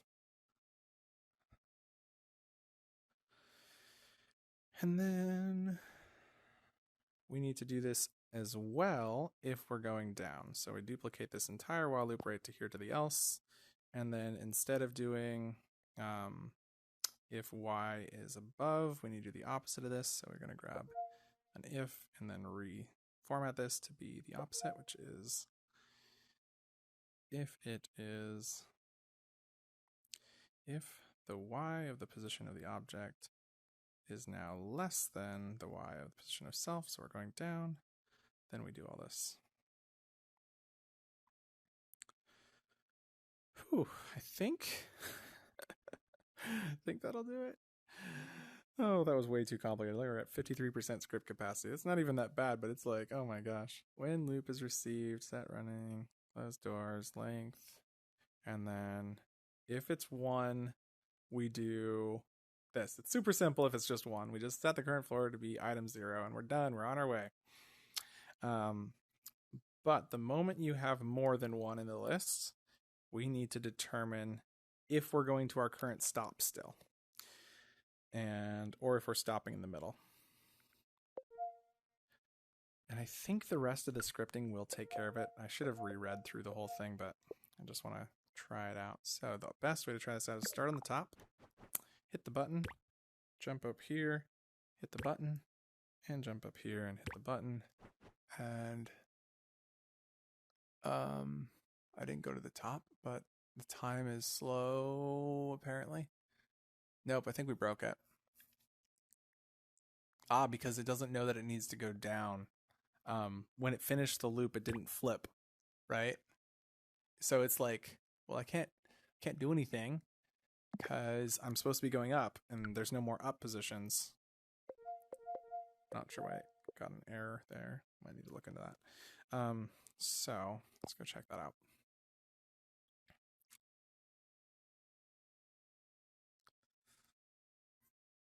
Because there's all these items in the list, and it's going up.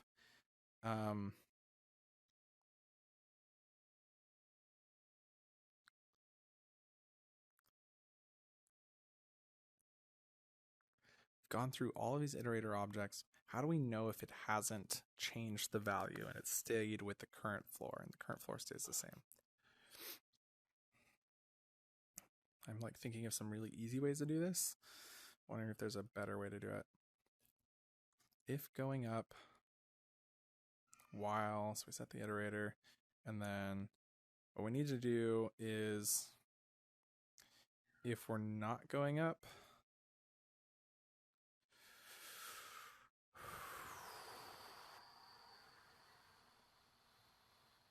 it gets to the stop, it stops, it sends this back to self, and when we finish closing the doors, maybe what we need to do over here is flip it. So we say set the going up, because closed doors will only be received when it, or open doors will only be received when it gets there, right? So set going up to be the opposite. So go and grab not and not going up. So that'll flip its state and see if that works. Okay. Well, I didn't really want, I guess this is fine. Okie doke. So we're going to hit the button. Thank you, door. Now we're going to go all the way to the top. Number 44. Here we go. Hey, bundle number 2. Hey, bundle number 3. The plus plus. Why aren't we moving? Whoa. Oh, there we go. And the door is still not working. That is absolutely infuriating. Dun, dun, dun. We're almost to the top. We're almost to the top. Hey, you made it. Okay. So. Like what? Like it appeared early? And I bet it's disappeared too. Sticking our face through it. Nope, didn't work. Okay. So, press the door. It's already arrived, so it's kind of like a moot point. So we jump down here, and what we want to do is actually hit the bottom. The problem is if I go into build mode, it reduces the script. So we hit here, then we hit here, then we hit here, and I really need to get to the top. Oh, look at the doors are getting stuck. So maybe the problem...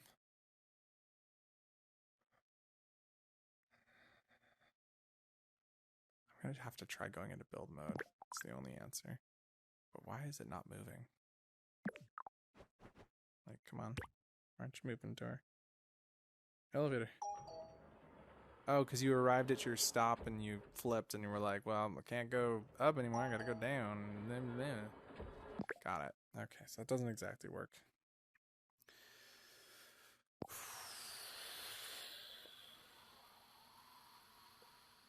It was a nice idea. Nice hacky idea. So the first thought I had was, what if we know that the current door that we're going to is the same as the current door we'd previously had in... Oh man, my brain is broken. I mean, it's been 4 hours so far. I'm pretty sure the video definitely shows that. So if you're here with us, thank you. Thank you. I am completely burnt out. Normally I would just tell you to like come back to this later. You know, you've like done a great job and like just come back, but I need to finish this so I can get on with the rest of my day. So I'm really trying to figure this out. I'm thinking, okay, if I'm an elevator and I need to determine where I'm going, if I'm already in motion, right? Like, so the first time I get a direction, that determines where I'm going, right? So that's what we've done is we've said, when you get your first one, that determines where you're going. But now you've got a whole length of list, right? Like now we've got, okay, you have one, you had one, now you've got 2. Like you didn't make it to your stop. You now have 2 things in your upcoming stops list. So that becomes our else if. So it's immediately, as soon as you add another one while you're on your way, it adds this extra stop. We were trying to determine where to go when we should have been determining, like, are we still going up, right? So here we need to see, are we going up? I think that needs to be the first thing we do. And then maybe simultaneously we can figure out which direction or which one is above us and which is below us, like nearest up, nearest down while we're doing this. Okay, so we set current distance to the absolute value. So Set iterator to 0.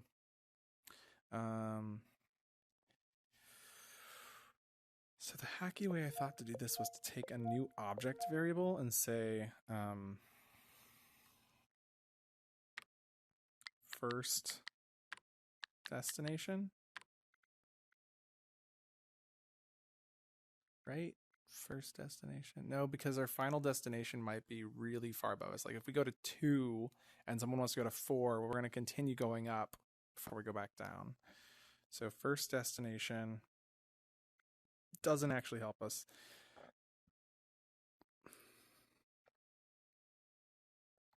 We almost need the else of this. Cancel for now.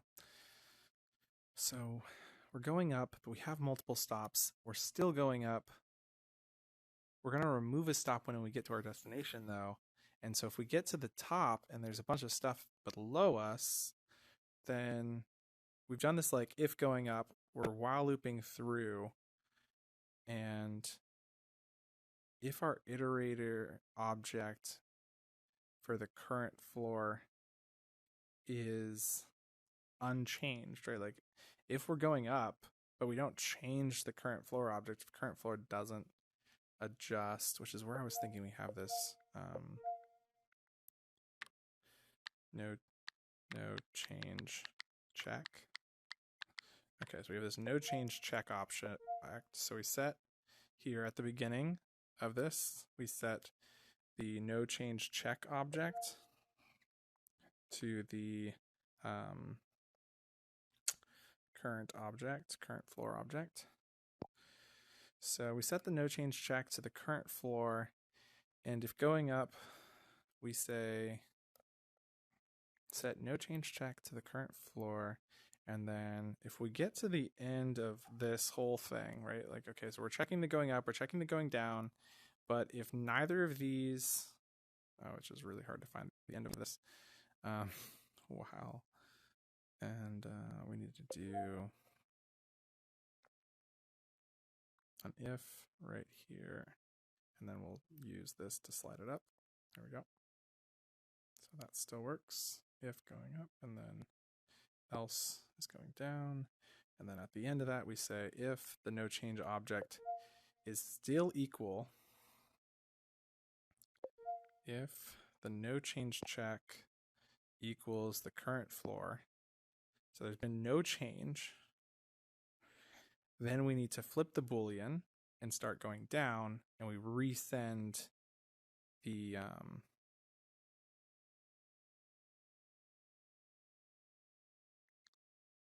to go down on our next set. So set going up to be flipped.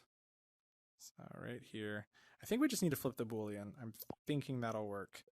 And so we're going to go set to not, set going up to not going up. So it'll flip it to whatever the opposite it is. And then double check I haven't used that anywhere else. Thinking that'll work. It'd be really helpful if I had someone here right now. So I need to figure out why that's happening too. Stop, reset, and play. Okay, so calling the elevator to the 4th floor, but trying to get this button. Oh, it's supposed to stop there. Why didn't you stop there? And yeah, you can see that door is just glitchy. I'm really curious if we, oh, but weird, it thought it was going here. So it thought it was going here, but it didn't actually go here. It didn't change the move to position. That seems strange. Okay, so we need to figure out why the move to position didn't change. Maybe because we didn't change it. So right here we have the next stop, which we use, but we don't change it when we set it up here. So we need to set next stop right here. So right here, when we're adjusting the current floor, we're actually at the end of this whole thing, right? So we set next stop.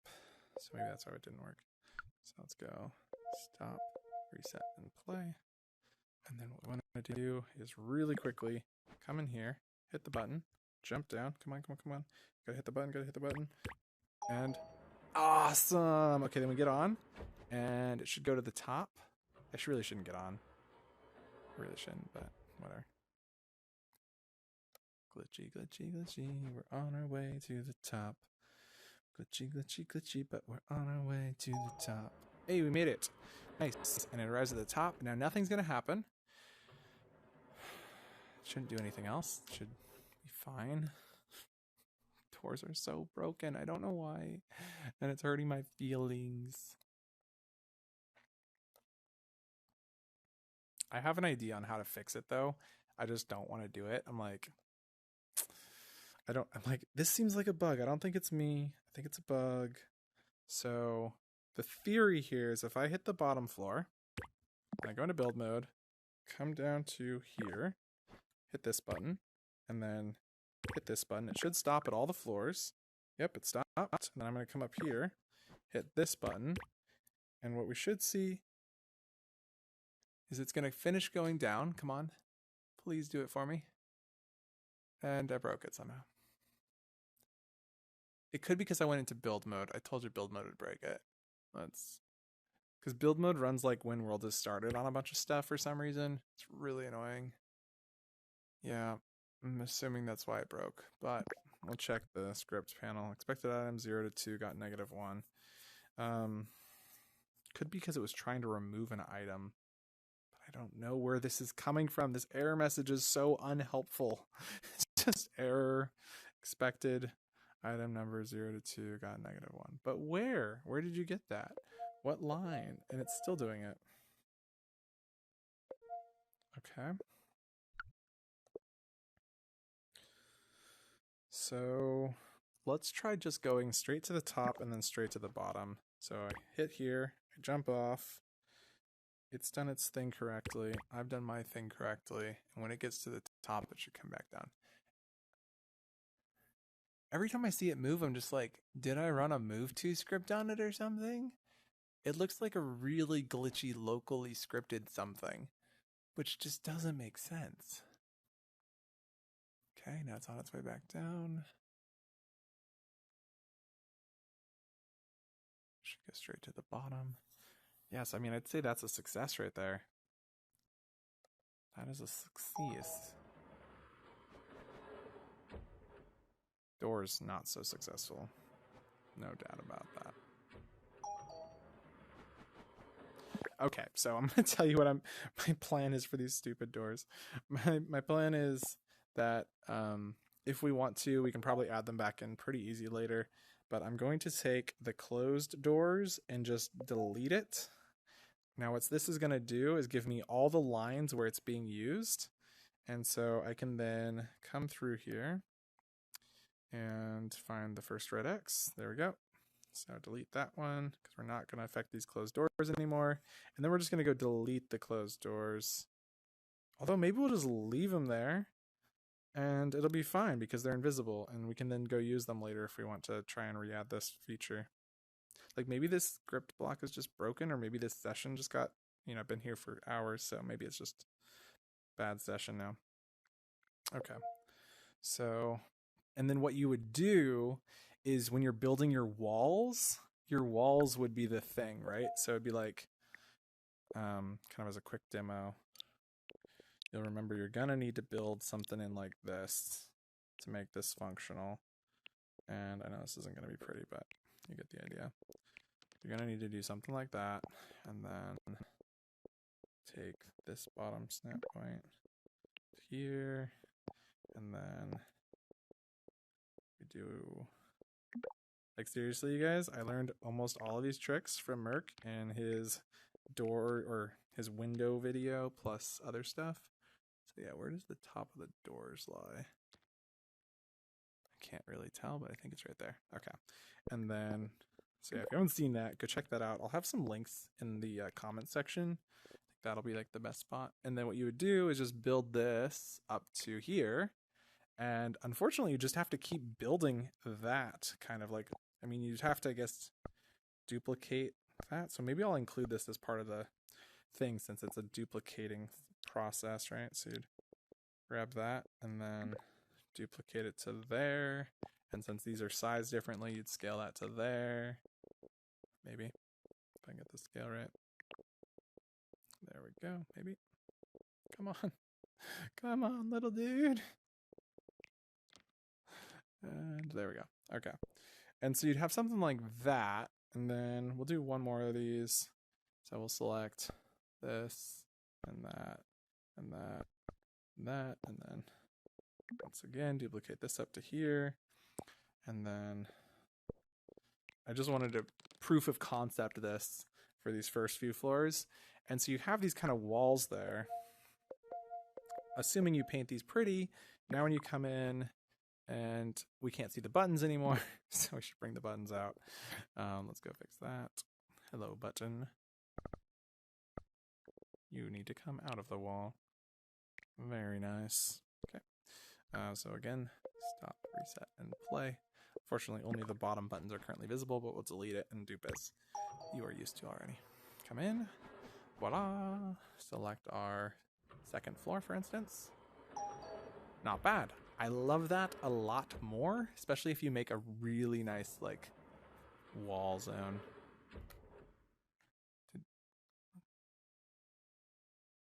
Oh, there's 3. Not sure why that didn't work. Oh, the snapping is bad. Oh, I hate looking at that. I really do. The snapping was bad. I'm not sure why, but it was. Anyway, so far, this is looking pretty good. I like the way the doors work better than what we had before. Delete that. Got it. I like to just double check this area. I've been doing a lot up in here. Nope, we're good. Okay, and so we got this kind of nice spacer that we can use when we're duplicating this in a minute. And that's locked already, so that's good. Whew. Okay. So, what else are we missing? We're missing, there's potentially a bug, right? Like that's kind of the problem we're facing right now. So right now, I want to go grab a style. So I like the way this looks a little bit better. Let's grab a solid, maybe go with kind of a more textury, like this look. Give it a nice look there, nice look there, nice look there. And we'll even go out on the floor. Really, really construction themed here. Unintentional, but looking pretty solid. Now let's go select all of this. And then what we want to do is duplicate this on top of itself. So if I duplicate up to, oh, it didn't let me do it. That is so sad. Let's try that again. Okay. I think, I'm not really sure how to get this to duplicate correctly, because the duplicate slide just doesn't work, and I want to array tool this. Oh shit. Excuse me. There we go. So duplicate slide doesn't work, but we're gonna have to do this anyway. I guess if I had mathed it out, it would have worked better, but I guess we'll just quickly do that. There we go. Nice. There's several floors. They're looking pretty solid. Get me my stonks. What? 1. And let's go with number 2. And then let's go with number 3. And we're going to go with number 4. So let's go script, stop, reset, and play. Going to call the elevator. It's like, I'm already here, let's go.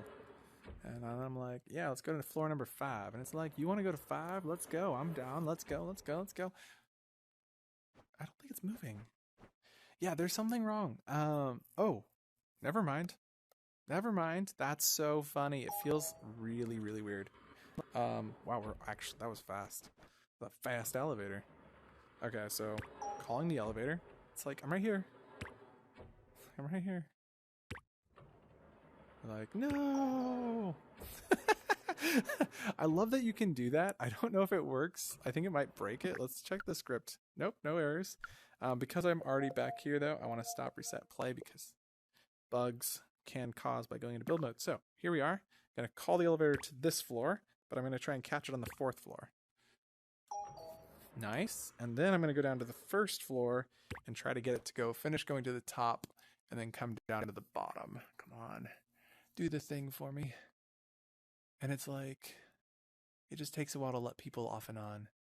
No, I think it's broken. Yep, it broke. Darn.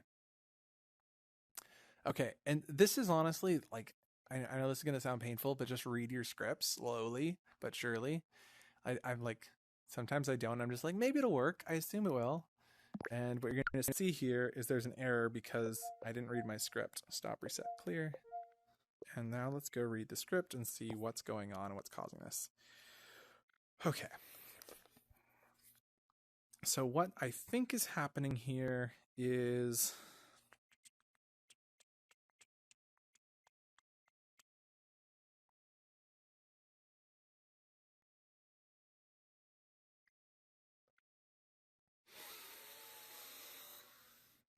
Sorry, we're going to read this from the top, and it's going to be agonizing for me, mostly. Maybe it'll be helpful for you guys, or if you've been skipping through the video, I know this might be a good spot to actually be learning about what we've been working on. Okay, so when initialize is received with our floor control and floor number, we add the floor controller to the floor controls list. Wonderful, this is going to get them added in order. Then we initialize by adding the door call, and we listen to events on the door call, so that's our door call button on the outside. We then initialize is received without any parameters. We send loop to the floor selector with a length of floor controls. Cool. So that's going to start the thing that allows you to iterate through and select which floor you're going to. Got it. And that tells it how many floors it has to choose from. Excuse me. Now, when add floor is received with a floor number, we're then going to...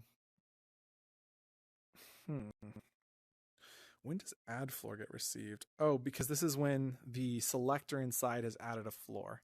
So if we're adding a bunch of floors from inside the elevator, if index, so we get the item -1, and we get that from the upcoming stops. So we say if index of the floor number from the floor controls is in the index and it's less than 0, we don't need to add it because it's already on the list of places we want to go. So it's basically saying if it's there, if it's not there, then we get the floor number -1 from floor controllers and add it. I'm really curious if this is where we're getting this error. I don't think so, because look, we're doing the check here. We're checking to make sure it's not in the list. We get the item, but potentially getting the floor number from the floor controllers list in upcoming stops. Maybe... No, I don't think that's it. If we're adding the floor to the list, what if there are no upcoming stops? Well, then it's less than 0 and it gets added to the list. I mean, yeah, that makes sense. So then we add the item to the upcoming stop list, cancel sending event loop to self, and then send loop to self, which starts that event back up. Okay, we'll check that in a second, because when triggers entered by player, it's going to do basically the same thing because it's running on the doorbell. When triggers entered by player, set iterator to 0. Okay, then we do can while is set to true. Okay, and then we set safe distance to be the scale of the item iterator 0, get item iterator around the floor controllers list, and divide it by 2. So we're getting the scale of that to determine the safe distance, and floor controllers will always have an item at 0, so that's fine. Divided by 2. Then while iterator is less than the length of the floor controls, and can while. So while the iterator is less than the length of the floor controls and it can while, we're then going to go through the list and we say if the magnitude of the get item iterator from floor controls. So we take the position of the iterator from the floor controllers minus the position of the player times, and we remove the X and Z values and leave it with the Y is less than the safe distance. So if that player is on that iterator's floor, set can while to false, which is then selected iterator as the floor that we're at. Else set iterator to iterator +1. So if it doesn't happen to be the floor that we're on, then it sets that. So that's how we determine the floor. And then we say if that floor that we just determined via the iterator in the controller list is in the upcoming stop list, and it's not in the upcoming stop list because we're checking less than 0. We then say add that iterator floor to the upcoming stops, cancel sending event loop to self, send loop to self. So this is where our issue is coming up. And I think it's where we're getting that error, and that error might be breaking our script. I'm really curious about this wall. These doors are just, they're not inside the wall, and they need to be inside the wall, so we're going to fix that in a minute. Kind of interesting, huh? Very interesting, ain't it? Oh my goodness. So funny. Okay, we're almost there.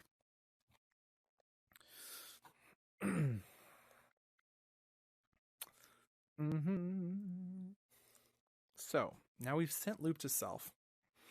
Now the problem is we've added the first door, we've gotten in the loop, and so what we did which caused the errors, we said, okay, we're going to the top floor, then we jumped down the second floor, we caught the elevator before it made it to the top floor, and it didn't continue going to the top floor because when it got to the position, it was like, well, I made it. But I guess when it made it, it didn't determine that there was another door above it, right? Because it then didn't keep going. So I think, or it had an error. So set running to true. And then cancel sending event open doors to self. So if we catch it before the doors have opened, we cancel that. If length of the upcoming stops equals 0, we set is running to false. So if there's no more stops, we're going to cancel this thing from continuing. But if the length is equal to 1, we're going to set our current floor to be that singular item that's left in the list. And then we're going to set the next stop to be the position of the elevator times that plus the y value of that. And then if the y of the next stop is greater than the y of the position of the elevator, so if the y of the next stop is greater than the y of the position of the elevator, then we know we're going up. That's how we determine if we're going up. And so if the next stop is down, then we go down. Okay, so that's how we determine if we're going up or down. The first time at least. So then, else if the length of the upcoming sign. So now if we've done this first one and we jump to the second one, then now there's 2 items on the list because we haven't removed the first one yet because we haven't arrived. So then we see length of upcoming signs is greater than 1. So we know there's 2 in the list. We set the current distance to the absolute value of these. So we've got, okay, here's how much further we have to go to get to the next stop. And so we need to find out if there's anything closer to us than our next stop that's also in the direction we're going. We then set the iterator to 0, set no change check to the current floor. And if going up, so when would there be a no change check? Because I think the problem is the no change check is not working because it doesn't work the second time, right? Like if there's no change, it should have been flipping directions. Like this should just be, this isn't working. This is, my logic here is flawed. So we're gonna have to fix that. But if we're going up, we then set the while loop to go off, which is iterator less than length of upcoming stops. So we go through the list. Thing is, it seems to be running. Nope, it's not going over the list at least. Set it to 0. Else, yeah, we got the if and else, right? Set iterator object to get item iterator, which will start at 0 from the upcoming stop list. And then if the y of the position of that iterator object is greater than the y of the position of the elevator,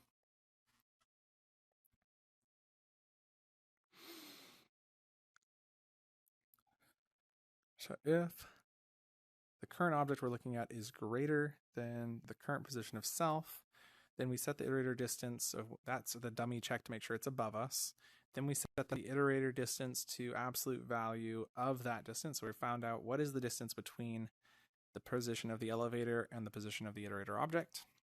So how much height difference is there? Then we say if the iterator distance is less than our current distance. So if our current distance we are going to, where is that set? Right here, elevator plus our next stop.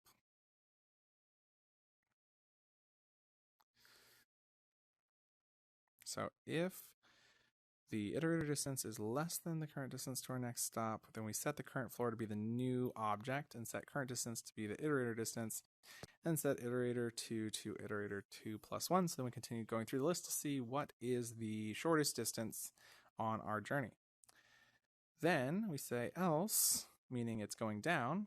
We do the exact same thing, which is iterator less than length of upcoming stops, and set iterator to iterator. So we continue going upwards through the list. If y is less than the y position of the elevator, so if it's lower, below the current position, so that's our dummy check to make sure it's below us, then we set the iterator distance to be the absolute value, so we calculate what's the distance. And if that iterator distance is less than the current distance, then we set the current floor to be that iterator object and set current distance to the iterator distance.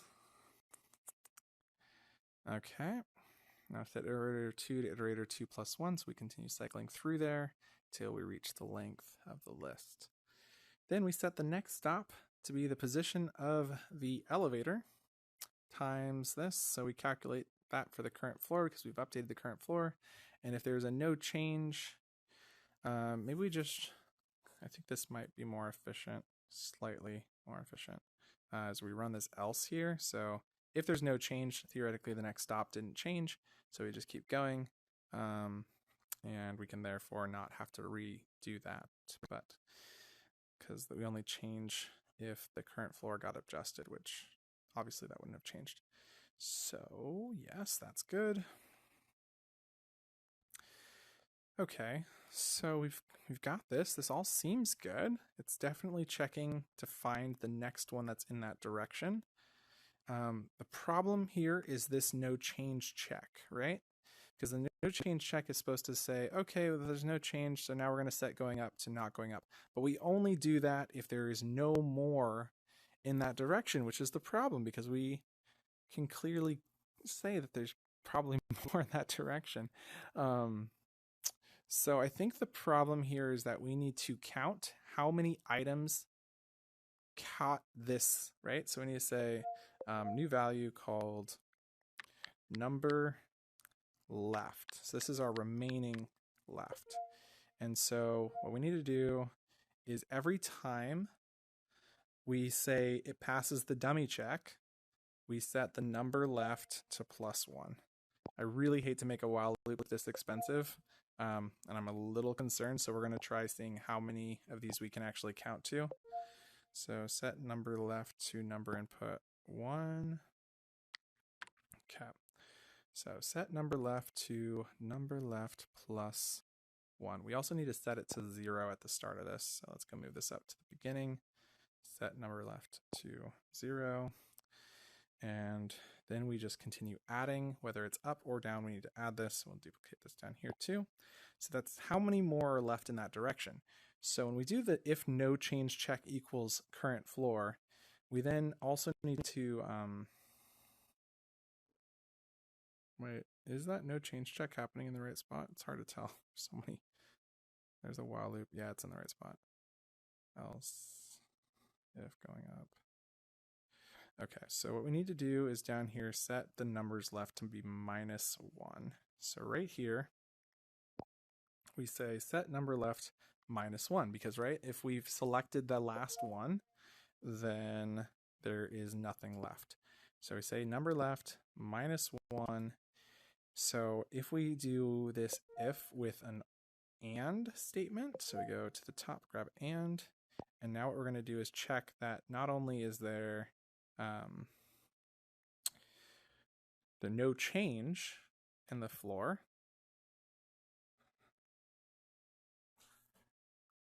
so not only does there have to be no change in the current floor we're going to, but there also needs to be number left equals 0. Yeah, I'm not confident in this. I think I'm close. I feel like I messed something up somewhere around the way, so we're gonna have to test around in here and see what we did wrong, if we did anything wrong. So then we set going up to not going up. So what am I thinking is going wrong? well, we're counting the number that are left.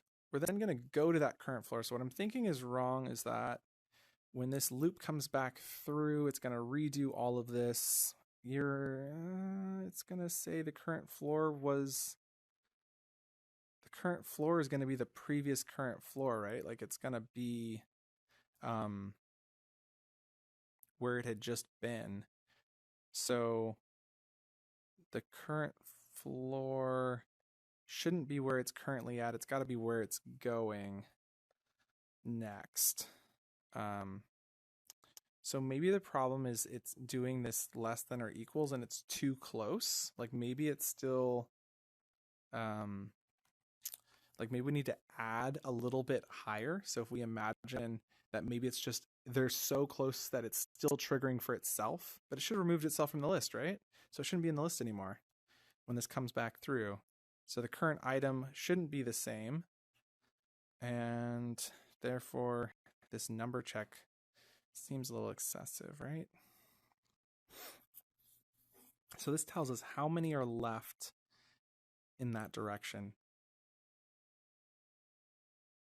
Okay, well, anyway, we don't want to go up if numbers left equals 0.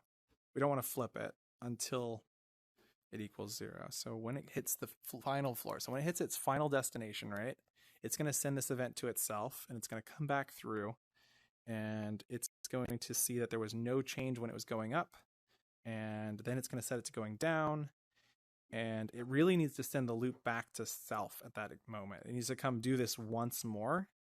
So it should probably set is running to false. And yeah, I think that's what we need to do. So we set is running to false and set is running to Boolean false. So that way it doesn't do anything else down here. And then we send loops back to self immediately. Send event loop. I'm not sure I agree with this. We're gonna have to find out if that works. Loop to self.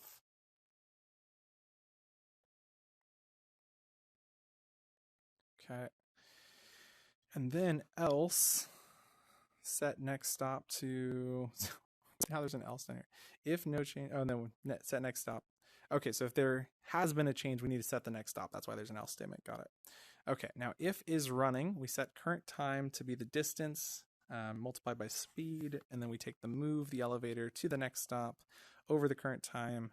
Then we send loop to self with current time plus 9 and send open doors to self after current time. And then when open doors is received, set current floor detection to true, send closed doors after 5 seconds, and set current floor detection to false, remove item and index. Okay. I feel like we're really close to having this functional. Really close. Play. Here we go. So let's try just jumping around a little bit. Jump up and get down. Going up to floor 5. Nice. Wow, that went really fast. Not sure if that was good or bad. I can't tell. Okay. I'd almost say slow this speed down. Let's go to 3. Yeah, that started going down before the doors had finished closing. That is a little problematic, isn't it? Gotta figure out how to solve for that. Okay, now we're back on the first floor. Now let's go add 5th floor, and then quickly add 3rd floor, 3rd floor, and 1st floor, and then 5th floor. Okay, I just added a bunch of floors. We're not moving though. Oh, but they're... Am I entering the trigger or something? What is happening here? Okay, so it's going through the list. It doesn't seem to be updating the current floor, right? Like... So it's going through the list, and it's not updating the current floor for some reason. It's saying, let's not update this. Let's leave it as the same. Those doors really need to come outward.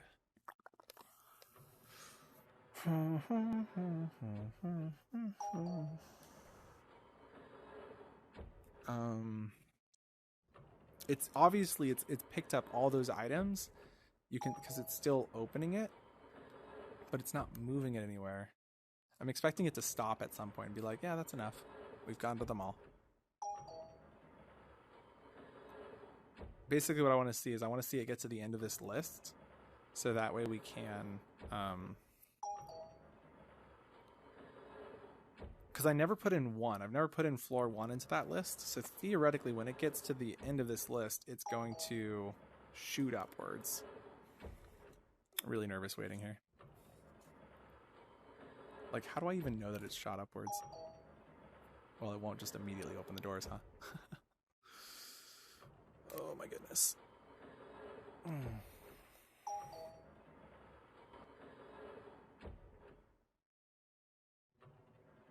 I cannot take this. Please. Please do something else.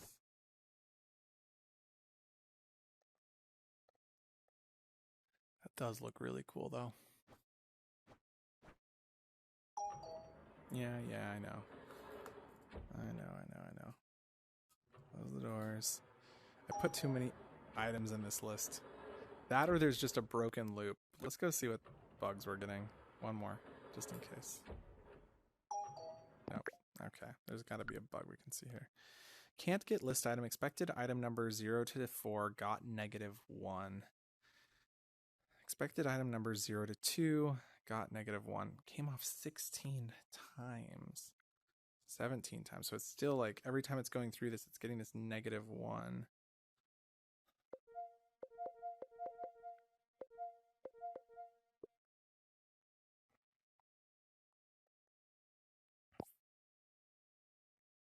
Okay.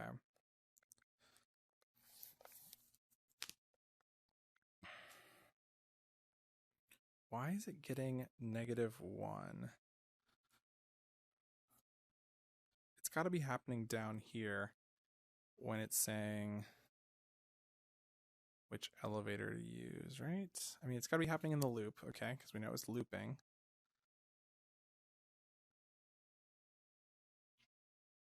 Maybe it was that part where I sent the loop to self and I was like, maybe I shouldn't do that.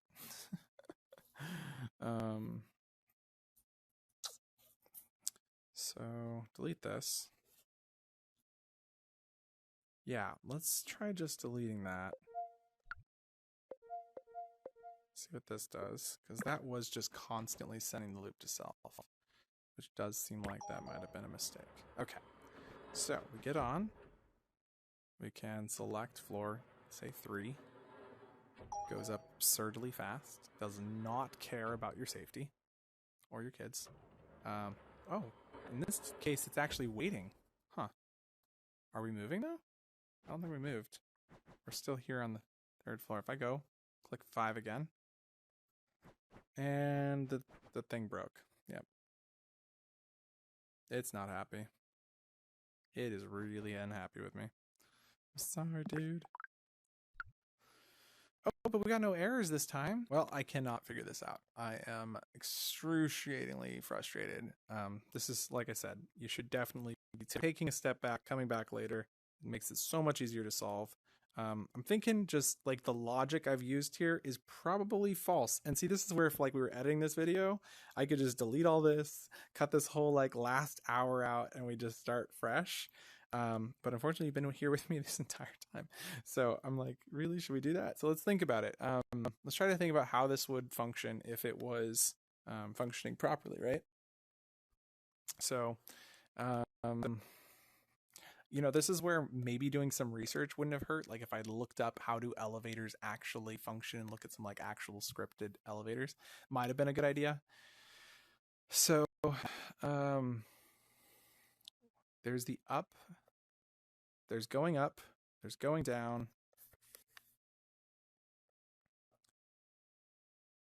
We stopped going up when we reached the top. We stopped going down when we reached the bottom. These are pretty straightforward things.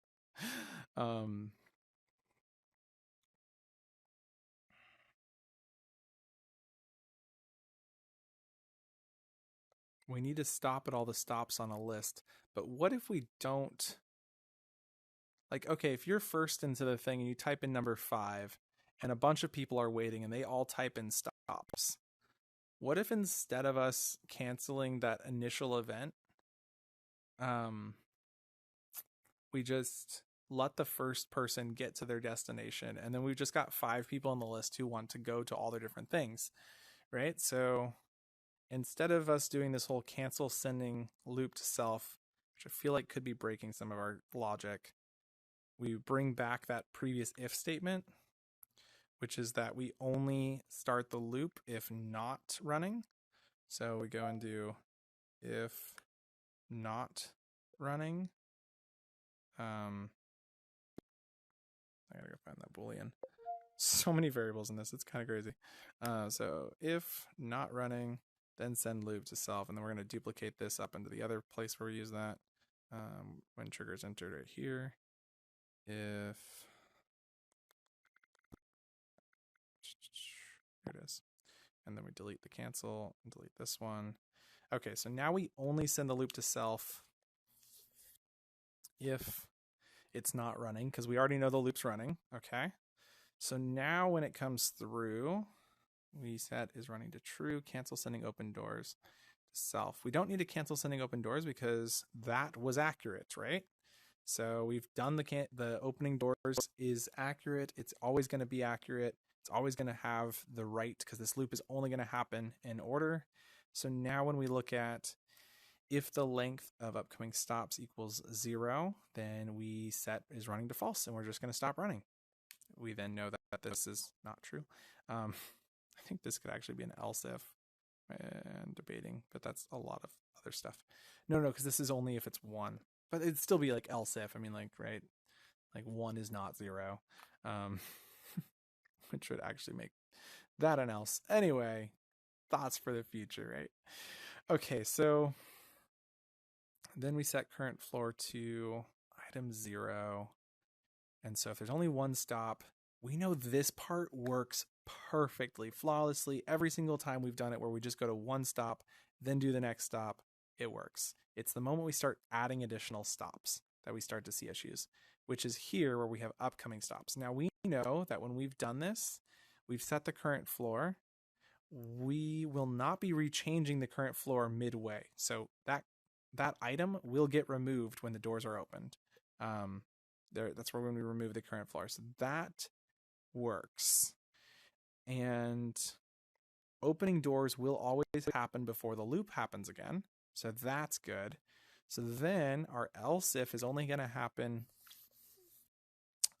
if we've got the, a bunch of things previously like queued up. So now we previously determined, hopefully I didn't mess anything up. We previously determined going up based off of our previous setting, but it kind of doesn't make sense to determine going up here because this is only if there's 1 stop, and if there's 1 stop, why are we determining if we're going up or down? Because we should be determining that, well, I guess it's fine. I guess it's fine to do that because it's just continuing on its trajectory, and then when it's done, it's done. So I guess that's fine.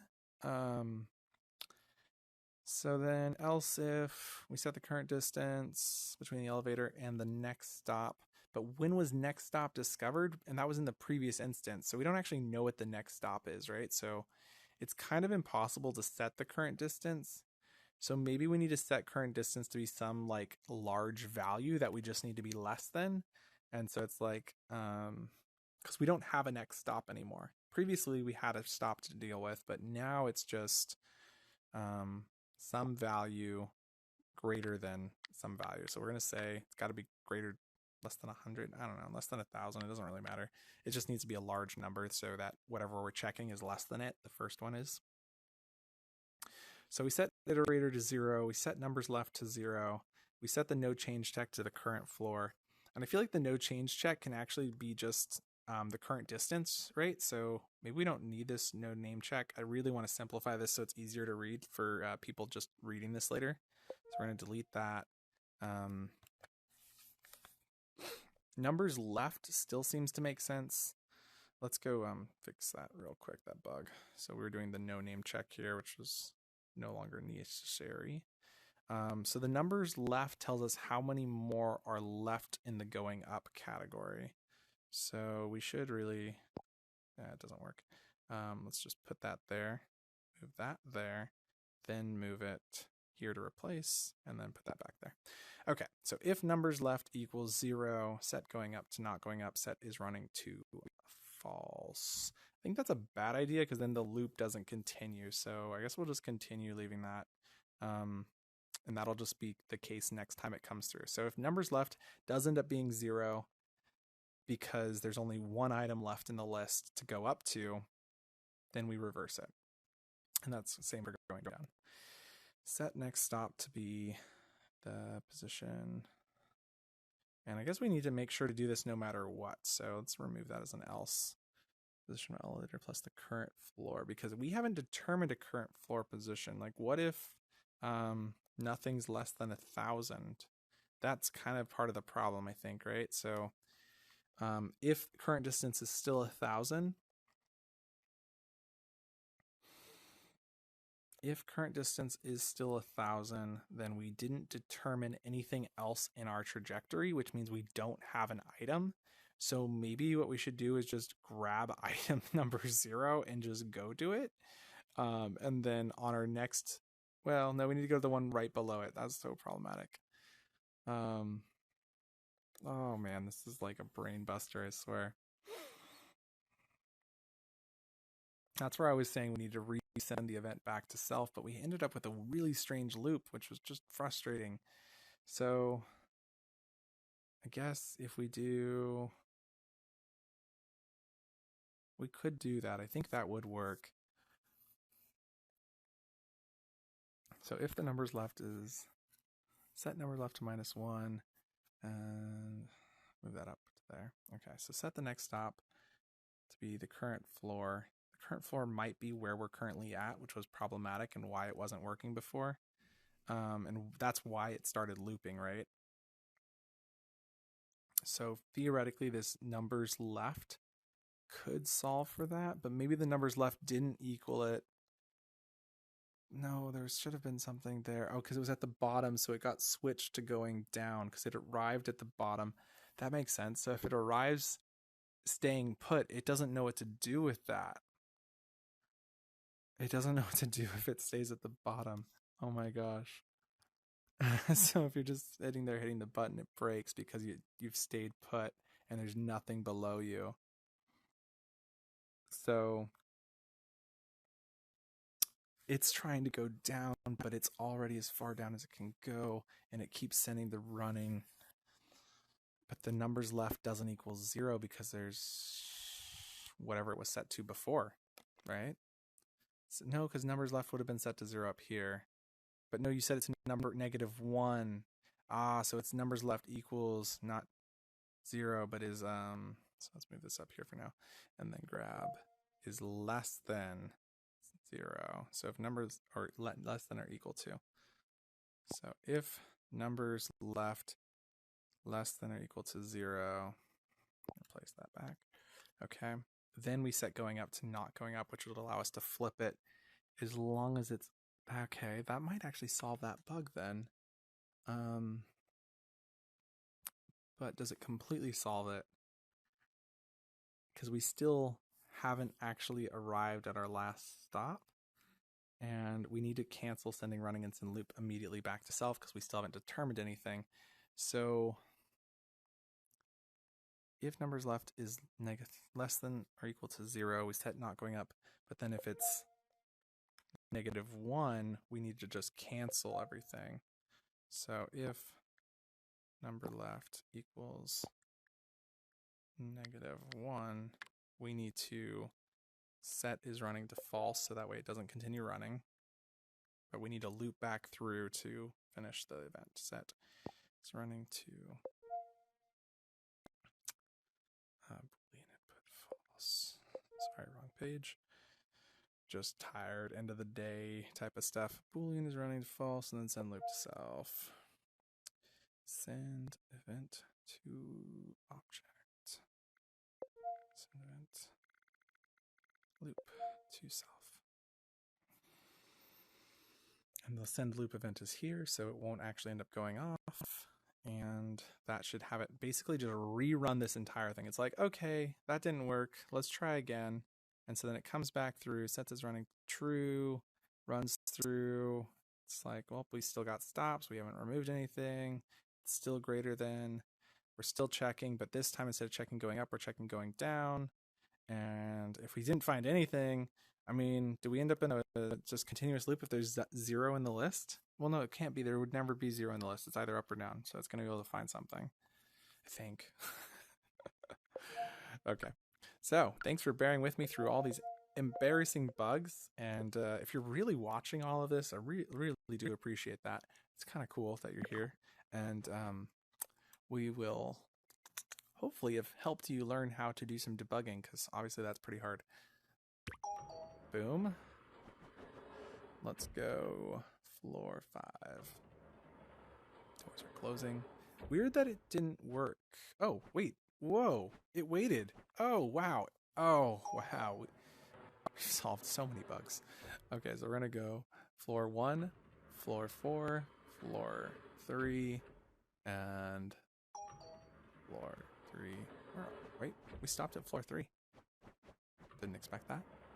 Maybe because it didn't send the loop until all those items had been added. And we stopped at floor 2. Cool. Or was that 5, 4? Now we're at 3. We really do need to create a way to display where we're at. That's going to have to be next.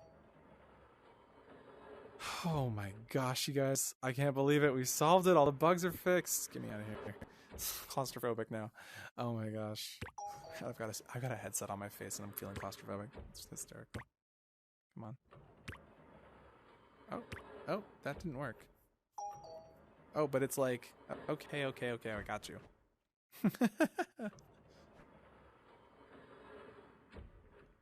Also really love the haptic feedback on this. 5, 4, 2, 5. Okay, so it should go down from here. I think we might have added 5 to the list again, though.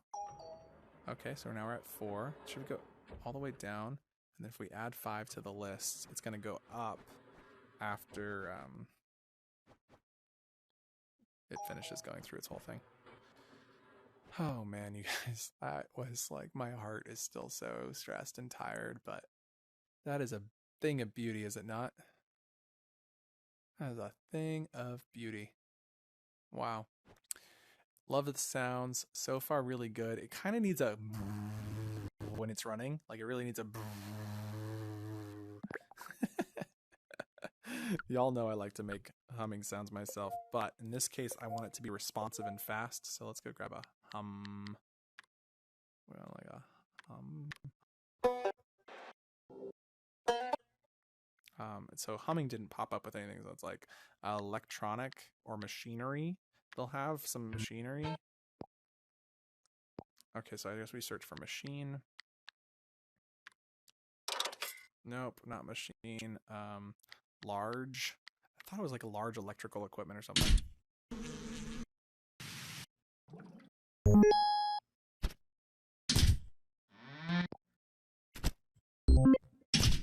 Oh man, I swear. Maybe it's something I have on my computer for like work. But yeah, there's no. I thought it was hum. I guess we need to search. Sometimes it's good just to go through this whole list. I'm just gonna jump around. Jump up and get down. That was weird. Oh.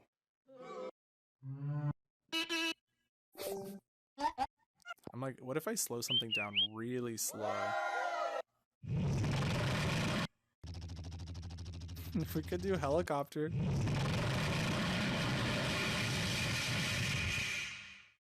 Oh my gosh, you know what? Okay, transportation, rocket takeoff might be it. Let's search jet engine. Oh, there's some good stuff in here.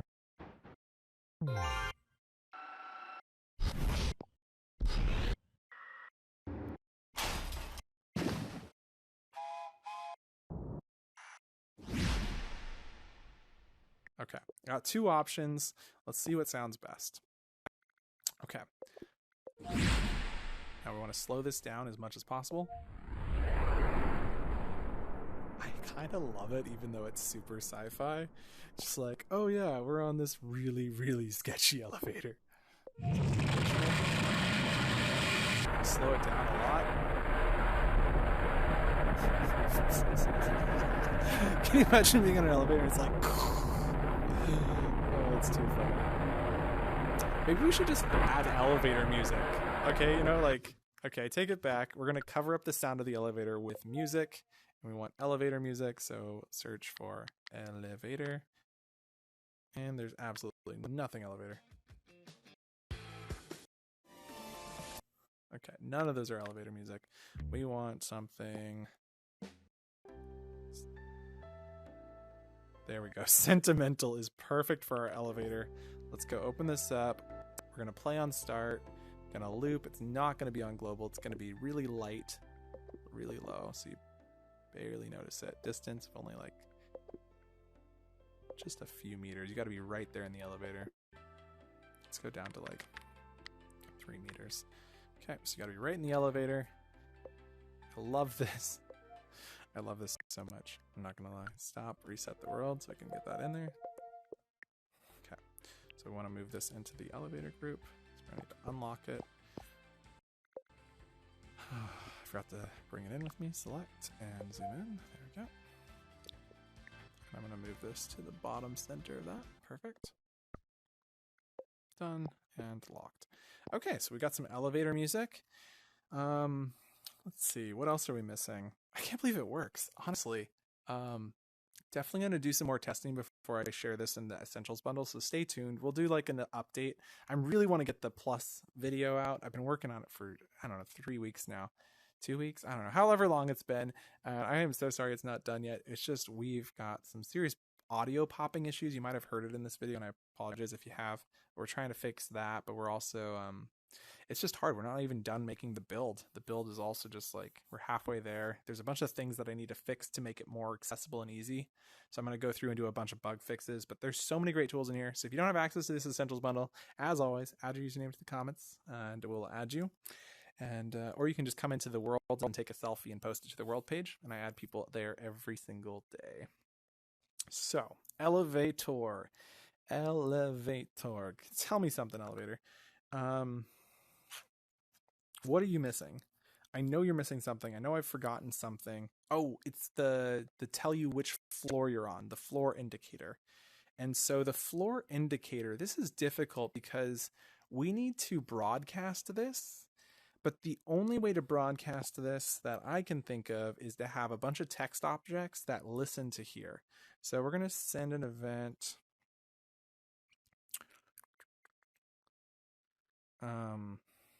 Oh, this is going to be weird. How in the world am I going to do that? Like, I could just make the elevator object collide with a trigger, and when it collides with the trigger, it updates the number. Like, that would be really easy. But I'd rather math it out, because I'd rather math it out. It shouldn't be that difficult. We know where it's going. We know where it's at when it arrives. So we need an event. So the first thing we need to do is create a text object that can listen. So this is going to be called update text. Update text. Now when the update text event is received, it needs to be received with a parameter, which is going to be a string of value. And I know that seems kind of crazy because it's a number, but it's going to be called current floor. And that's fine. And then when update text is received with current floor, we are going to display this inside of the elevator. So we're going to need new object, elevator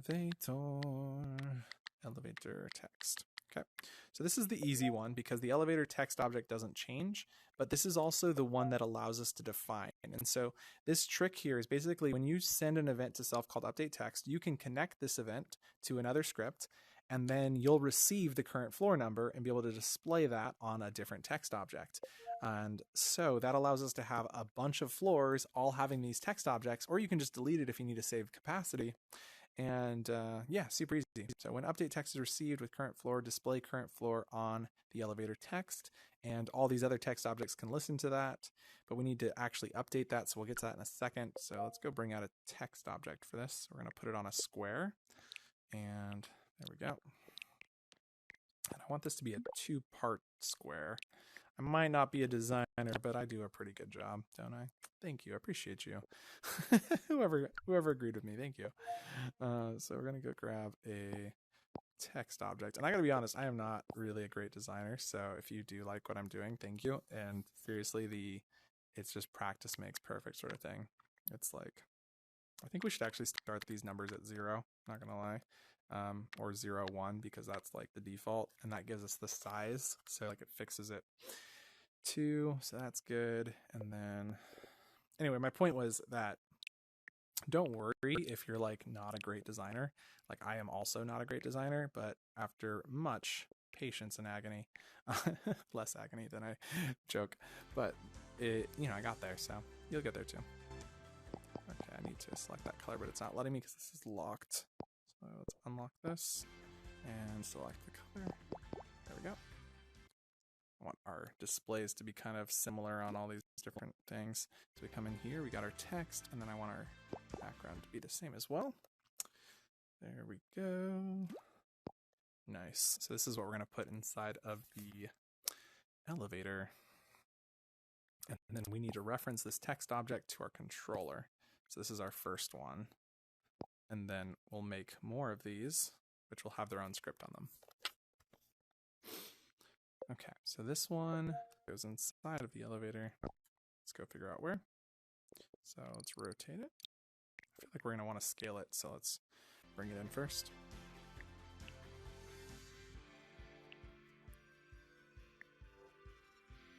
Yeah, I kind of like it being on the opposite side. I hope you agree.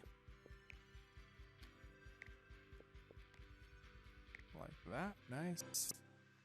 Maybe put it closer to the wall. Nice. Does it pop out? Does it seem to? Oh, a little bit. So let's let go of that. This is really uncomfortable, not gonna lie, so wouldn't worry. Well, I would worry a little bit. There you go. Oh, and we did it recessed over here, which was cool. I guess we got to do that here too, huh? Okay, so what we're gonna do is select this, snap it there, then snap that right there, and then what I want to do is stretch that to here, then duplicate this one to here, then just duplicate this one down to here. Nice. Now with that, we just need to push this back in. So select and shove it into the, and just like that. And now it looks like a display. Very nice. Okay, so what we need to do then, and therefore next, select these and zoom into the grouping, which of course I have to reopen. And then come back in here and reselect our list. Okay, selected, and zoom in, let go, zoom out. And now we've got our floor in there. And now to update it, what we're going to do, because this is easy-ish. So do we know which floor we're going to when we do this? Do we? Kind of. Like, we kind of know which floor we're going to because the position of the current floor object in the list represents which floor it's on. So if we get the index in the list +1, that represents where we're going to, and we want to display it when it gets there. So when the door gets there, when the door's open, the current floor, we're going to send event to objects. This is the first time that we're going to send it. I'd like to calculate during the process. I just don't want it to be updating. Like, I don't want to have a really fast loop in there because it'll break a lot of worlds that have other stuff going on that's scripted, and this shouldn't be that intense of a script. So we're going to go send the, did I call it display? Oh no, I called it update text. Update text. Send update text to self with a string parameter. So we're going to go and convert the variable to a string.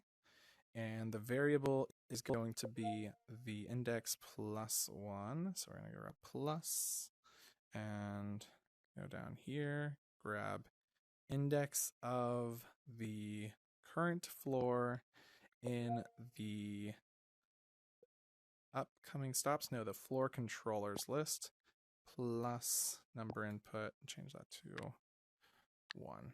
Okay. So we've got our text updating when it arrives at a floor. That's kind of good because, like, at the very least, if it's making stops, you'll see it making those stops, right?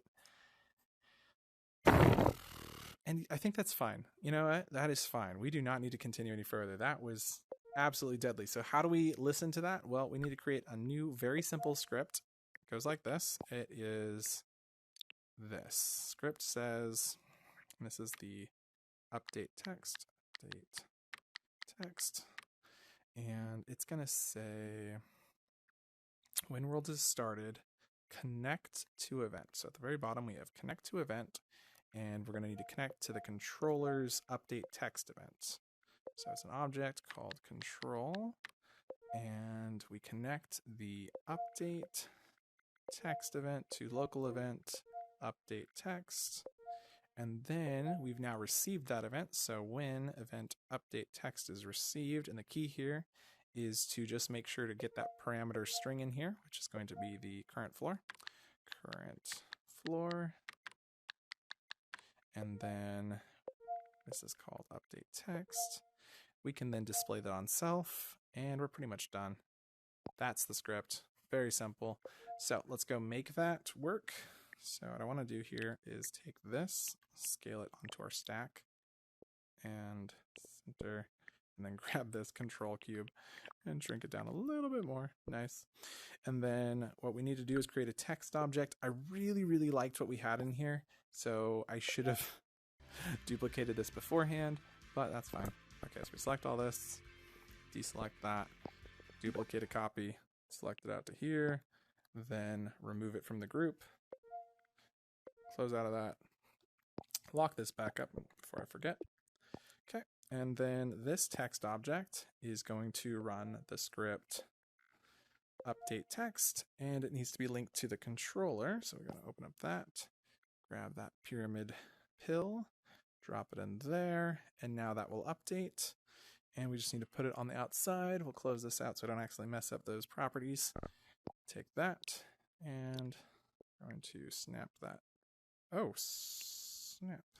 I messed up. Let's try that again. There we go. Grab. Why? I'm so confused. Is there 2 things here? No, there's not. So why are you giving me hell? I think it might act. Oh, it is there. It's just a lag. Okay, so we'll treat it like it's real. And then drag that down, drag that over. And now when you duplicate the floor, this will continue with it, which is nice. Let go and it's there. And we need to push it into the wall a little bit. Okay.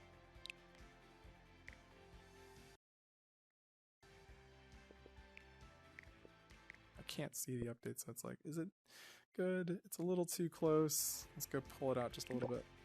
No! Oh, lock this while I'm working on this. Okay. Yeah, sometimes I just get really good with switching between tools, and definitely recommend practice. Makes perfect. Okay, we got that. So with this done, there's a couple little changes left, and I just want to show you how this works because there's a lot of pieces here, and we're only going to leave 2 doors or 2 copies here. So the way this will work when you're importing it, and I'm actually going to, you've probably already seen this. You've already seen this because I'm going to put this at the beginning. I'm going to cut and then put this at the beginning. So I'll say goodbye in a minute, and then we'll cut and do the opening that you've already seen. So I hope you enjoyed that. But what we want to do here is make it so when you duplicate it upwards, everything is just ready to go, right? So we come in here and we're going to go select this door, select that door, slide this out here. Nice. That's good. We really, really wanted that. I think that is perfect. We just, yeah, that's where we want it. Okay, so we've got the doors right. The one thing I messed up was the center position of this wasn't exactly the center position of this. So if we come in here, should be able to find it. I like to zoom out so I can more easily find this. So it's a little high. Should be right in. That's not the center position. There's no way. What is that the center position of? No idea what you think that's the center position of, but it's not. Okay, let's try this again. No. No. You know what? It was working just fine before, so let's just undo it. Yeah, it's fine.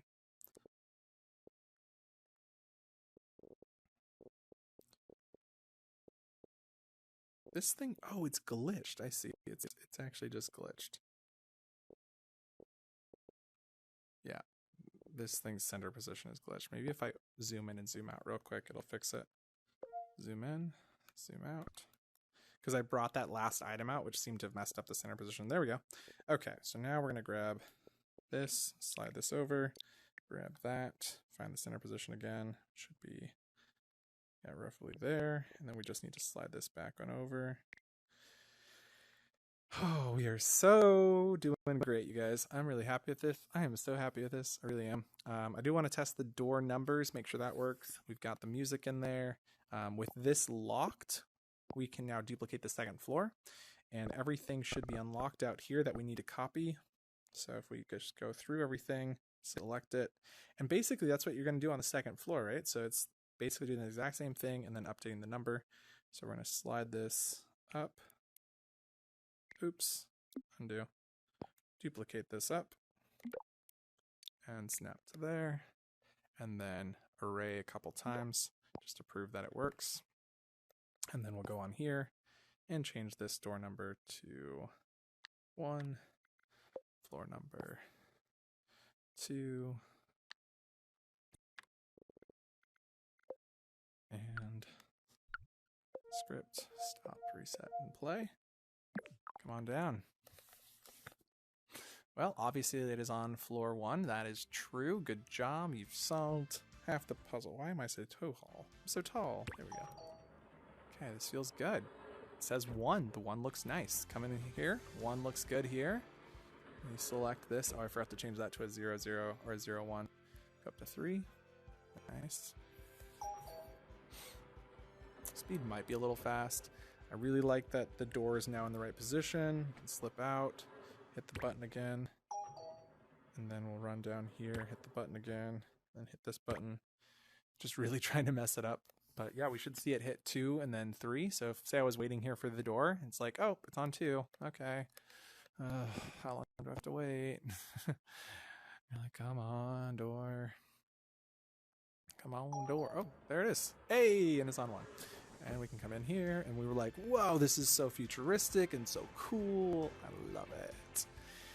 Oh, you guys, thank you so much for joining us. I hope you liked this. Please, seriously, if you enjoyed this video and you learned something from it and you want more content that's raw like this and just really shows you kind of some of the struggles and some of the experiences of just building like an awesome contraption like this, please do leave, your feedback in the description. If you'd prefer to have it edited, let us know too. It just takes a lot longer and we can only produce so much content, whereas we could put out one of these every week, which would be pretty cool. So thank you guys so much again for watching. If you have any suggestions on what to do next or what you want to see in the next update to the Essentials Bundle Plus, please let us know as well. Don't forget to like and subscribe if you haven't already. I'm sure you guys have. Thanks for sticking around this long. Really appreciate it. And thank you to my Patreon supporters. You guys are awesome too. I know you guys have been wanting more content like this. So thank you guys so much for your support there. And we will see you in Horizon.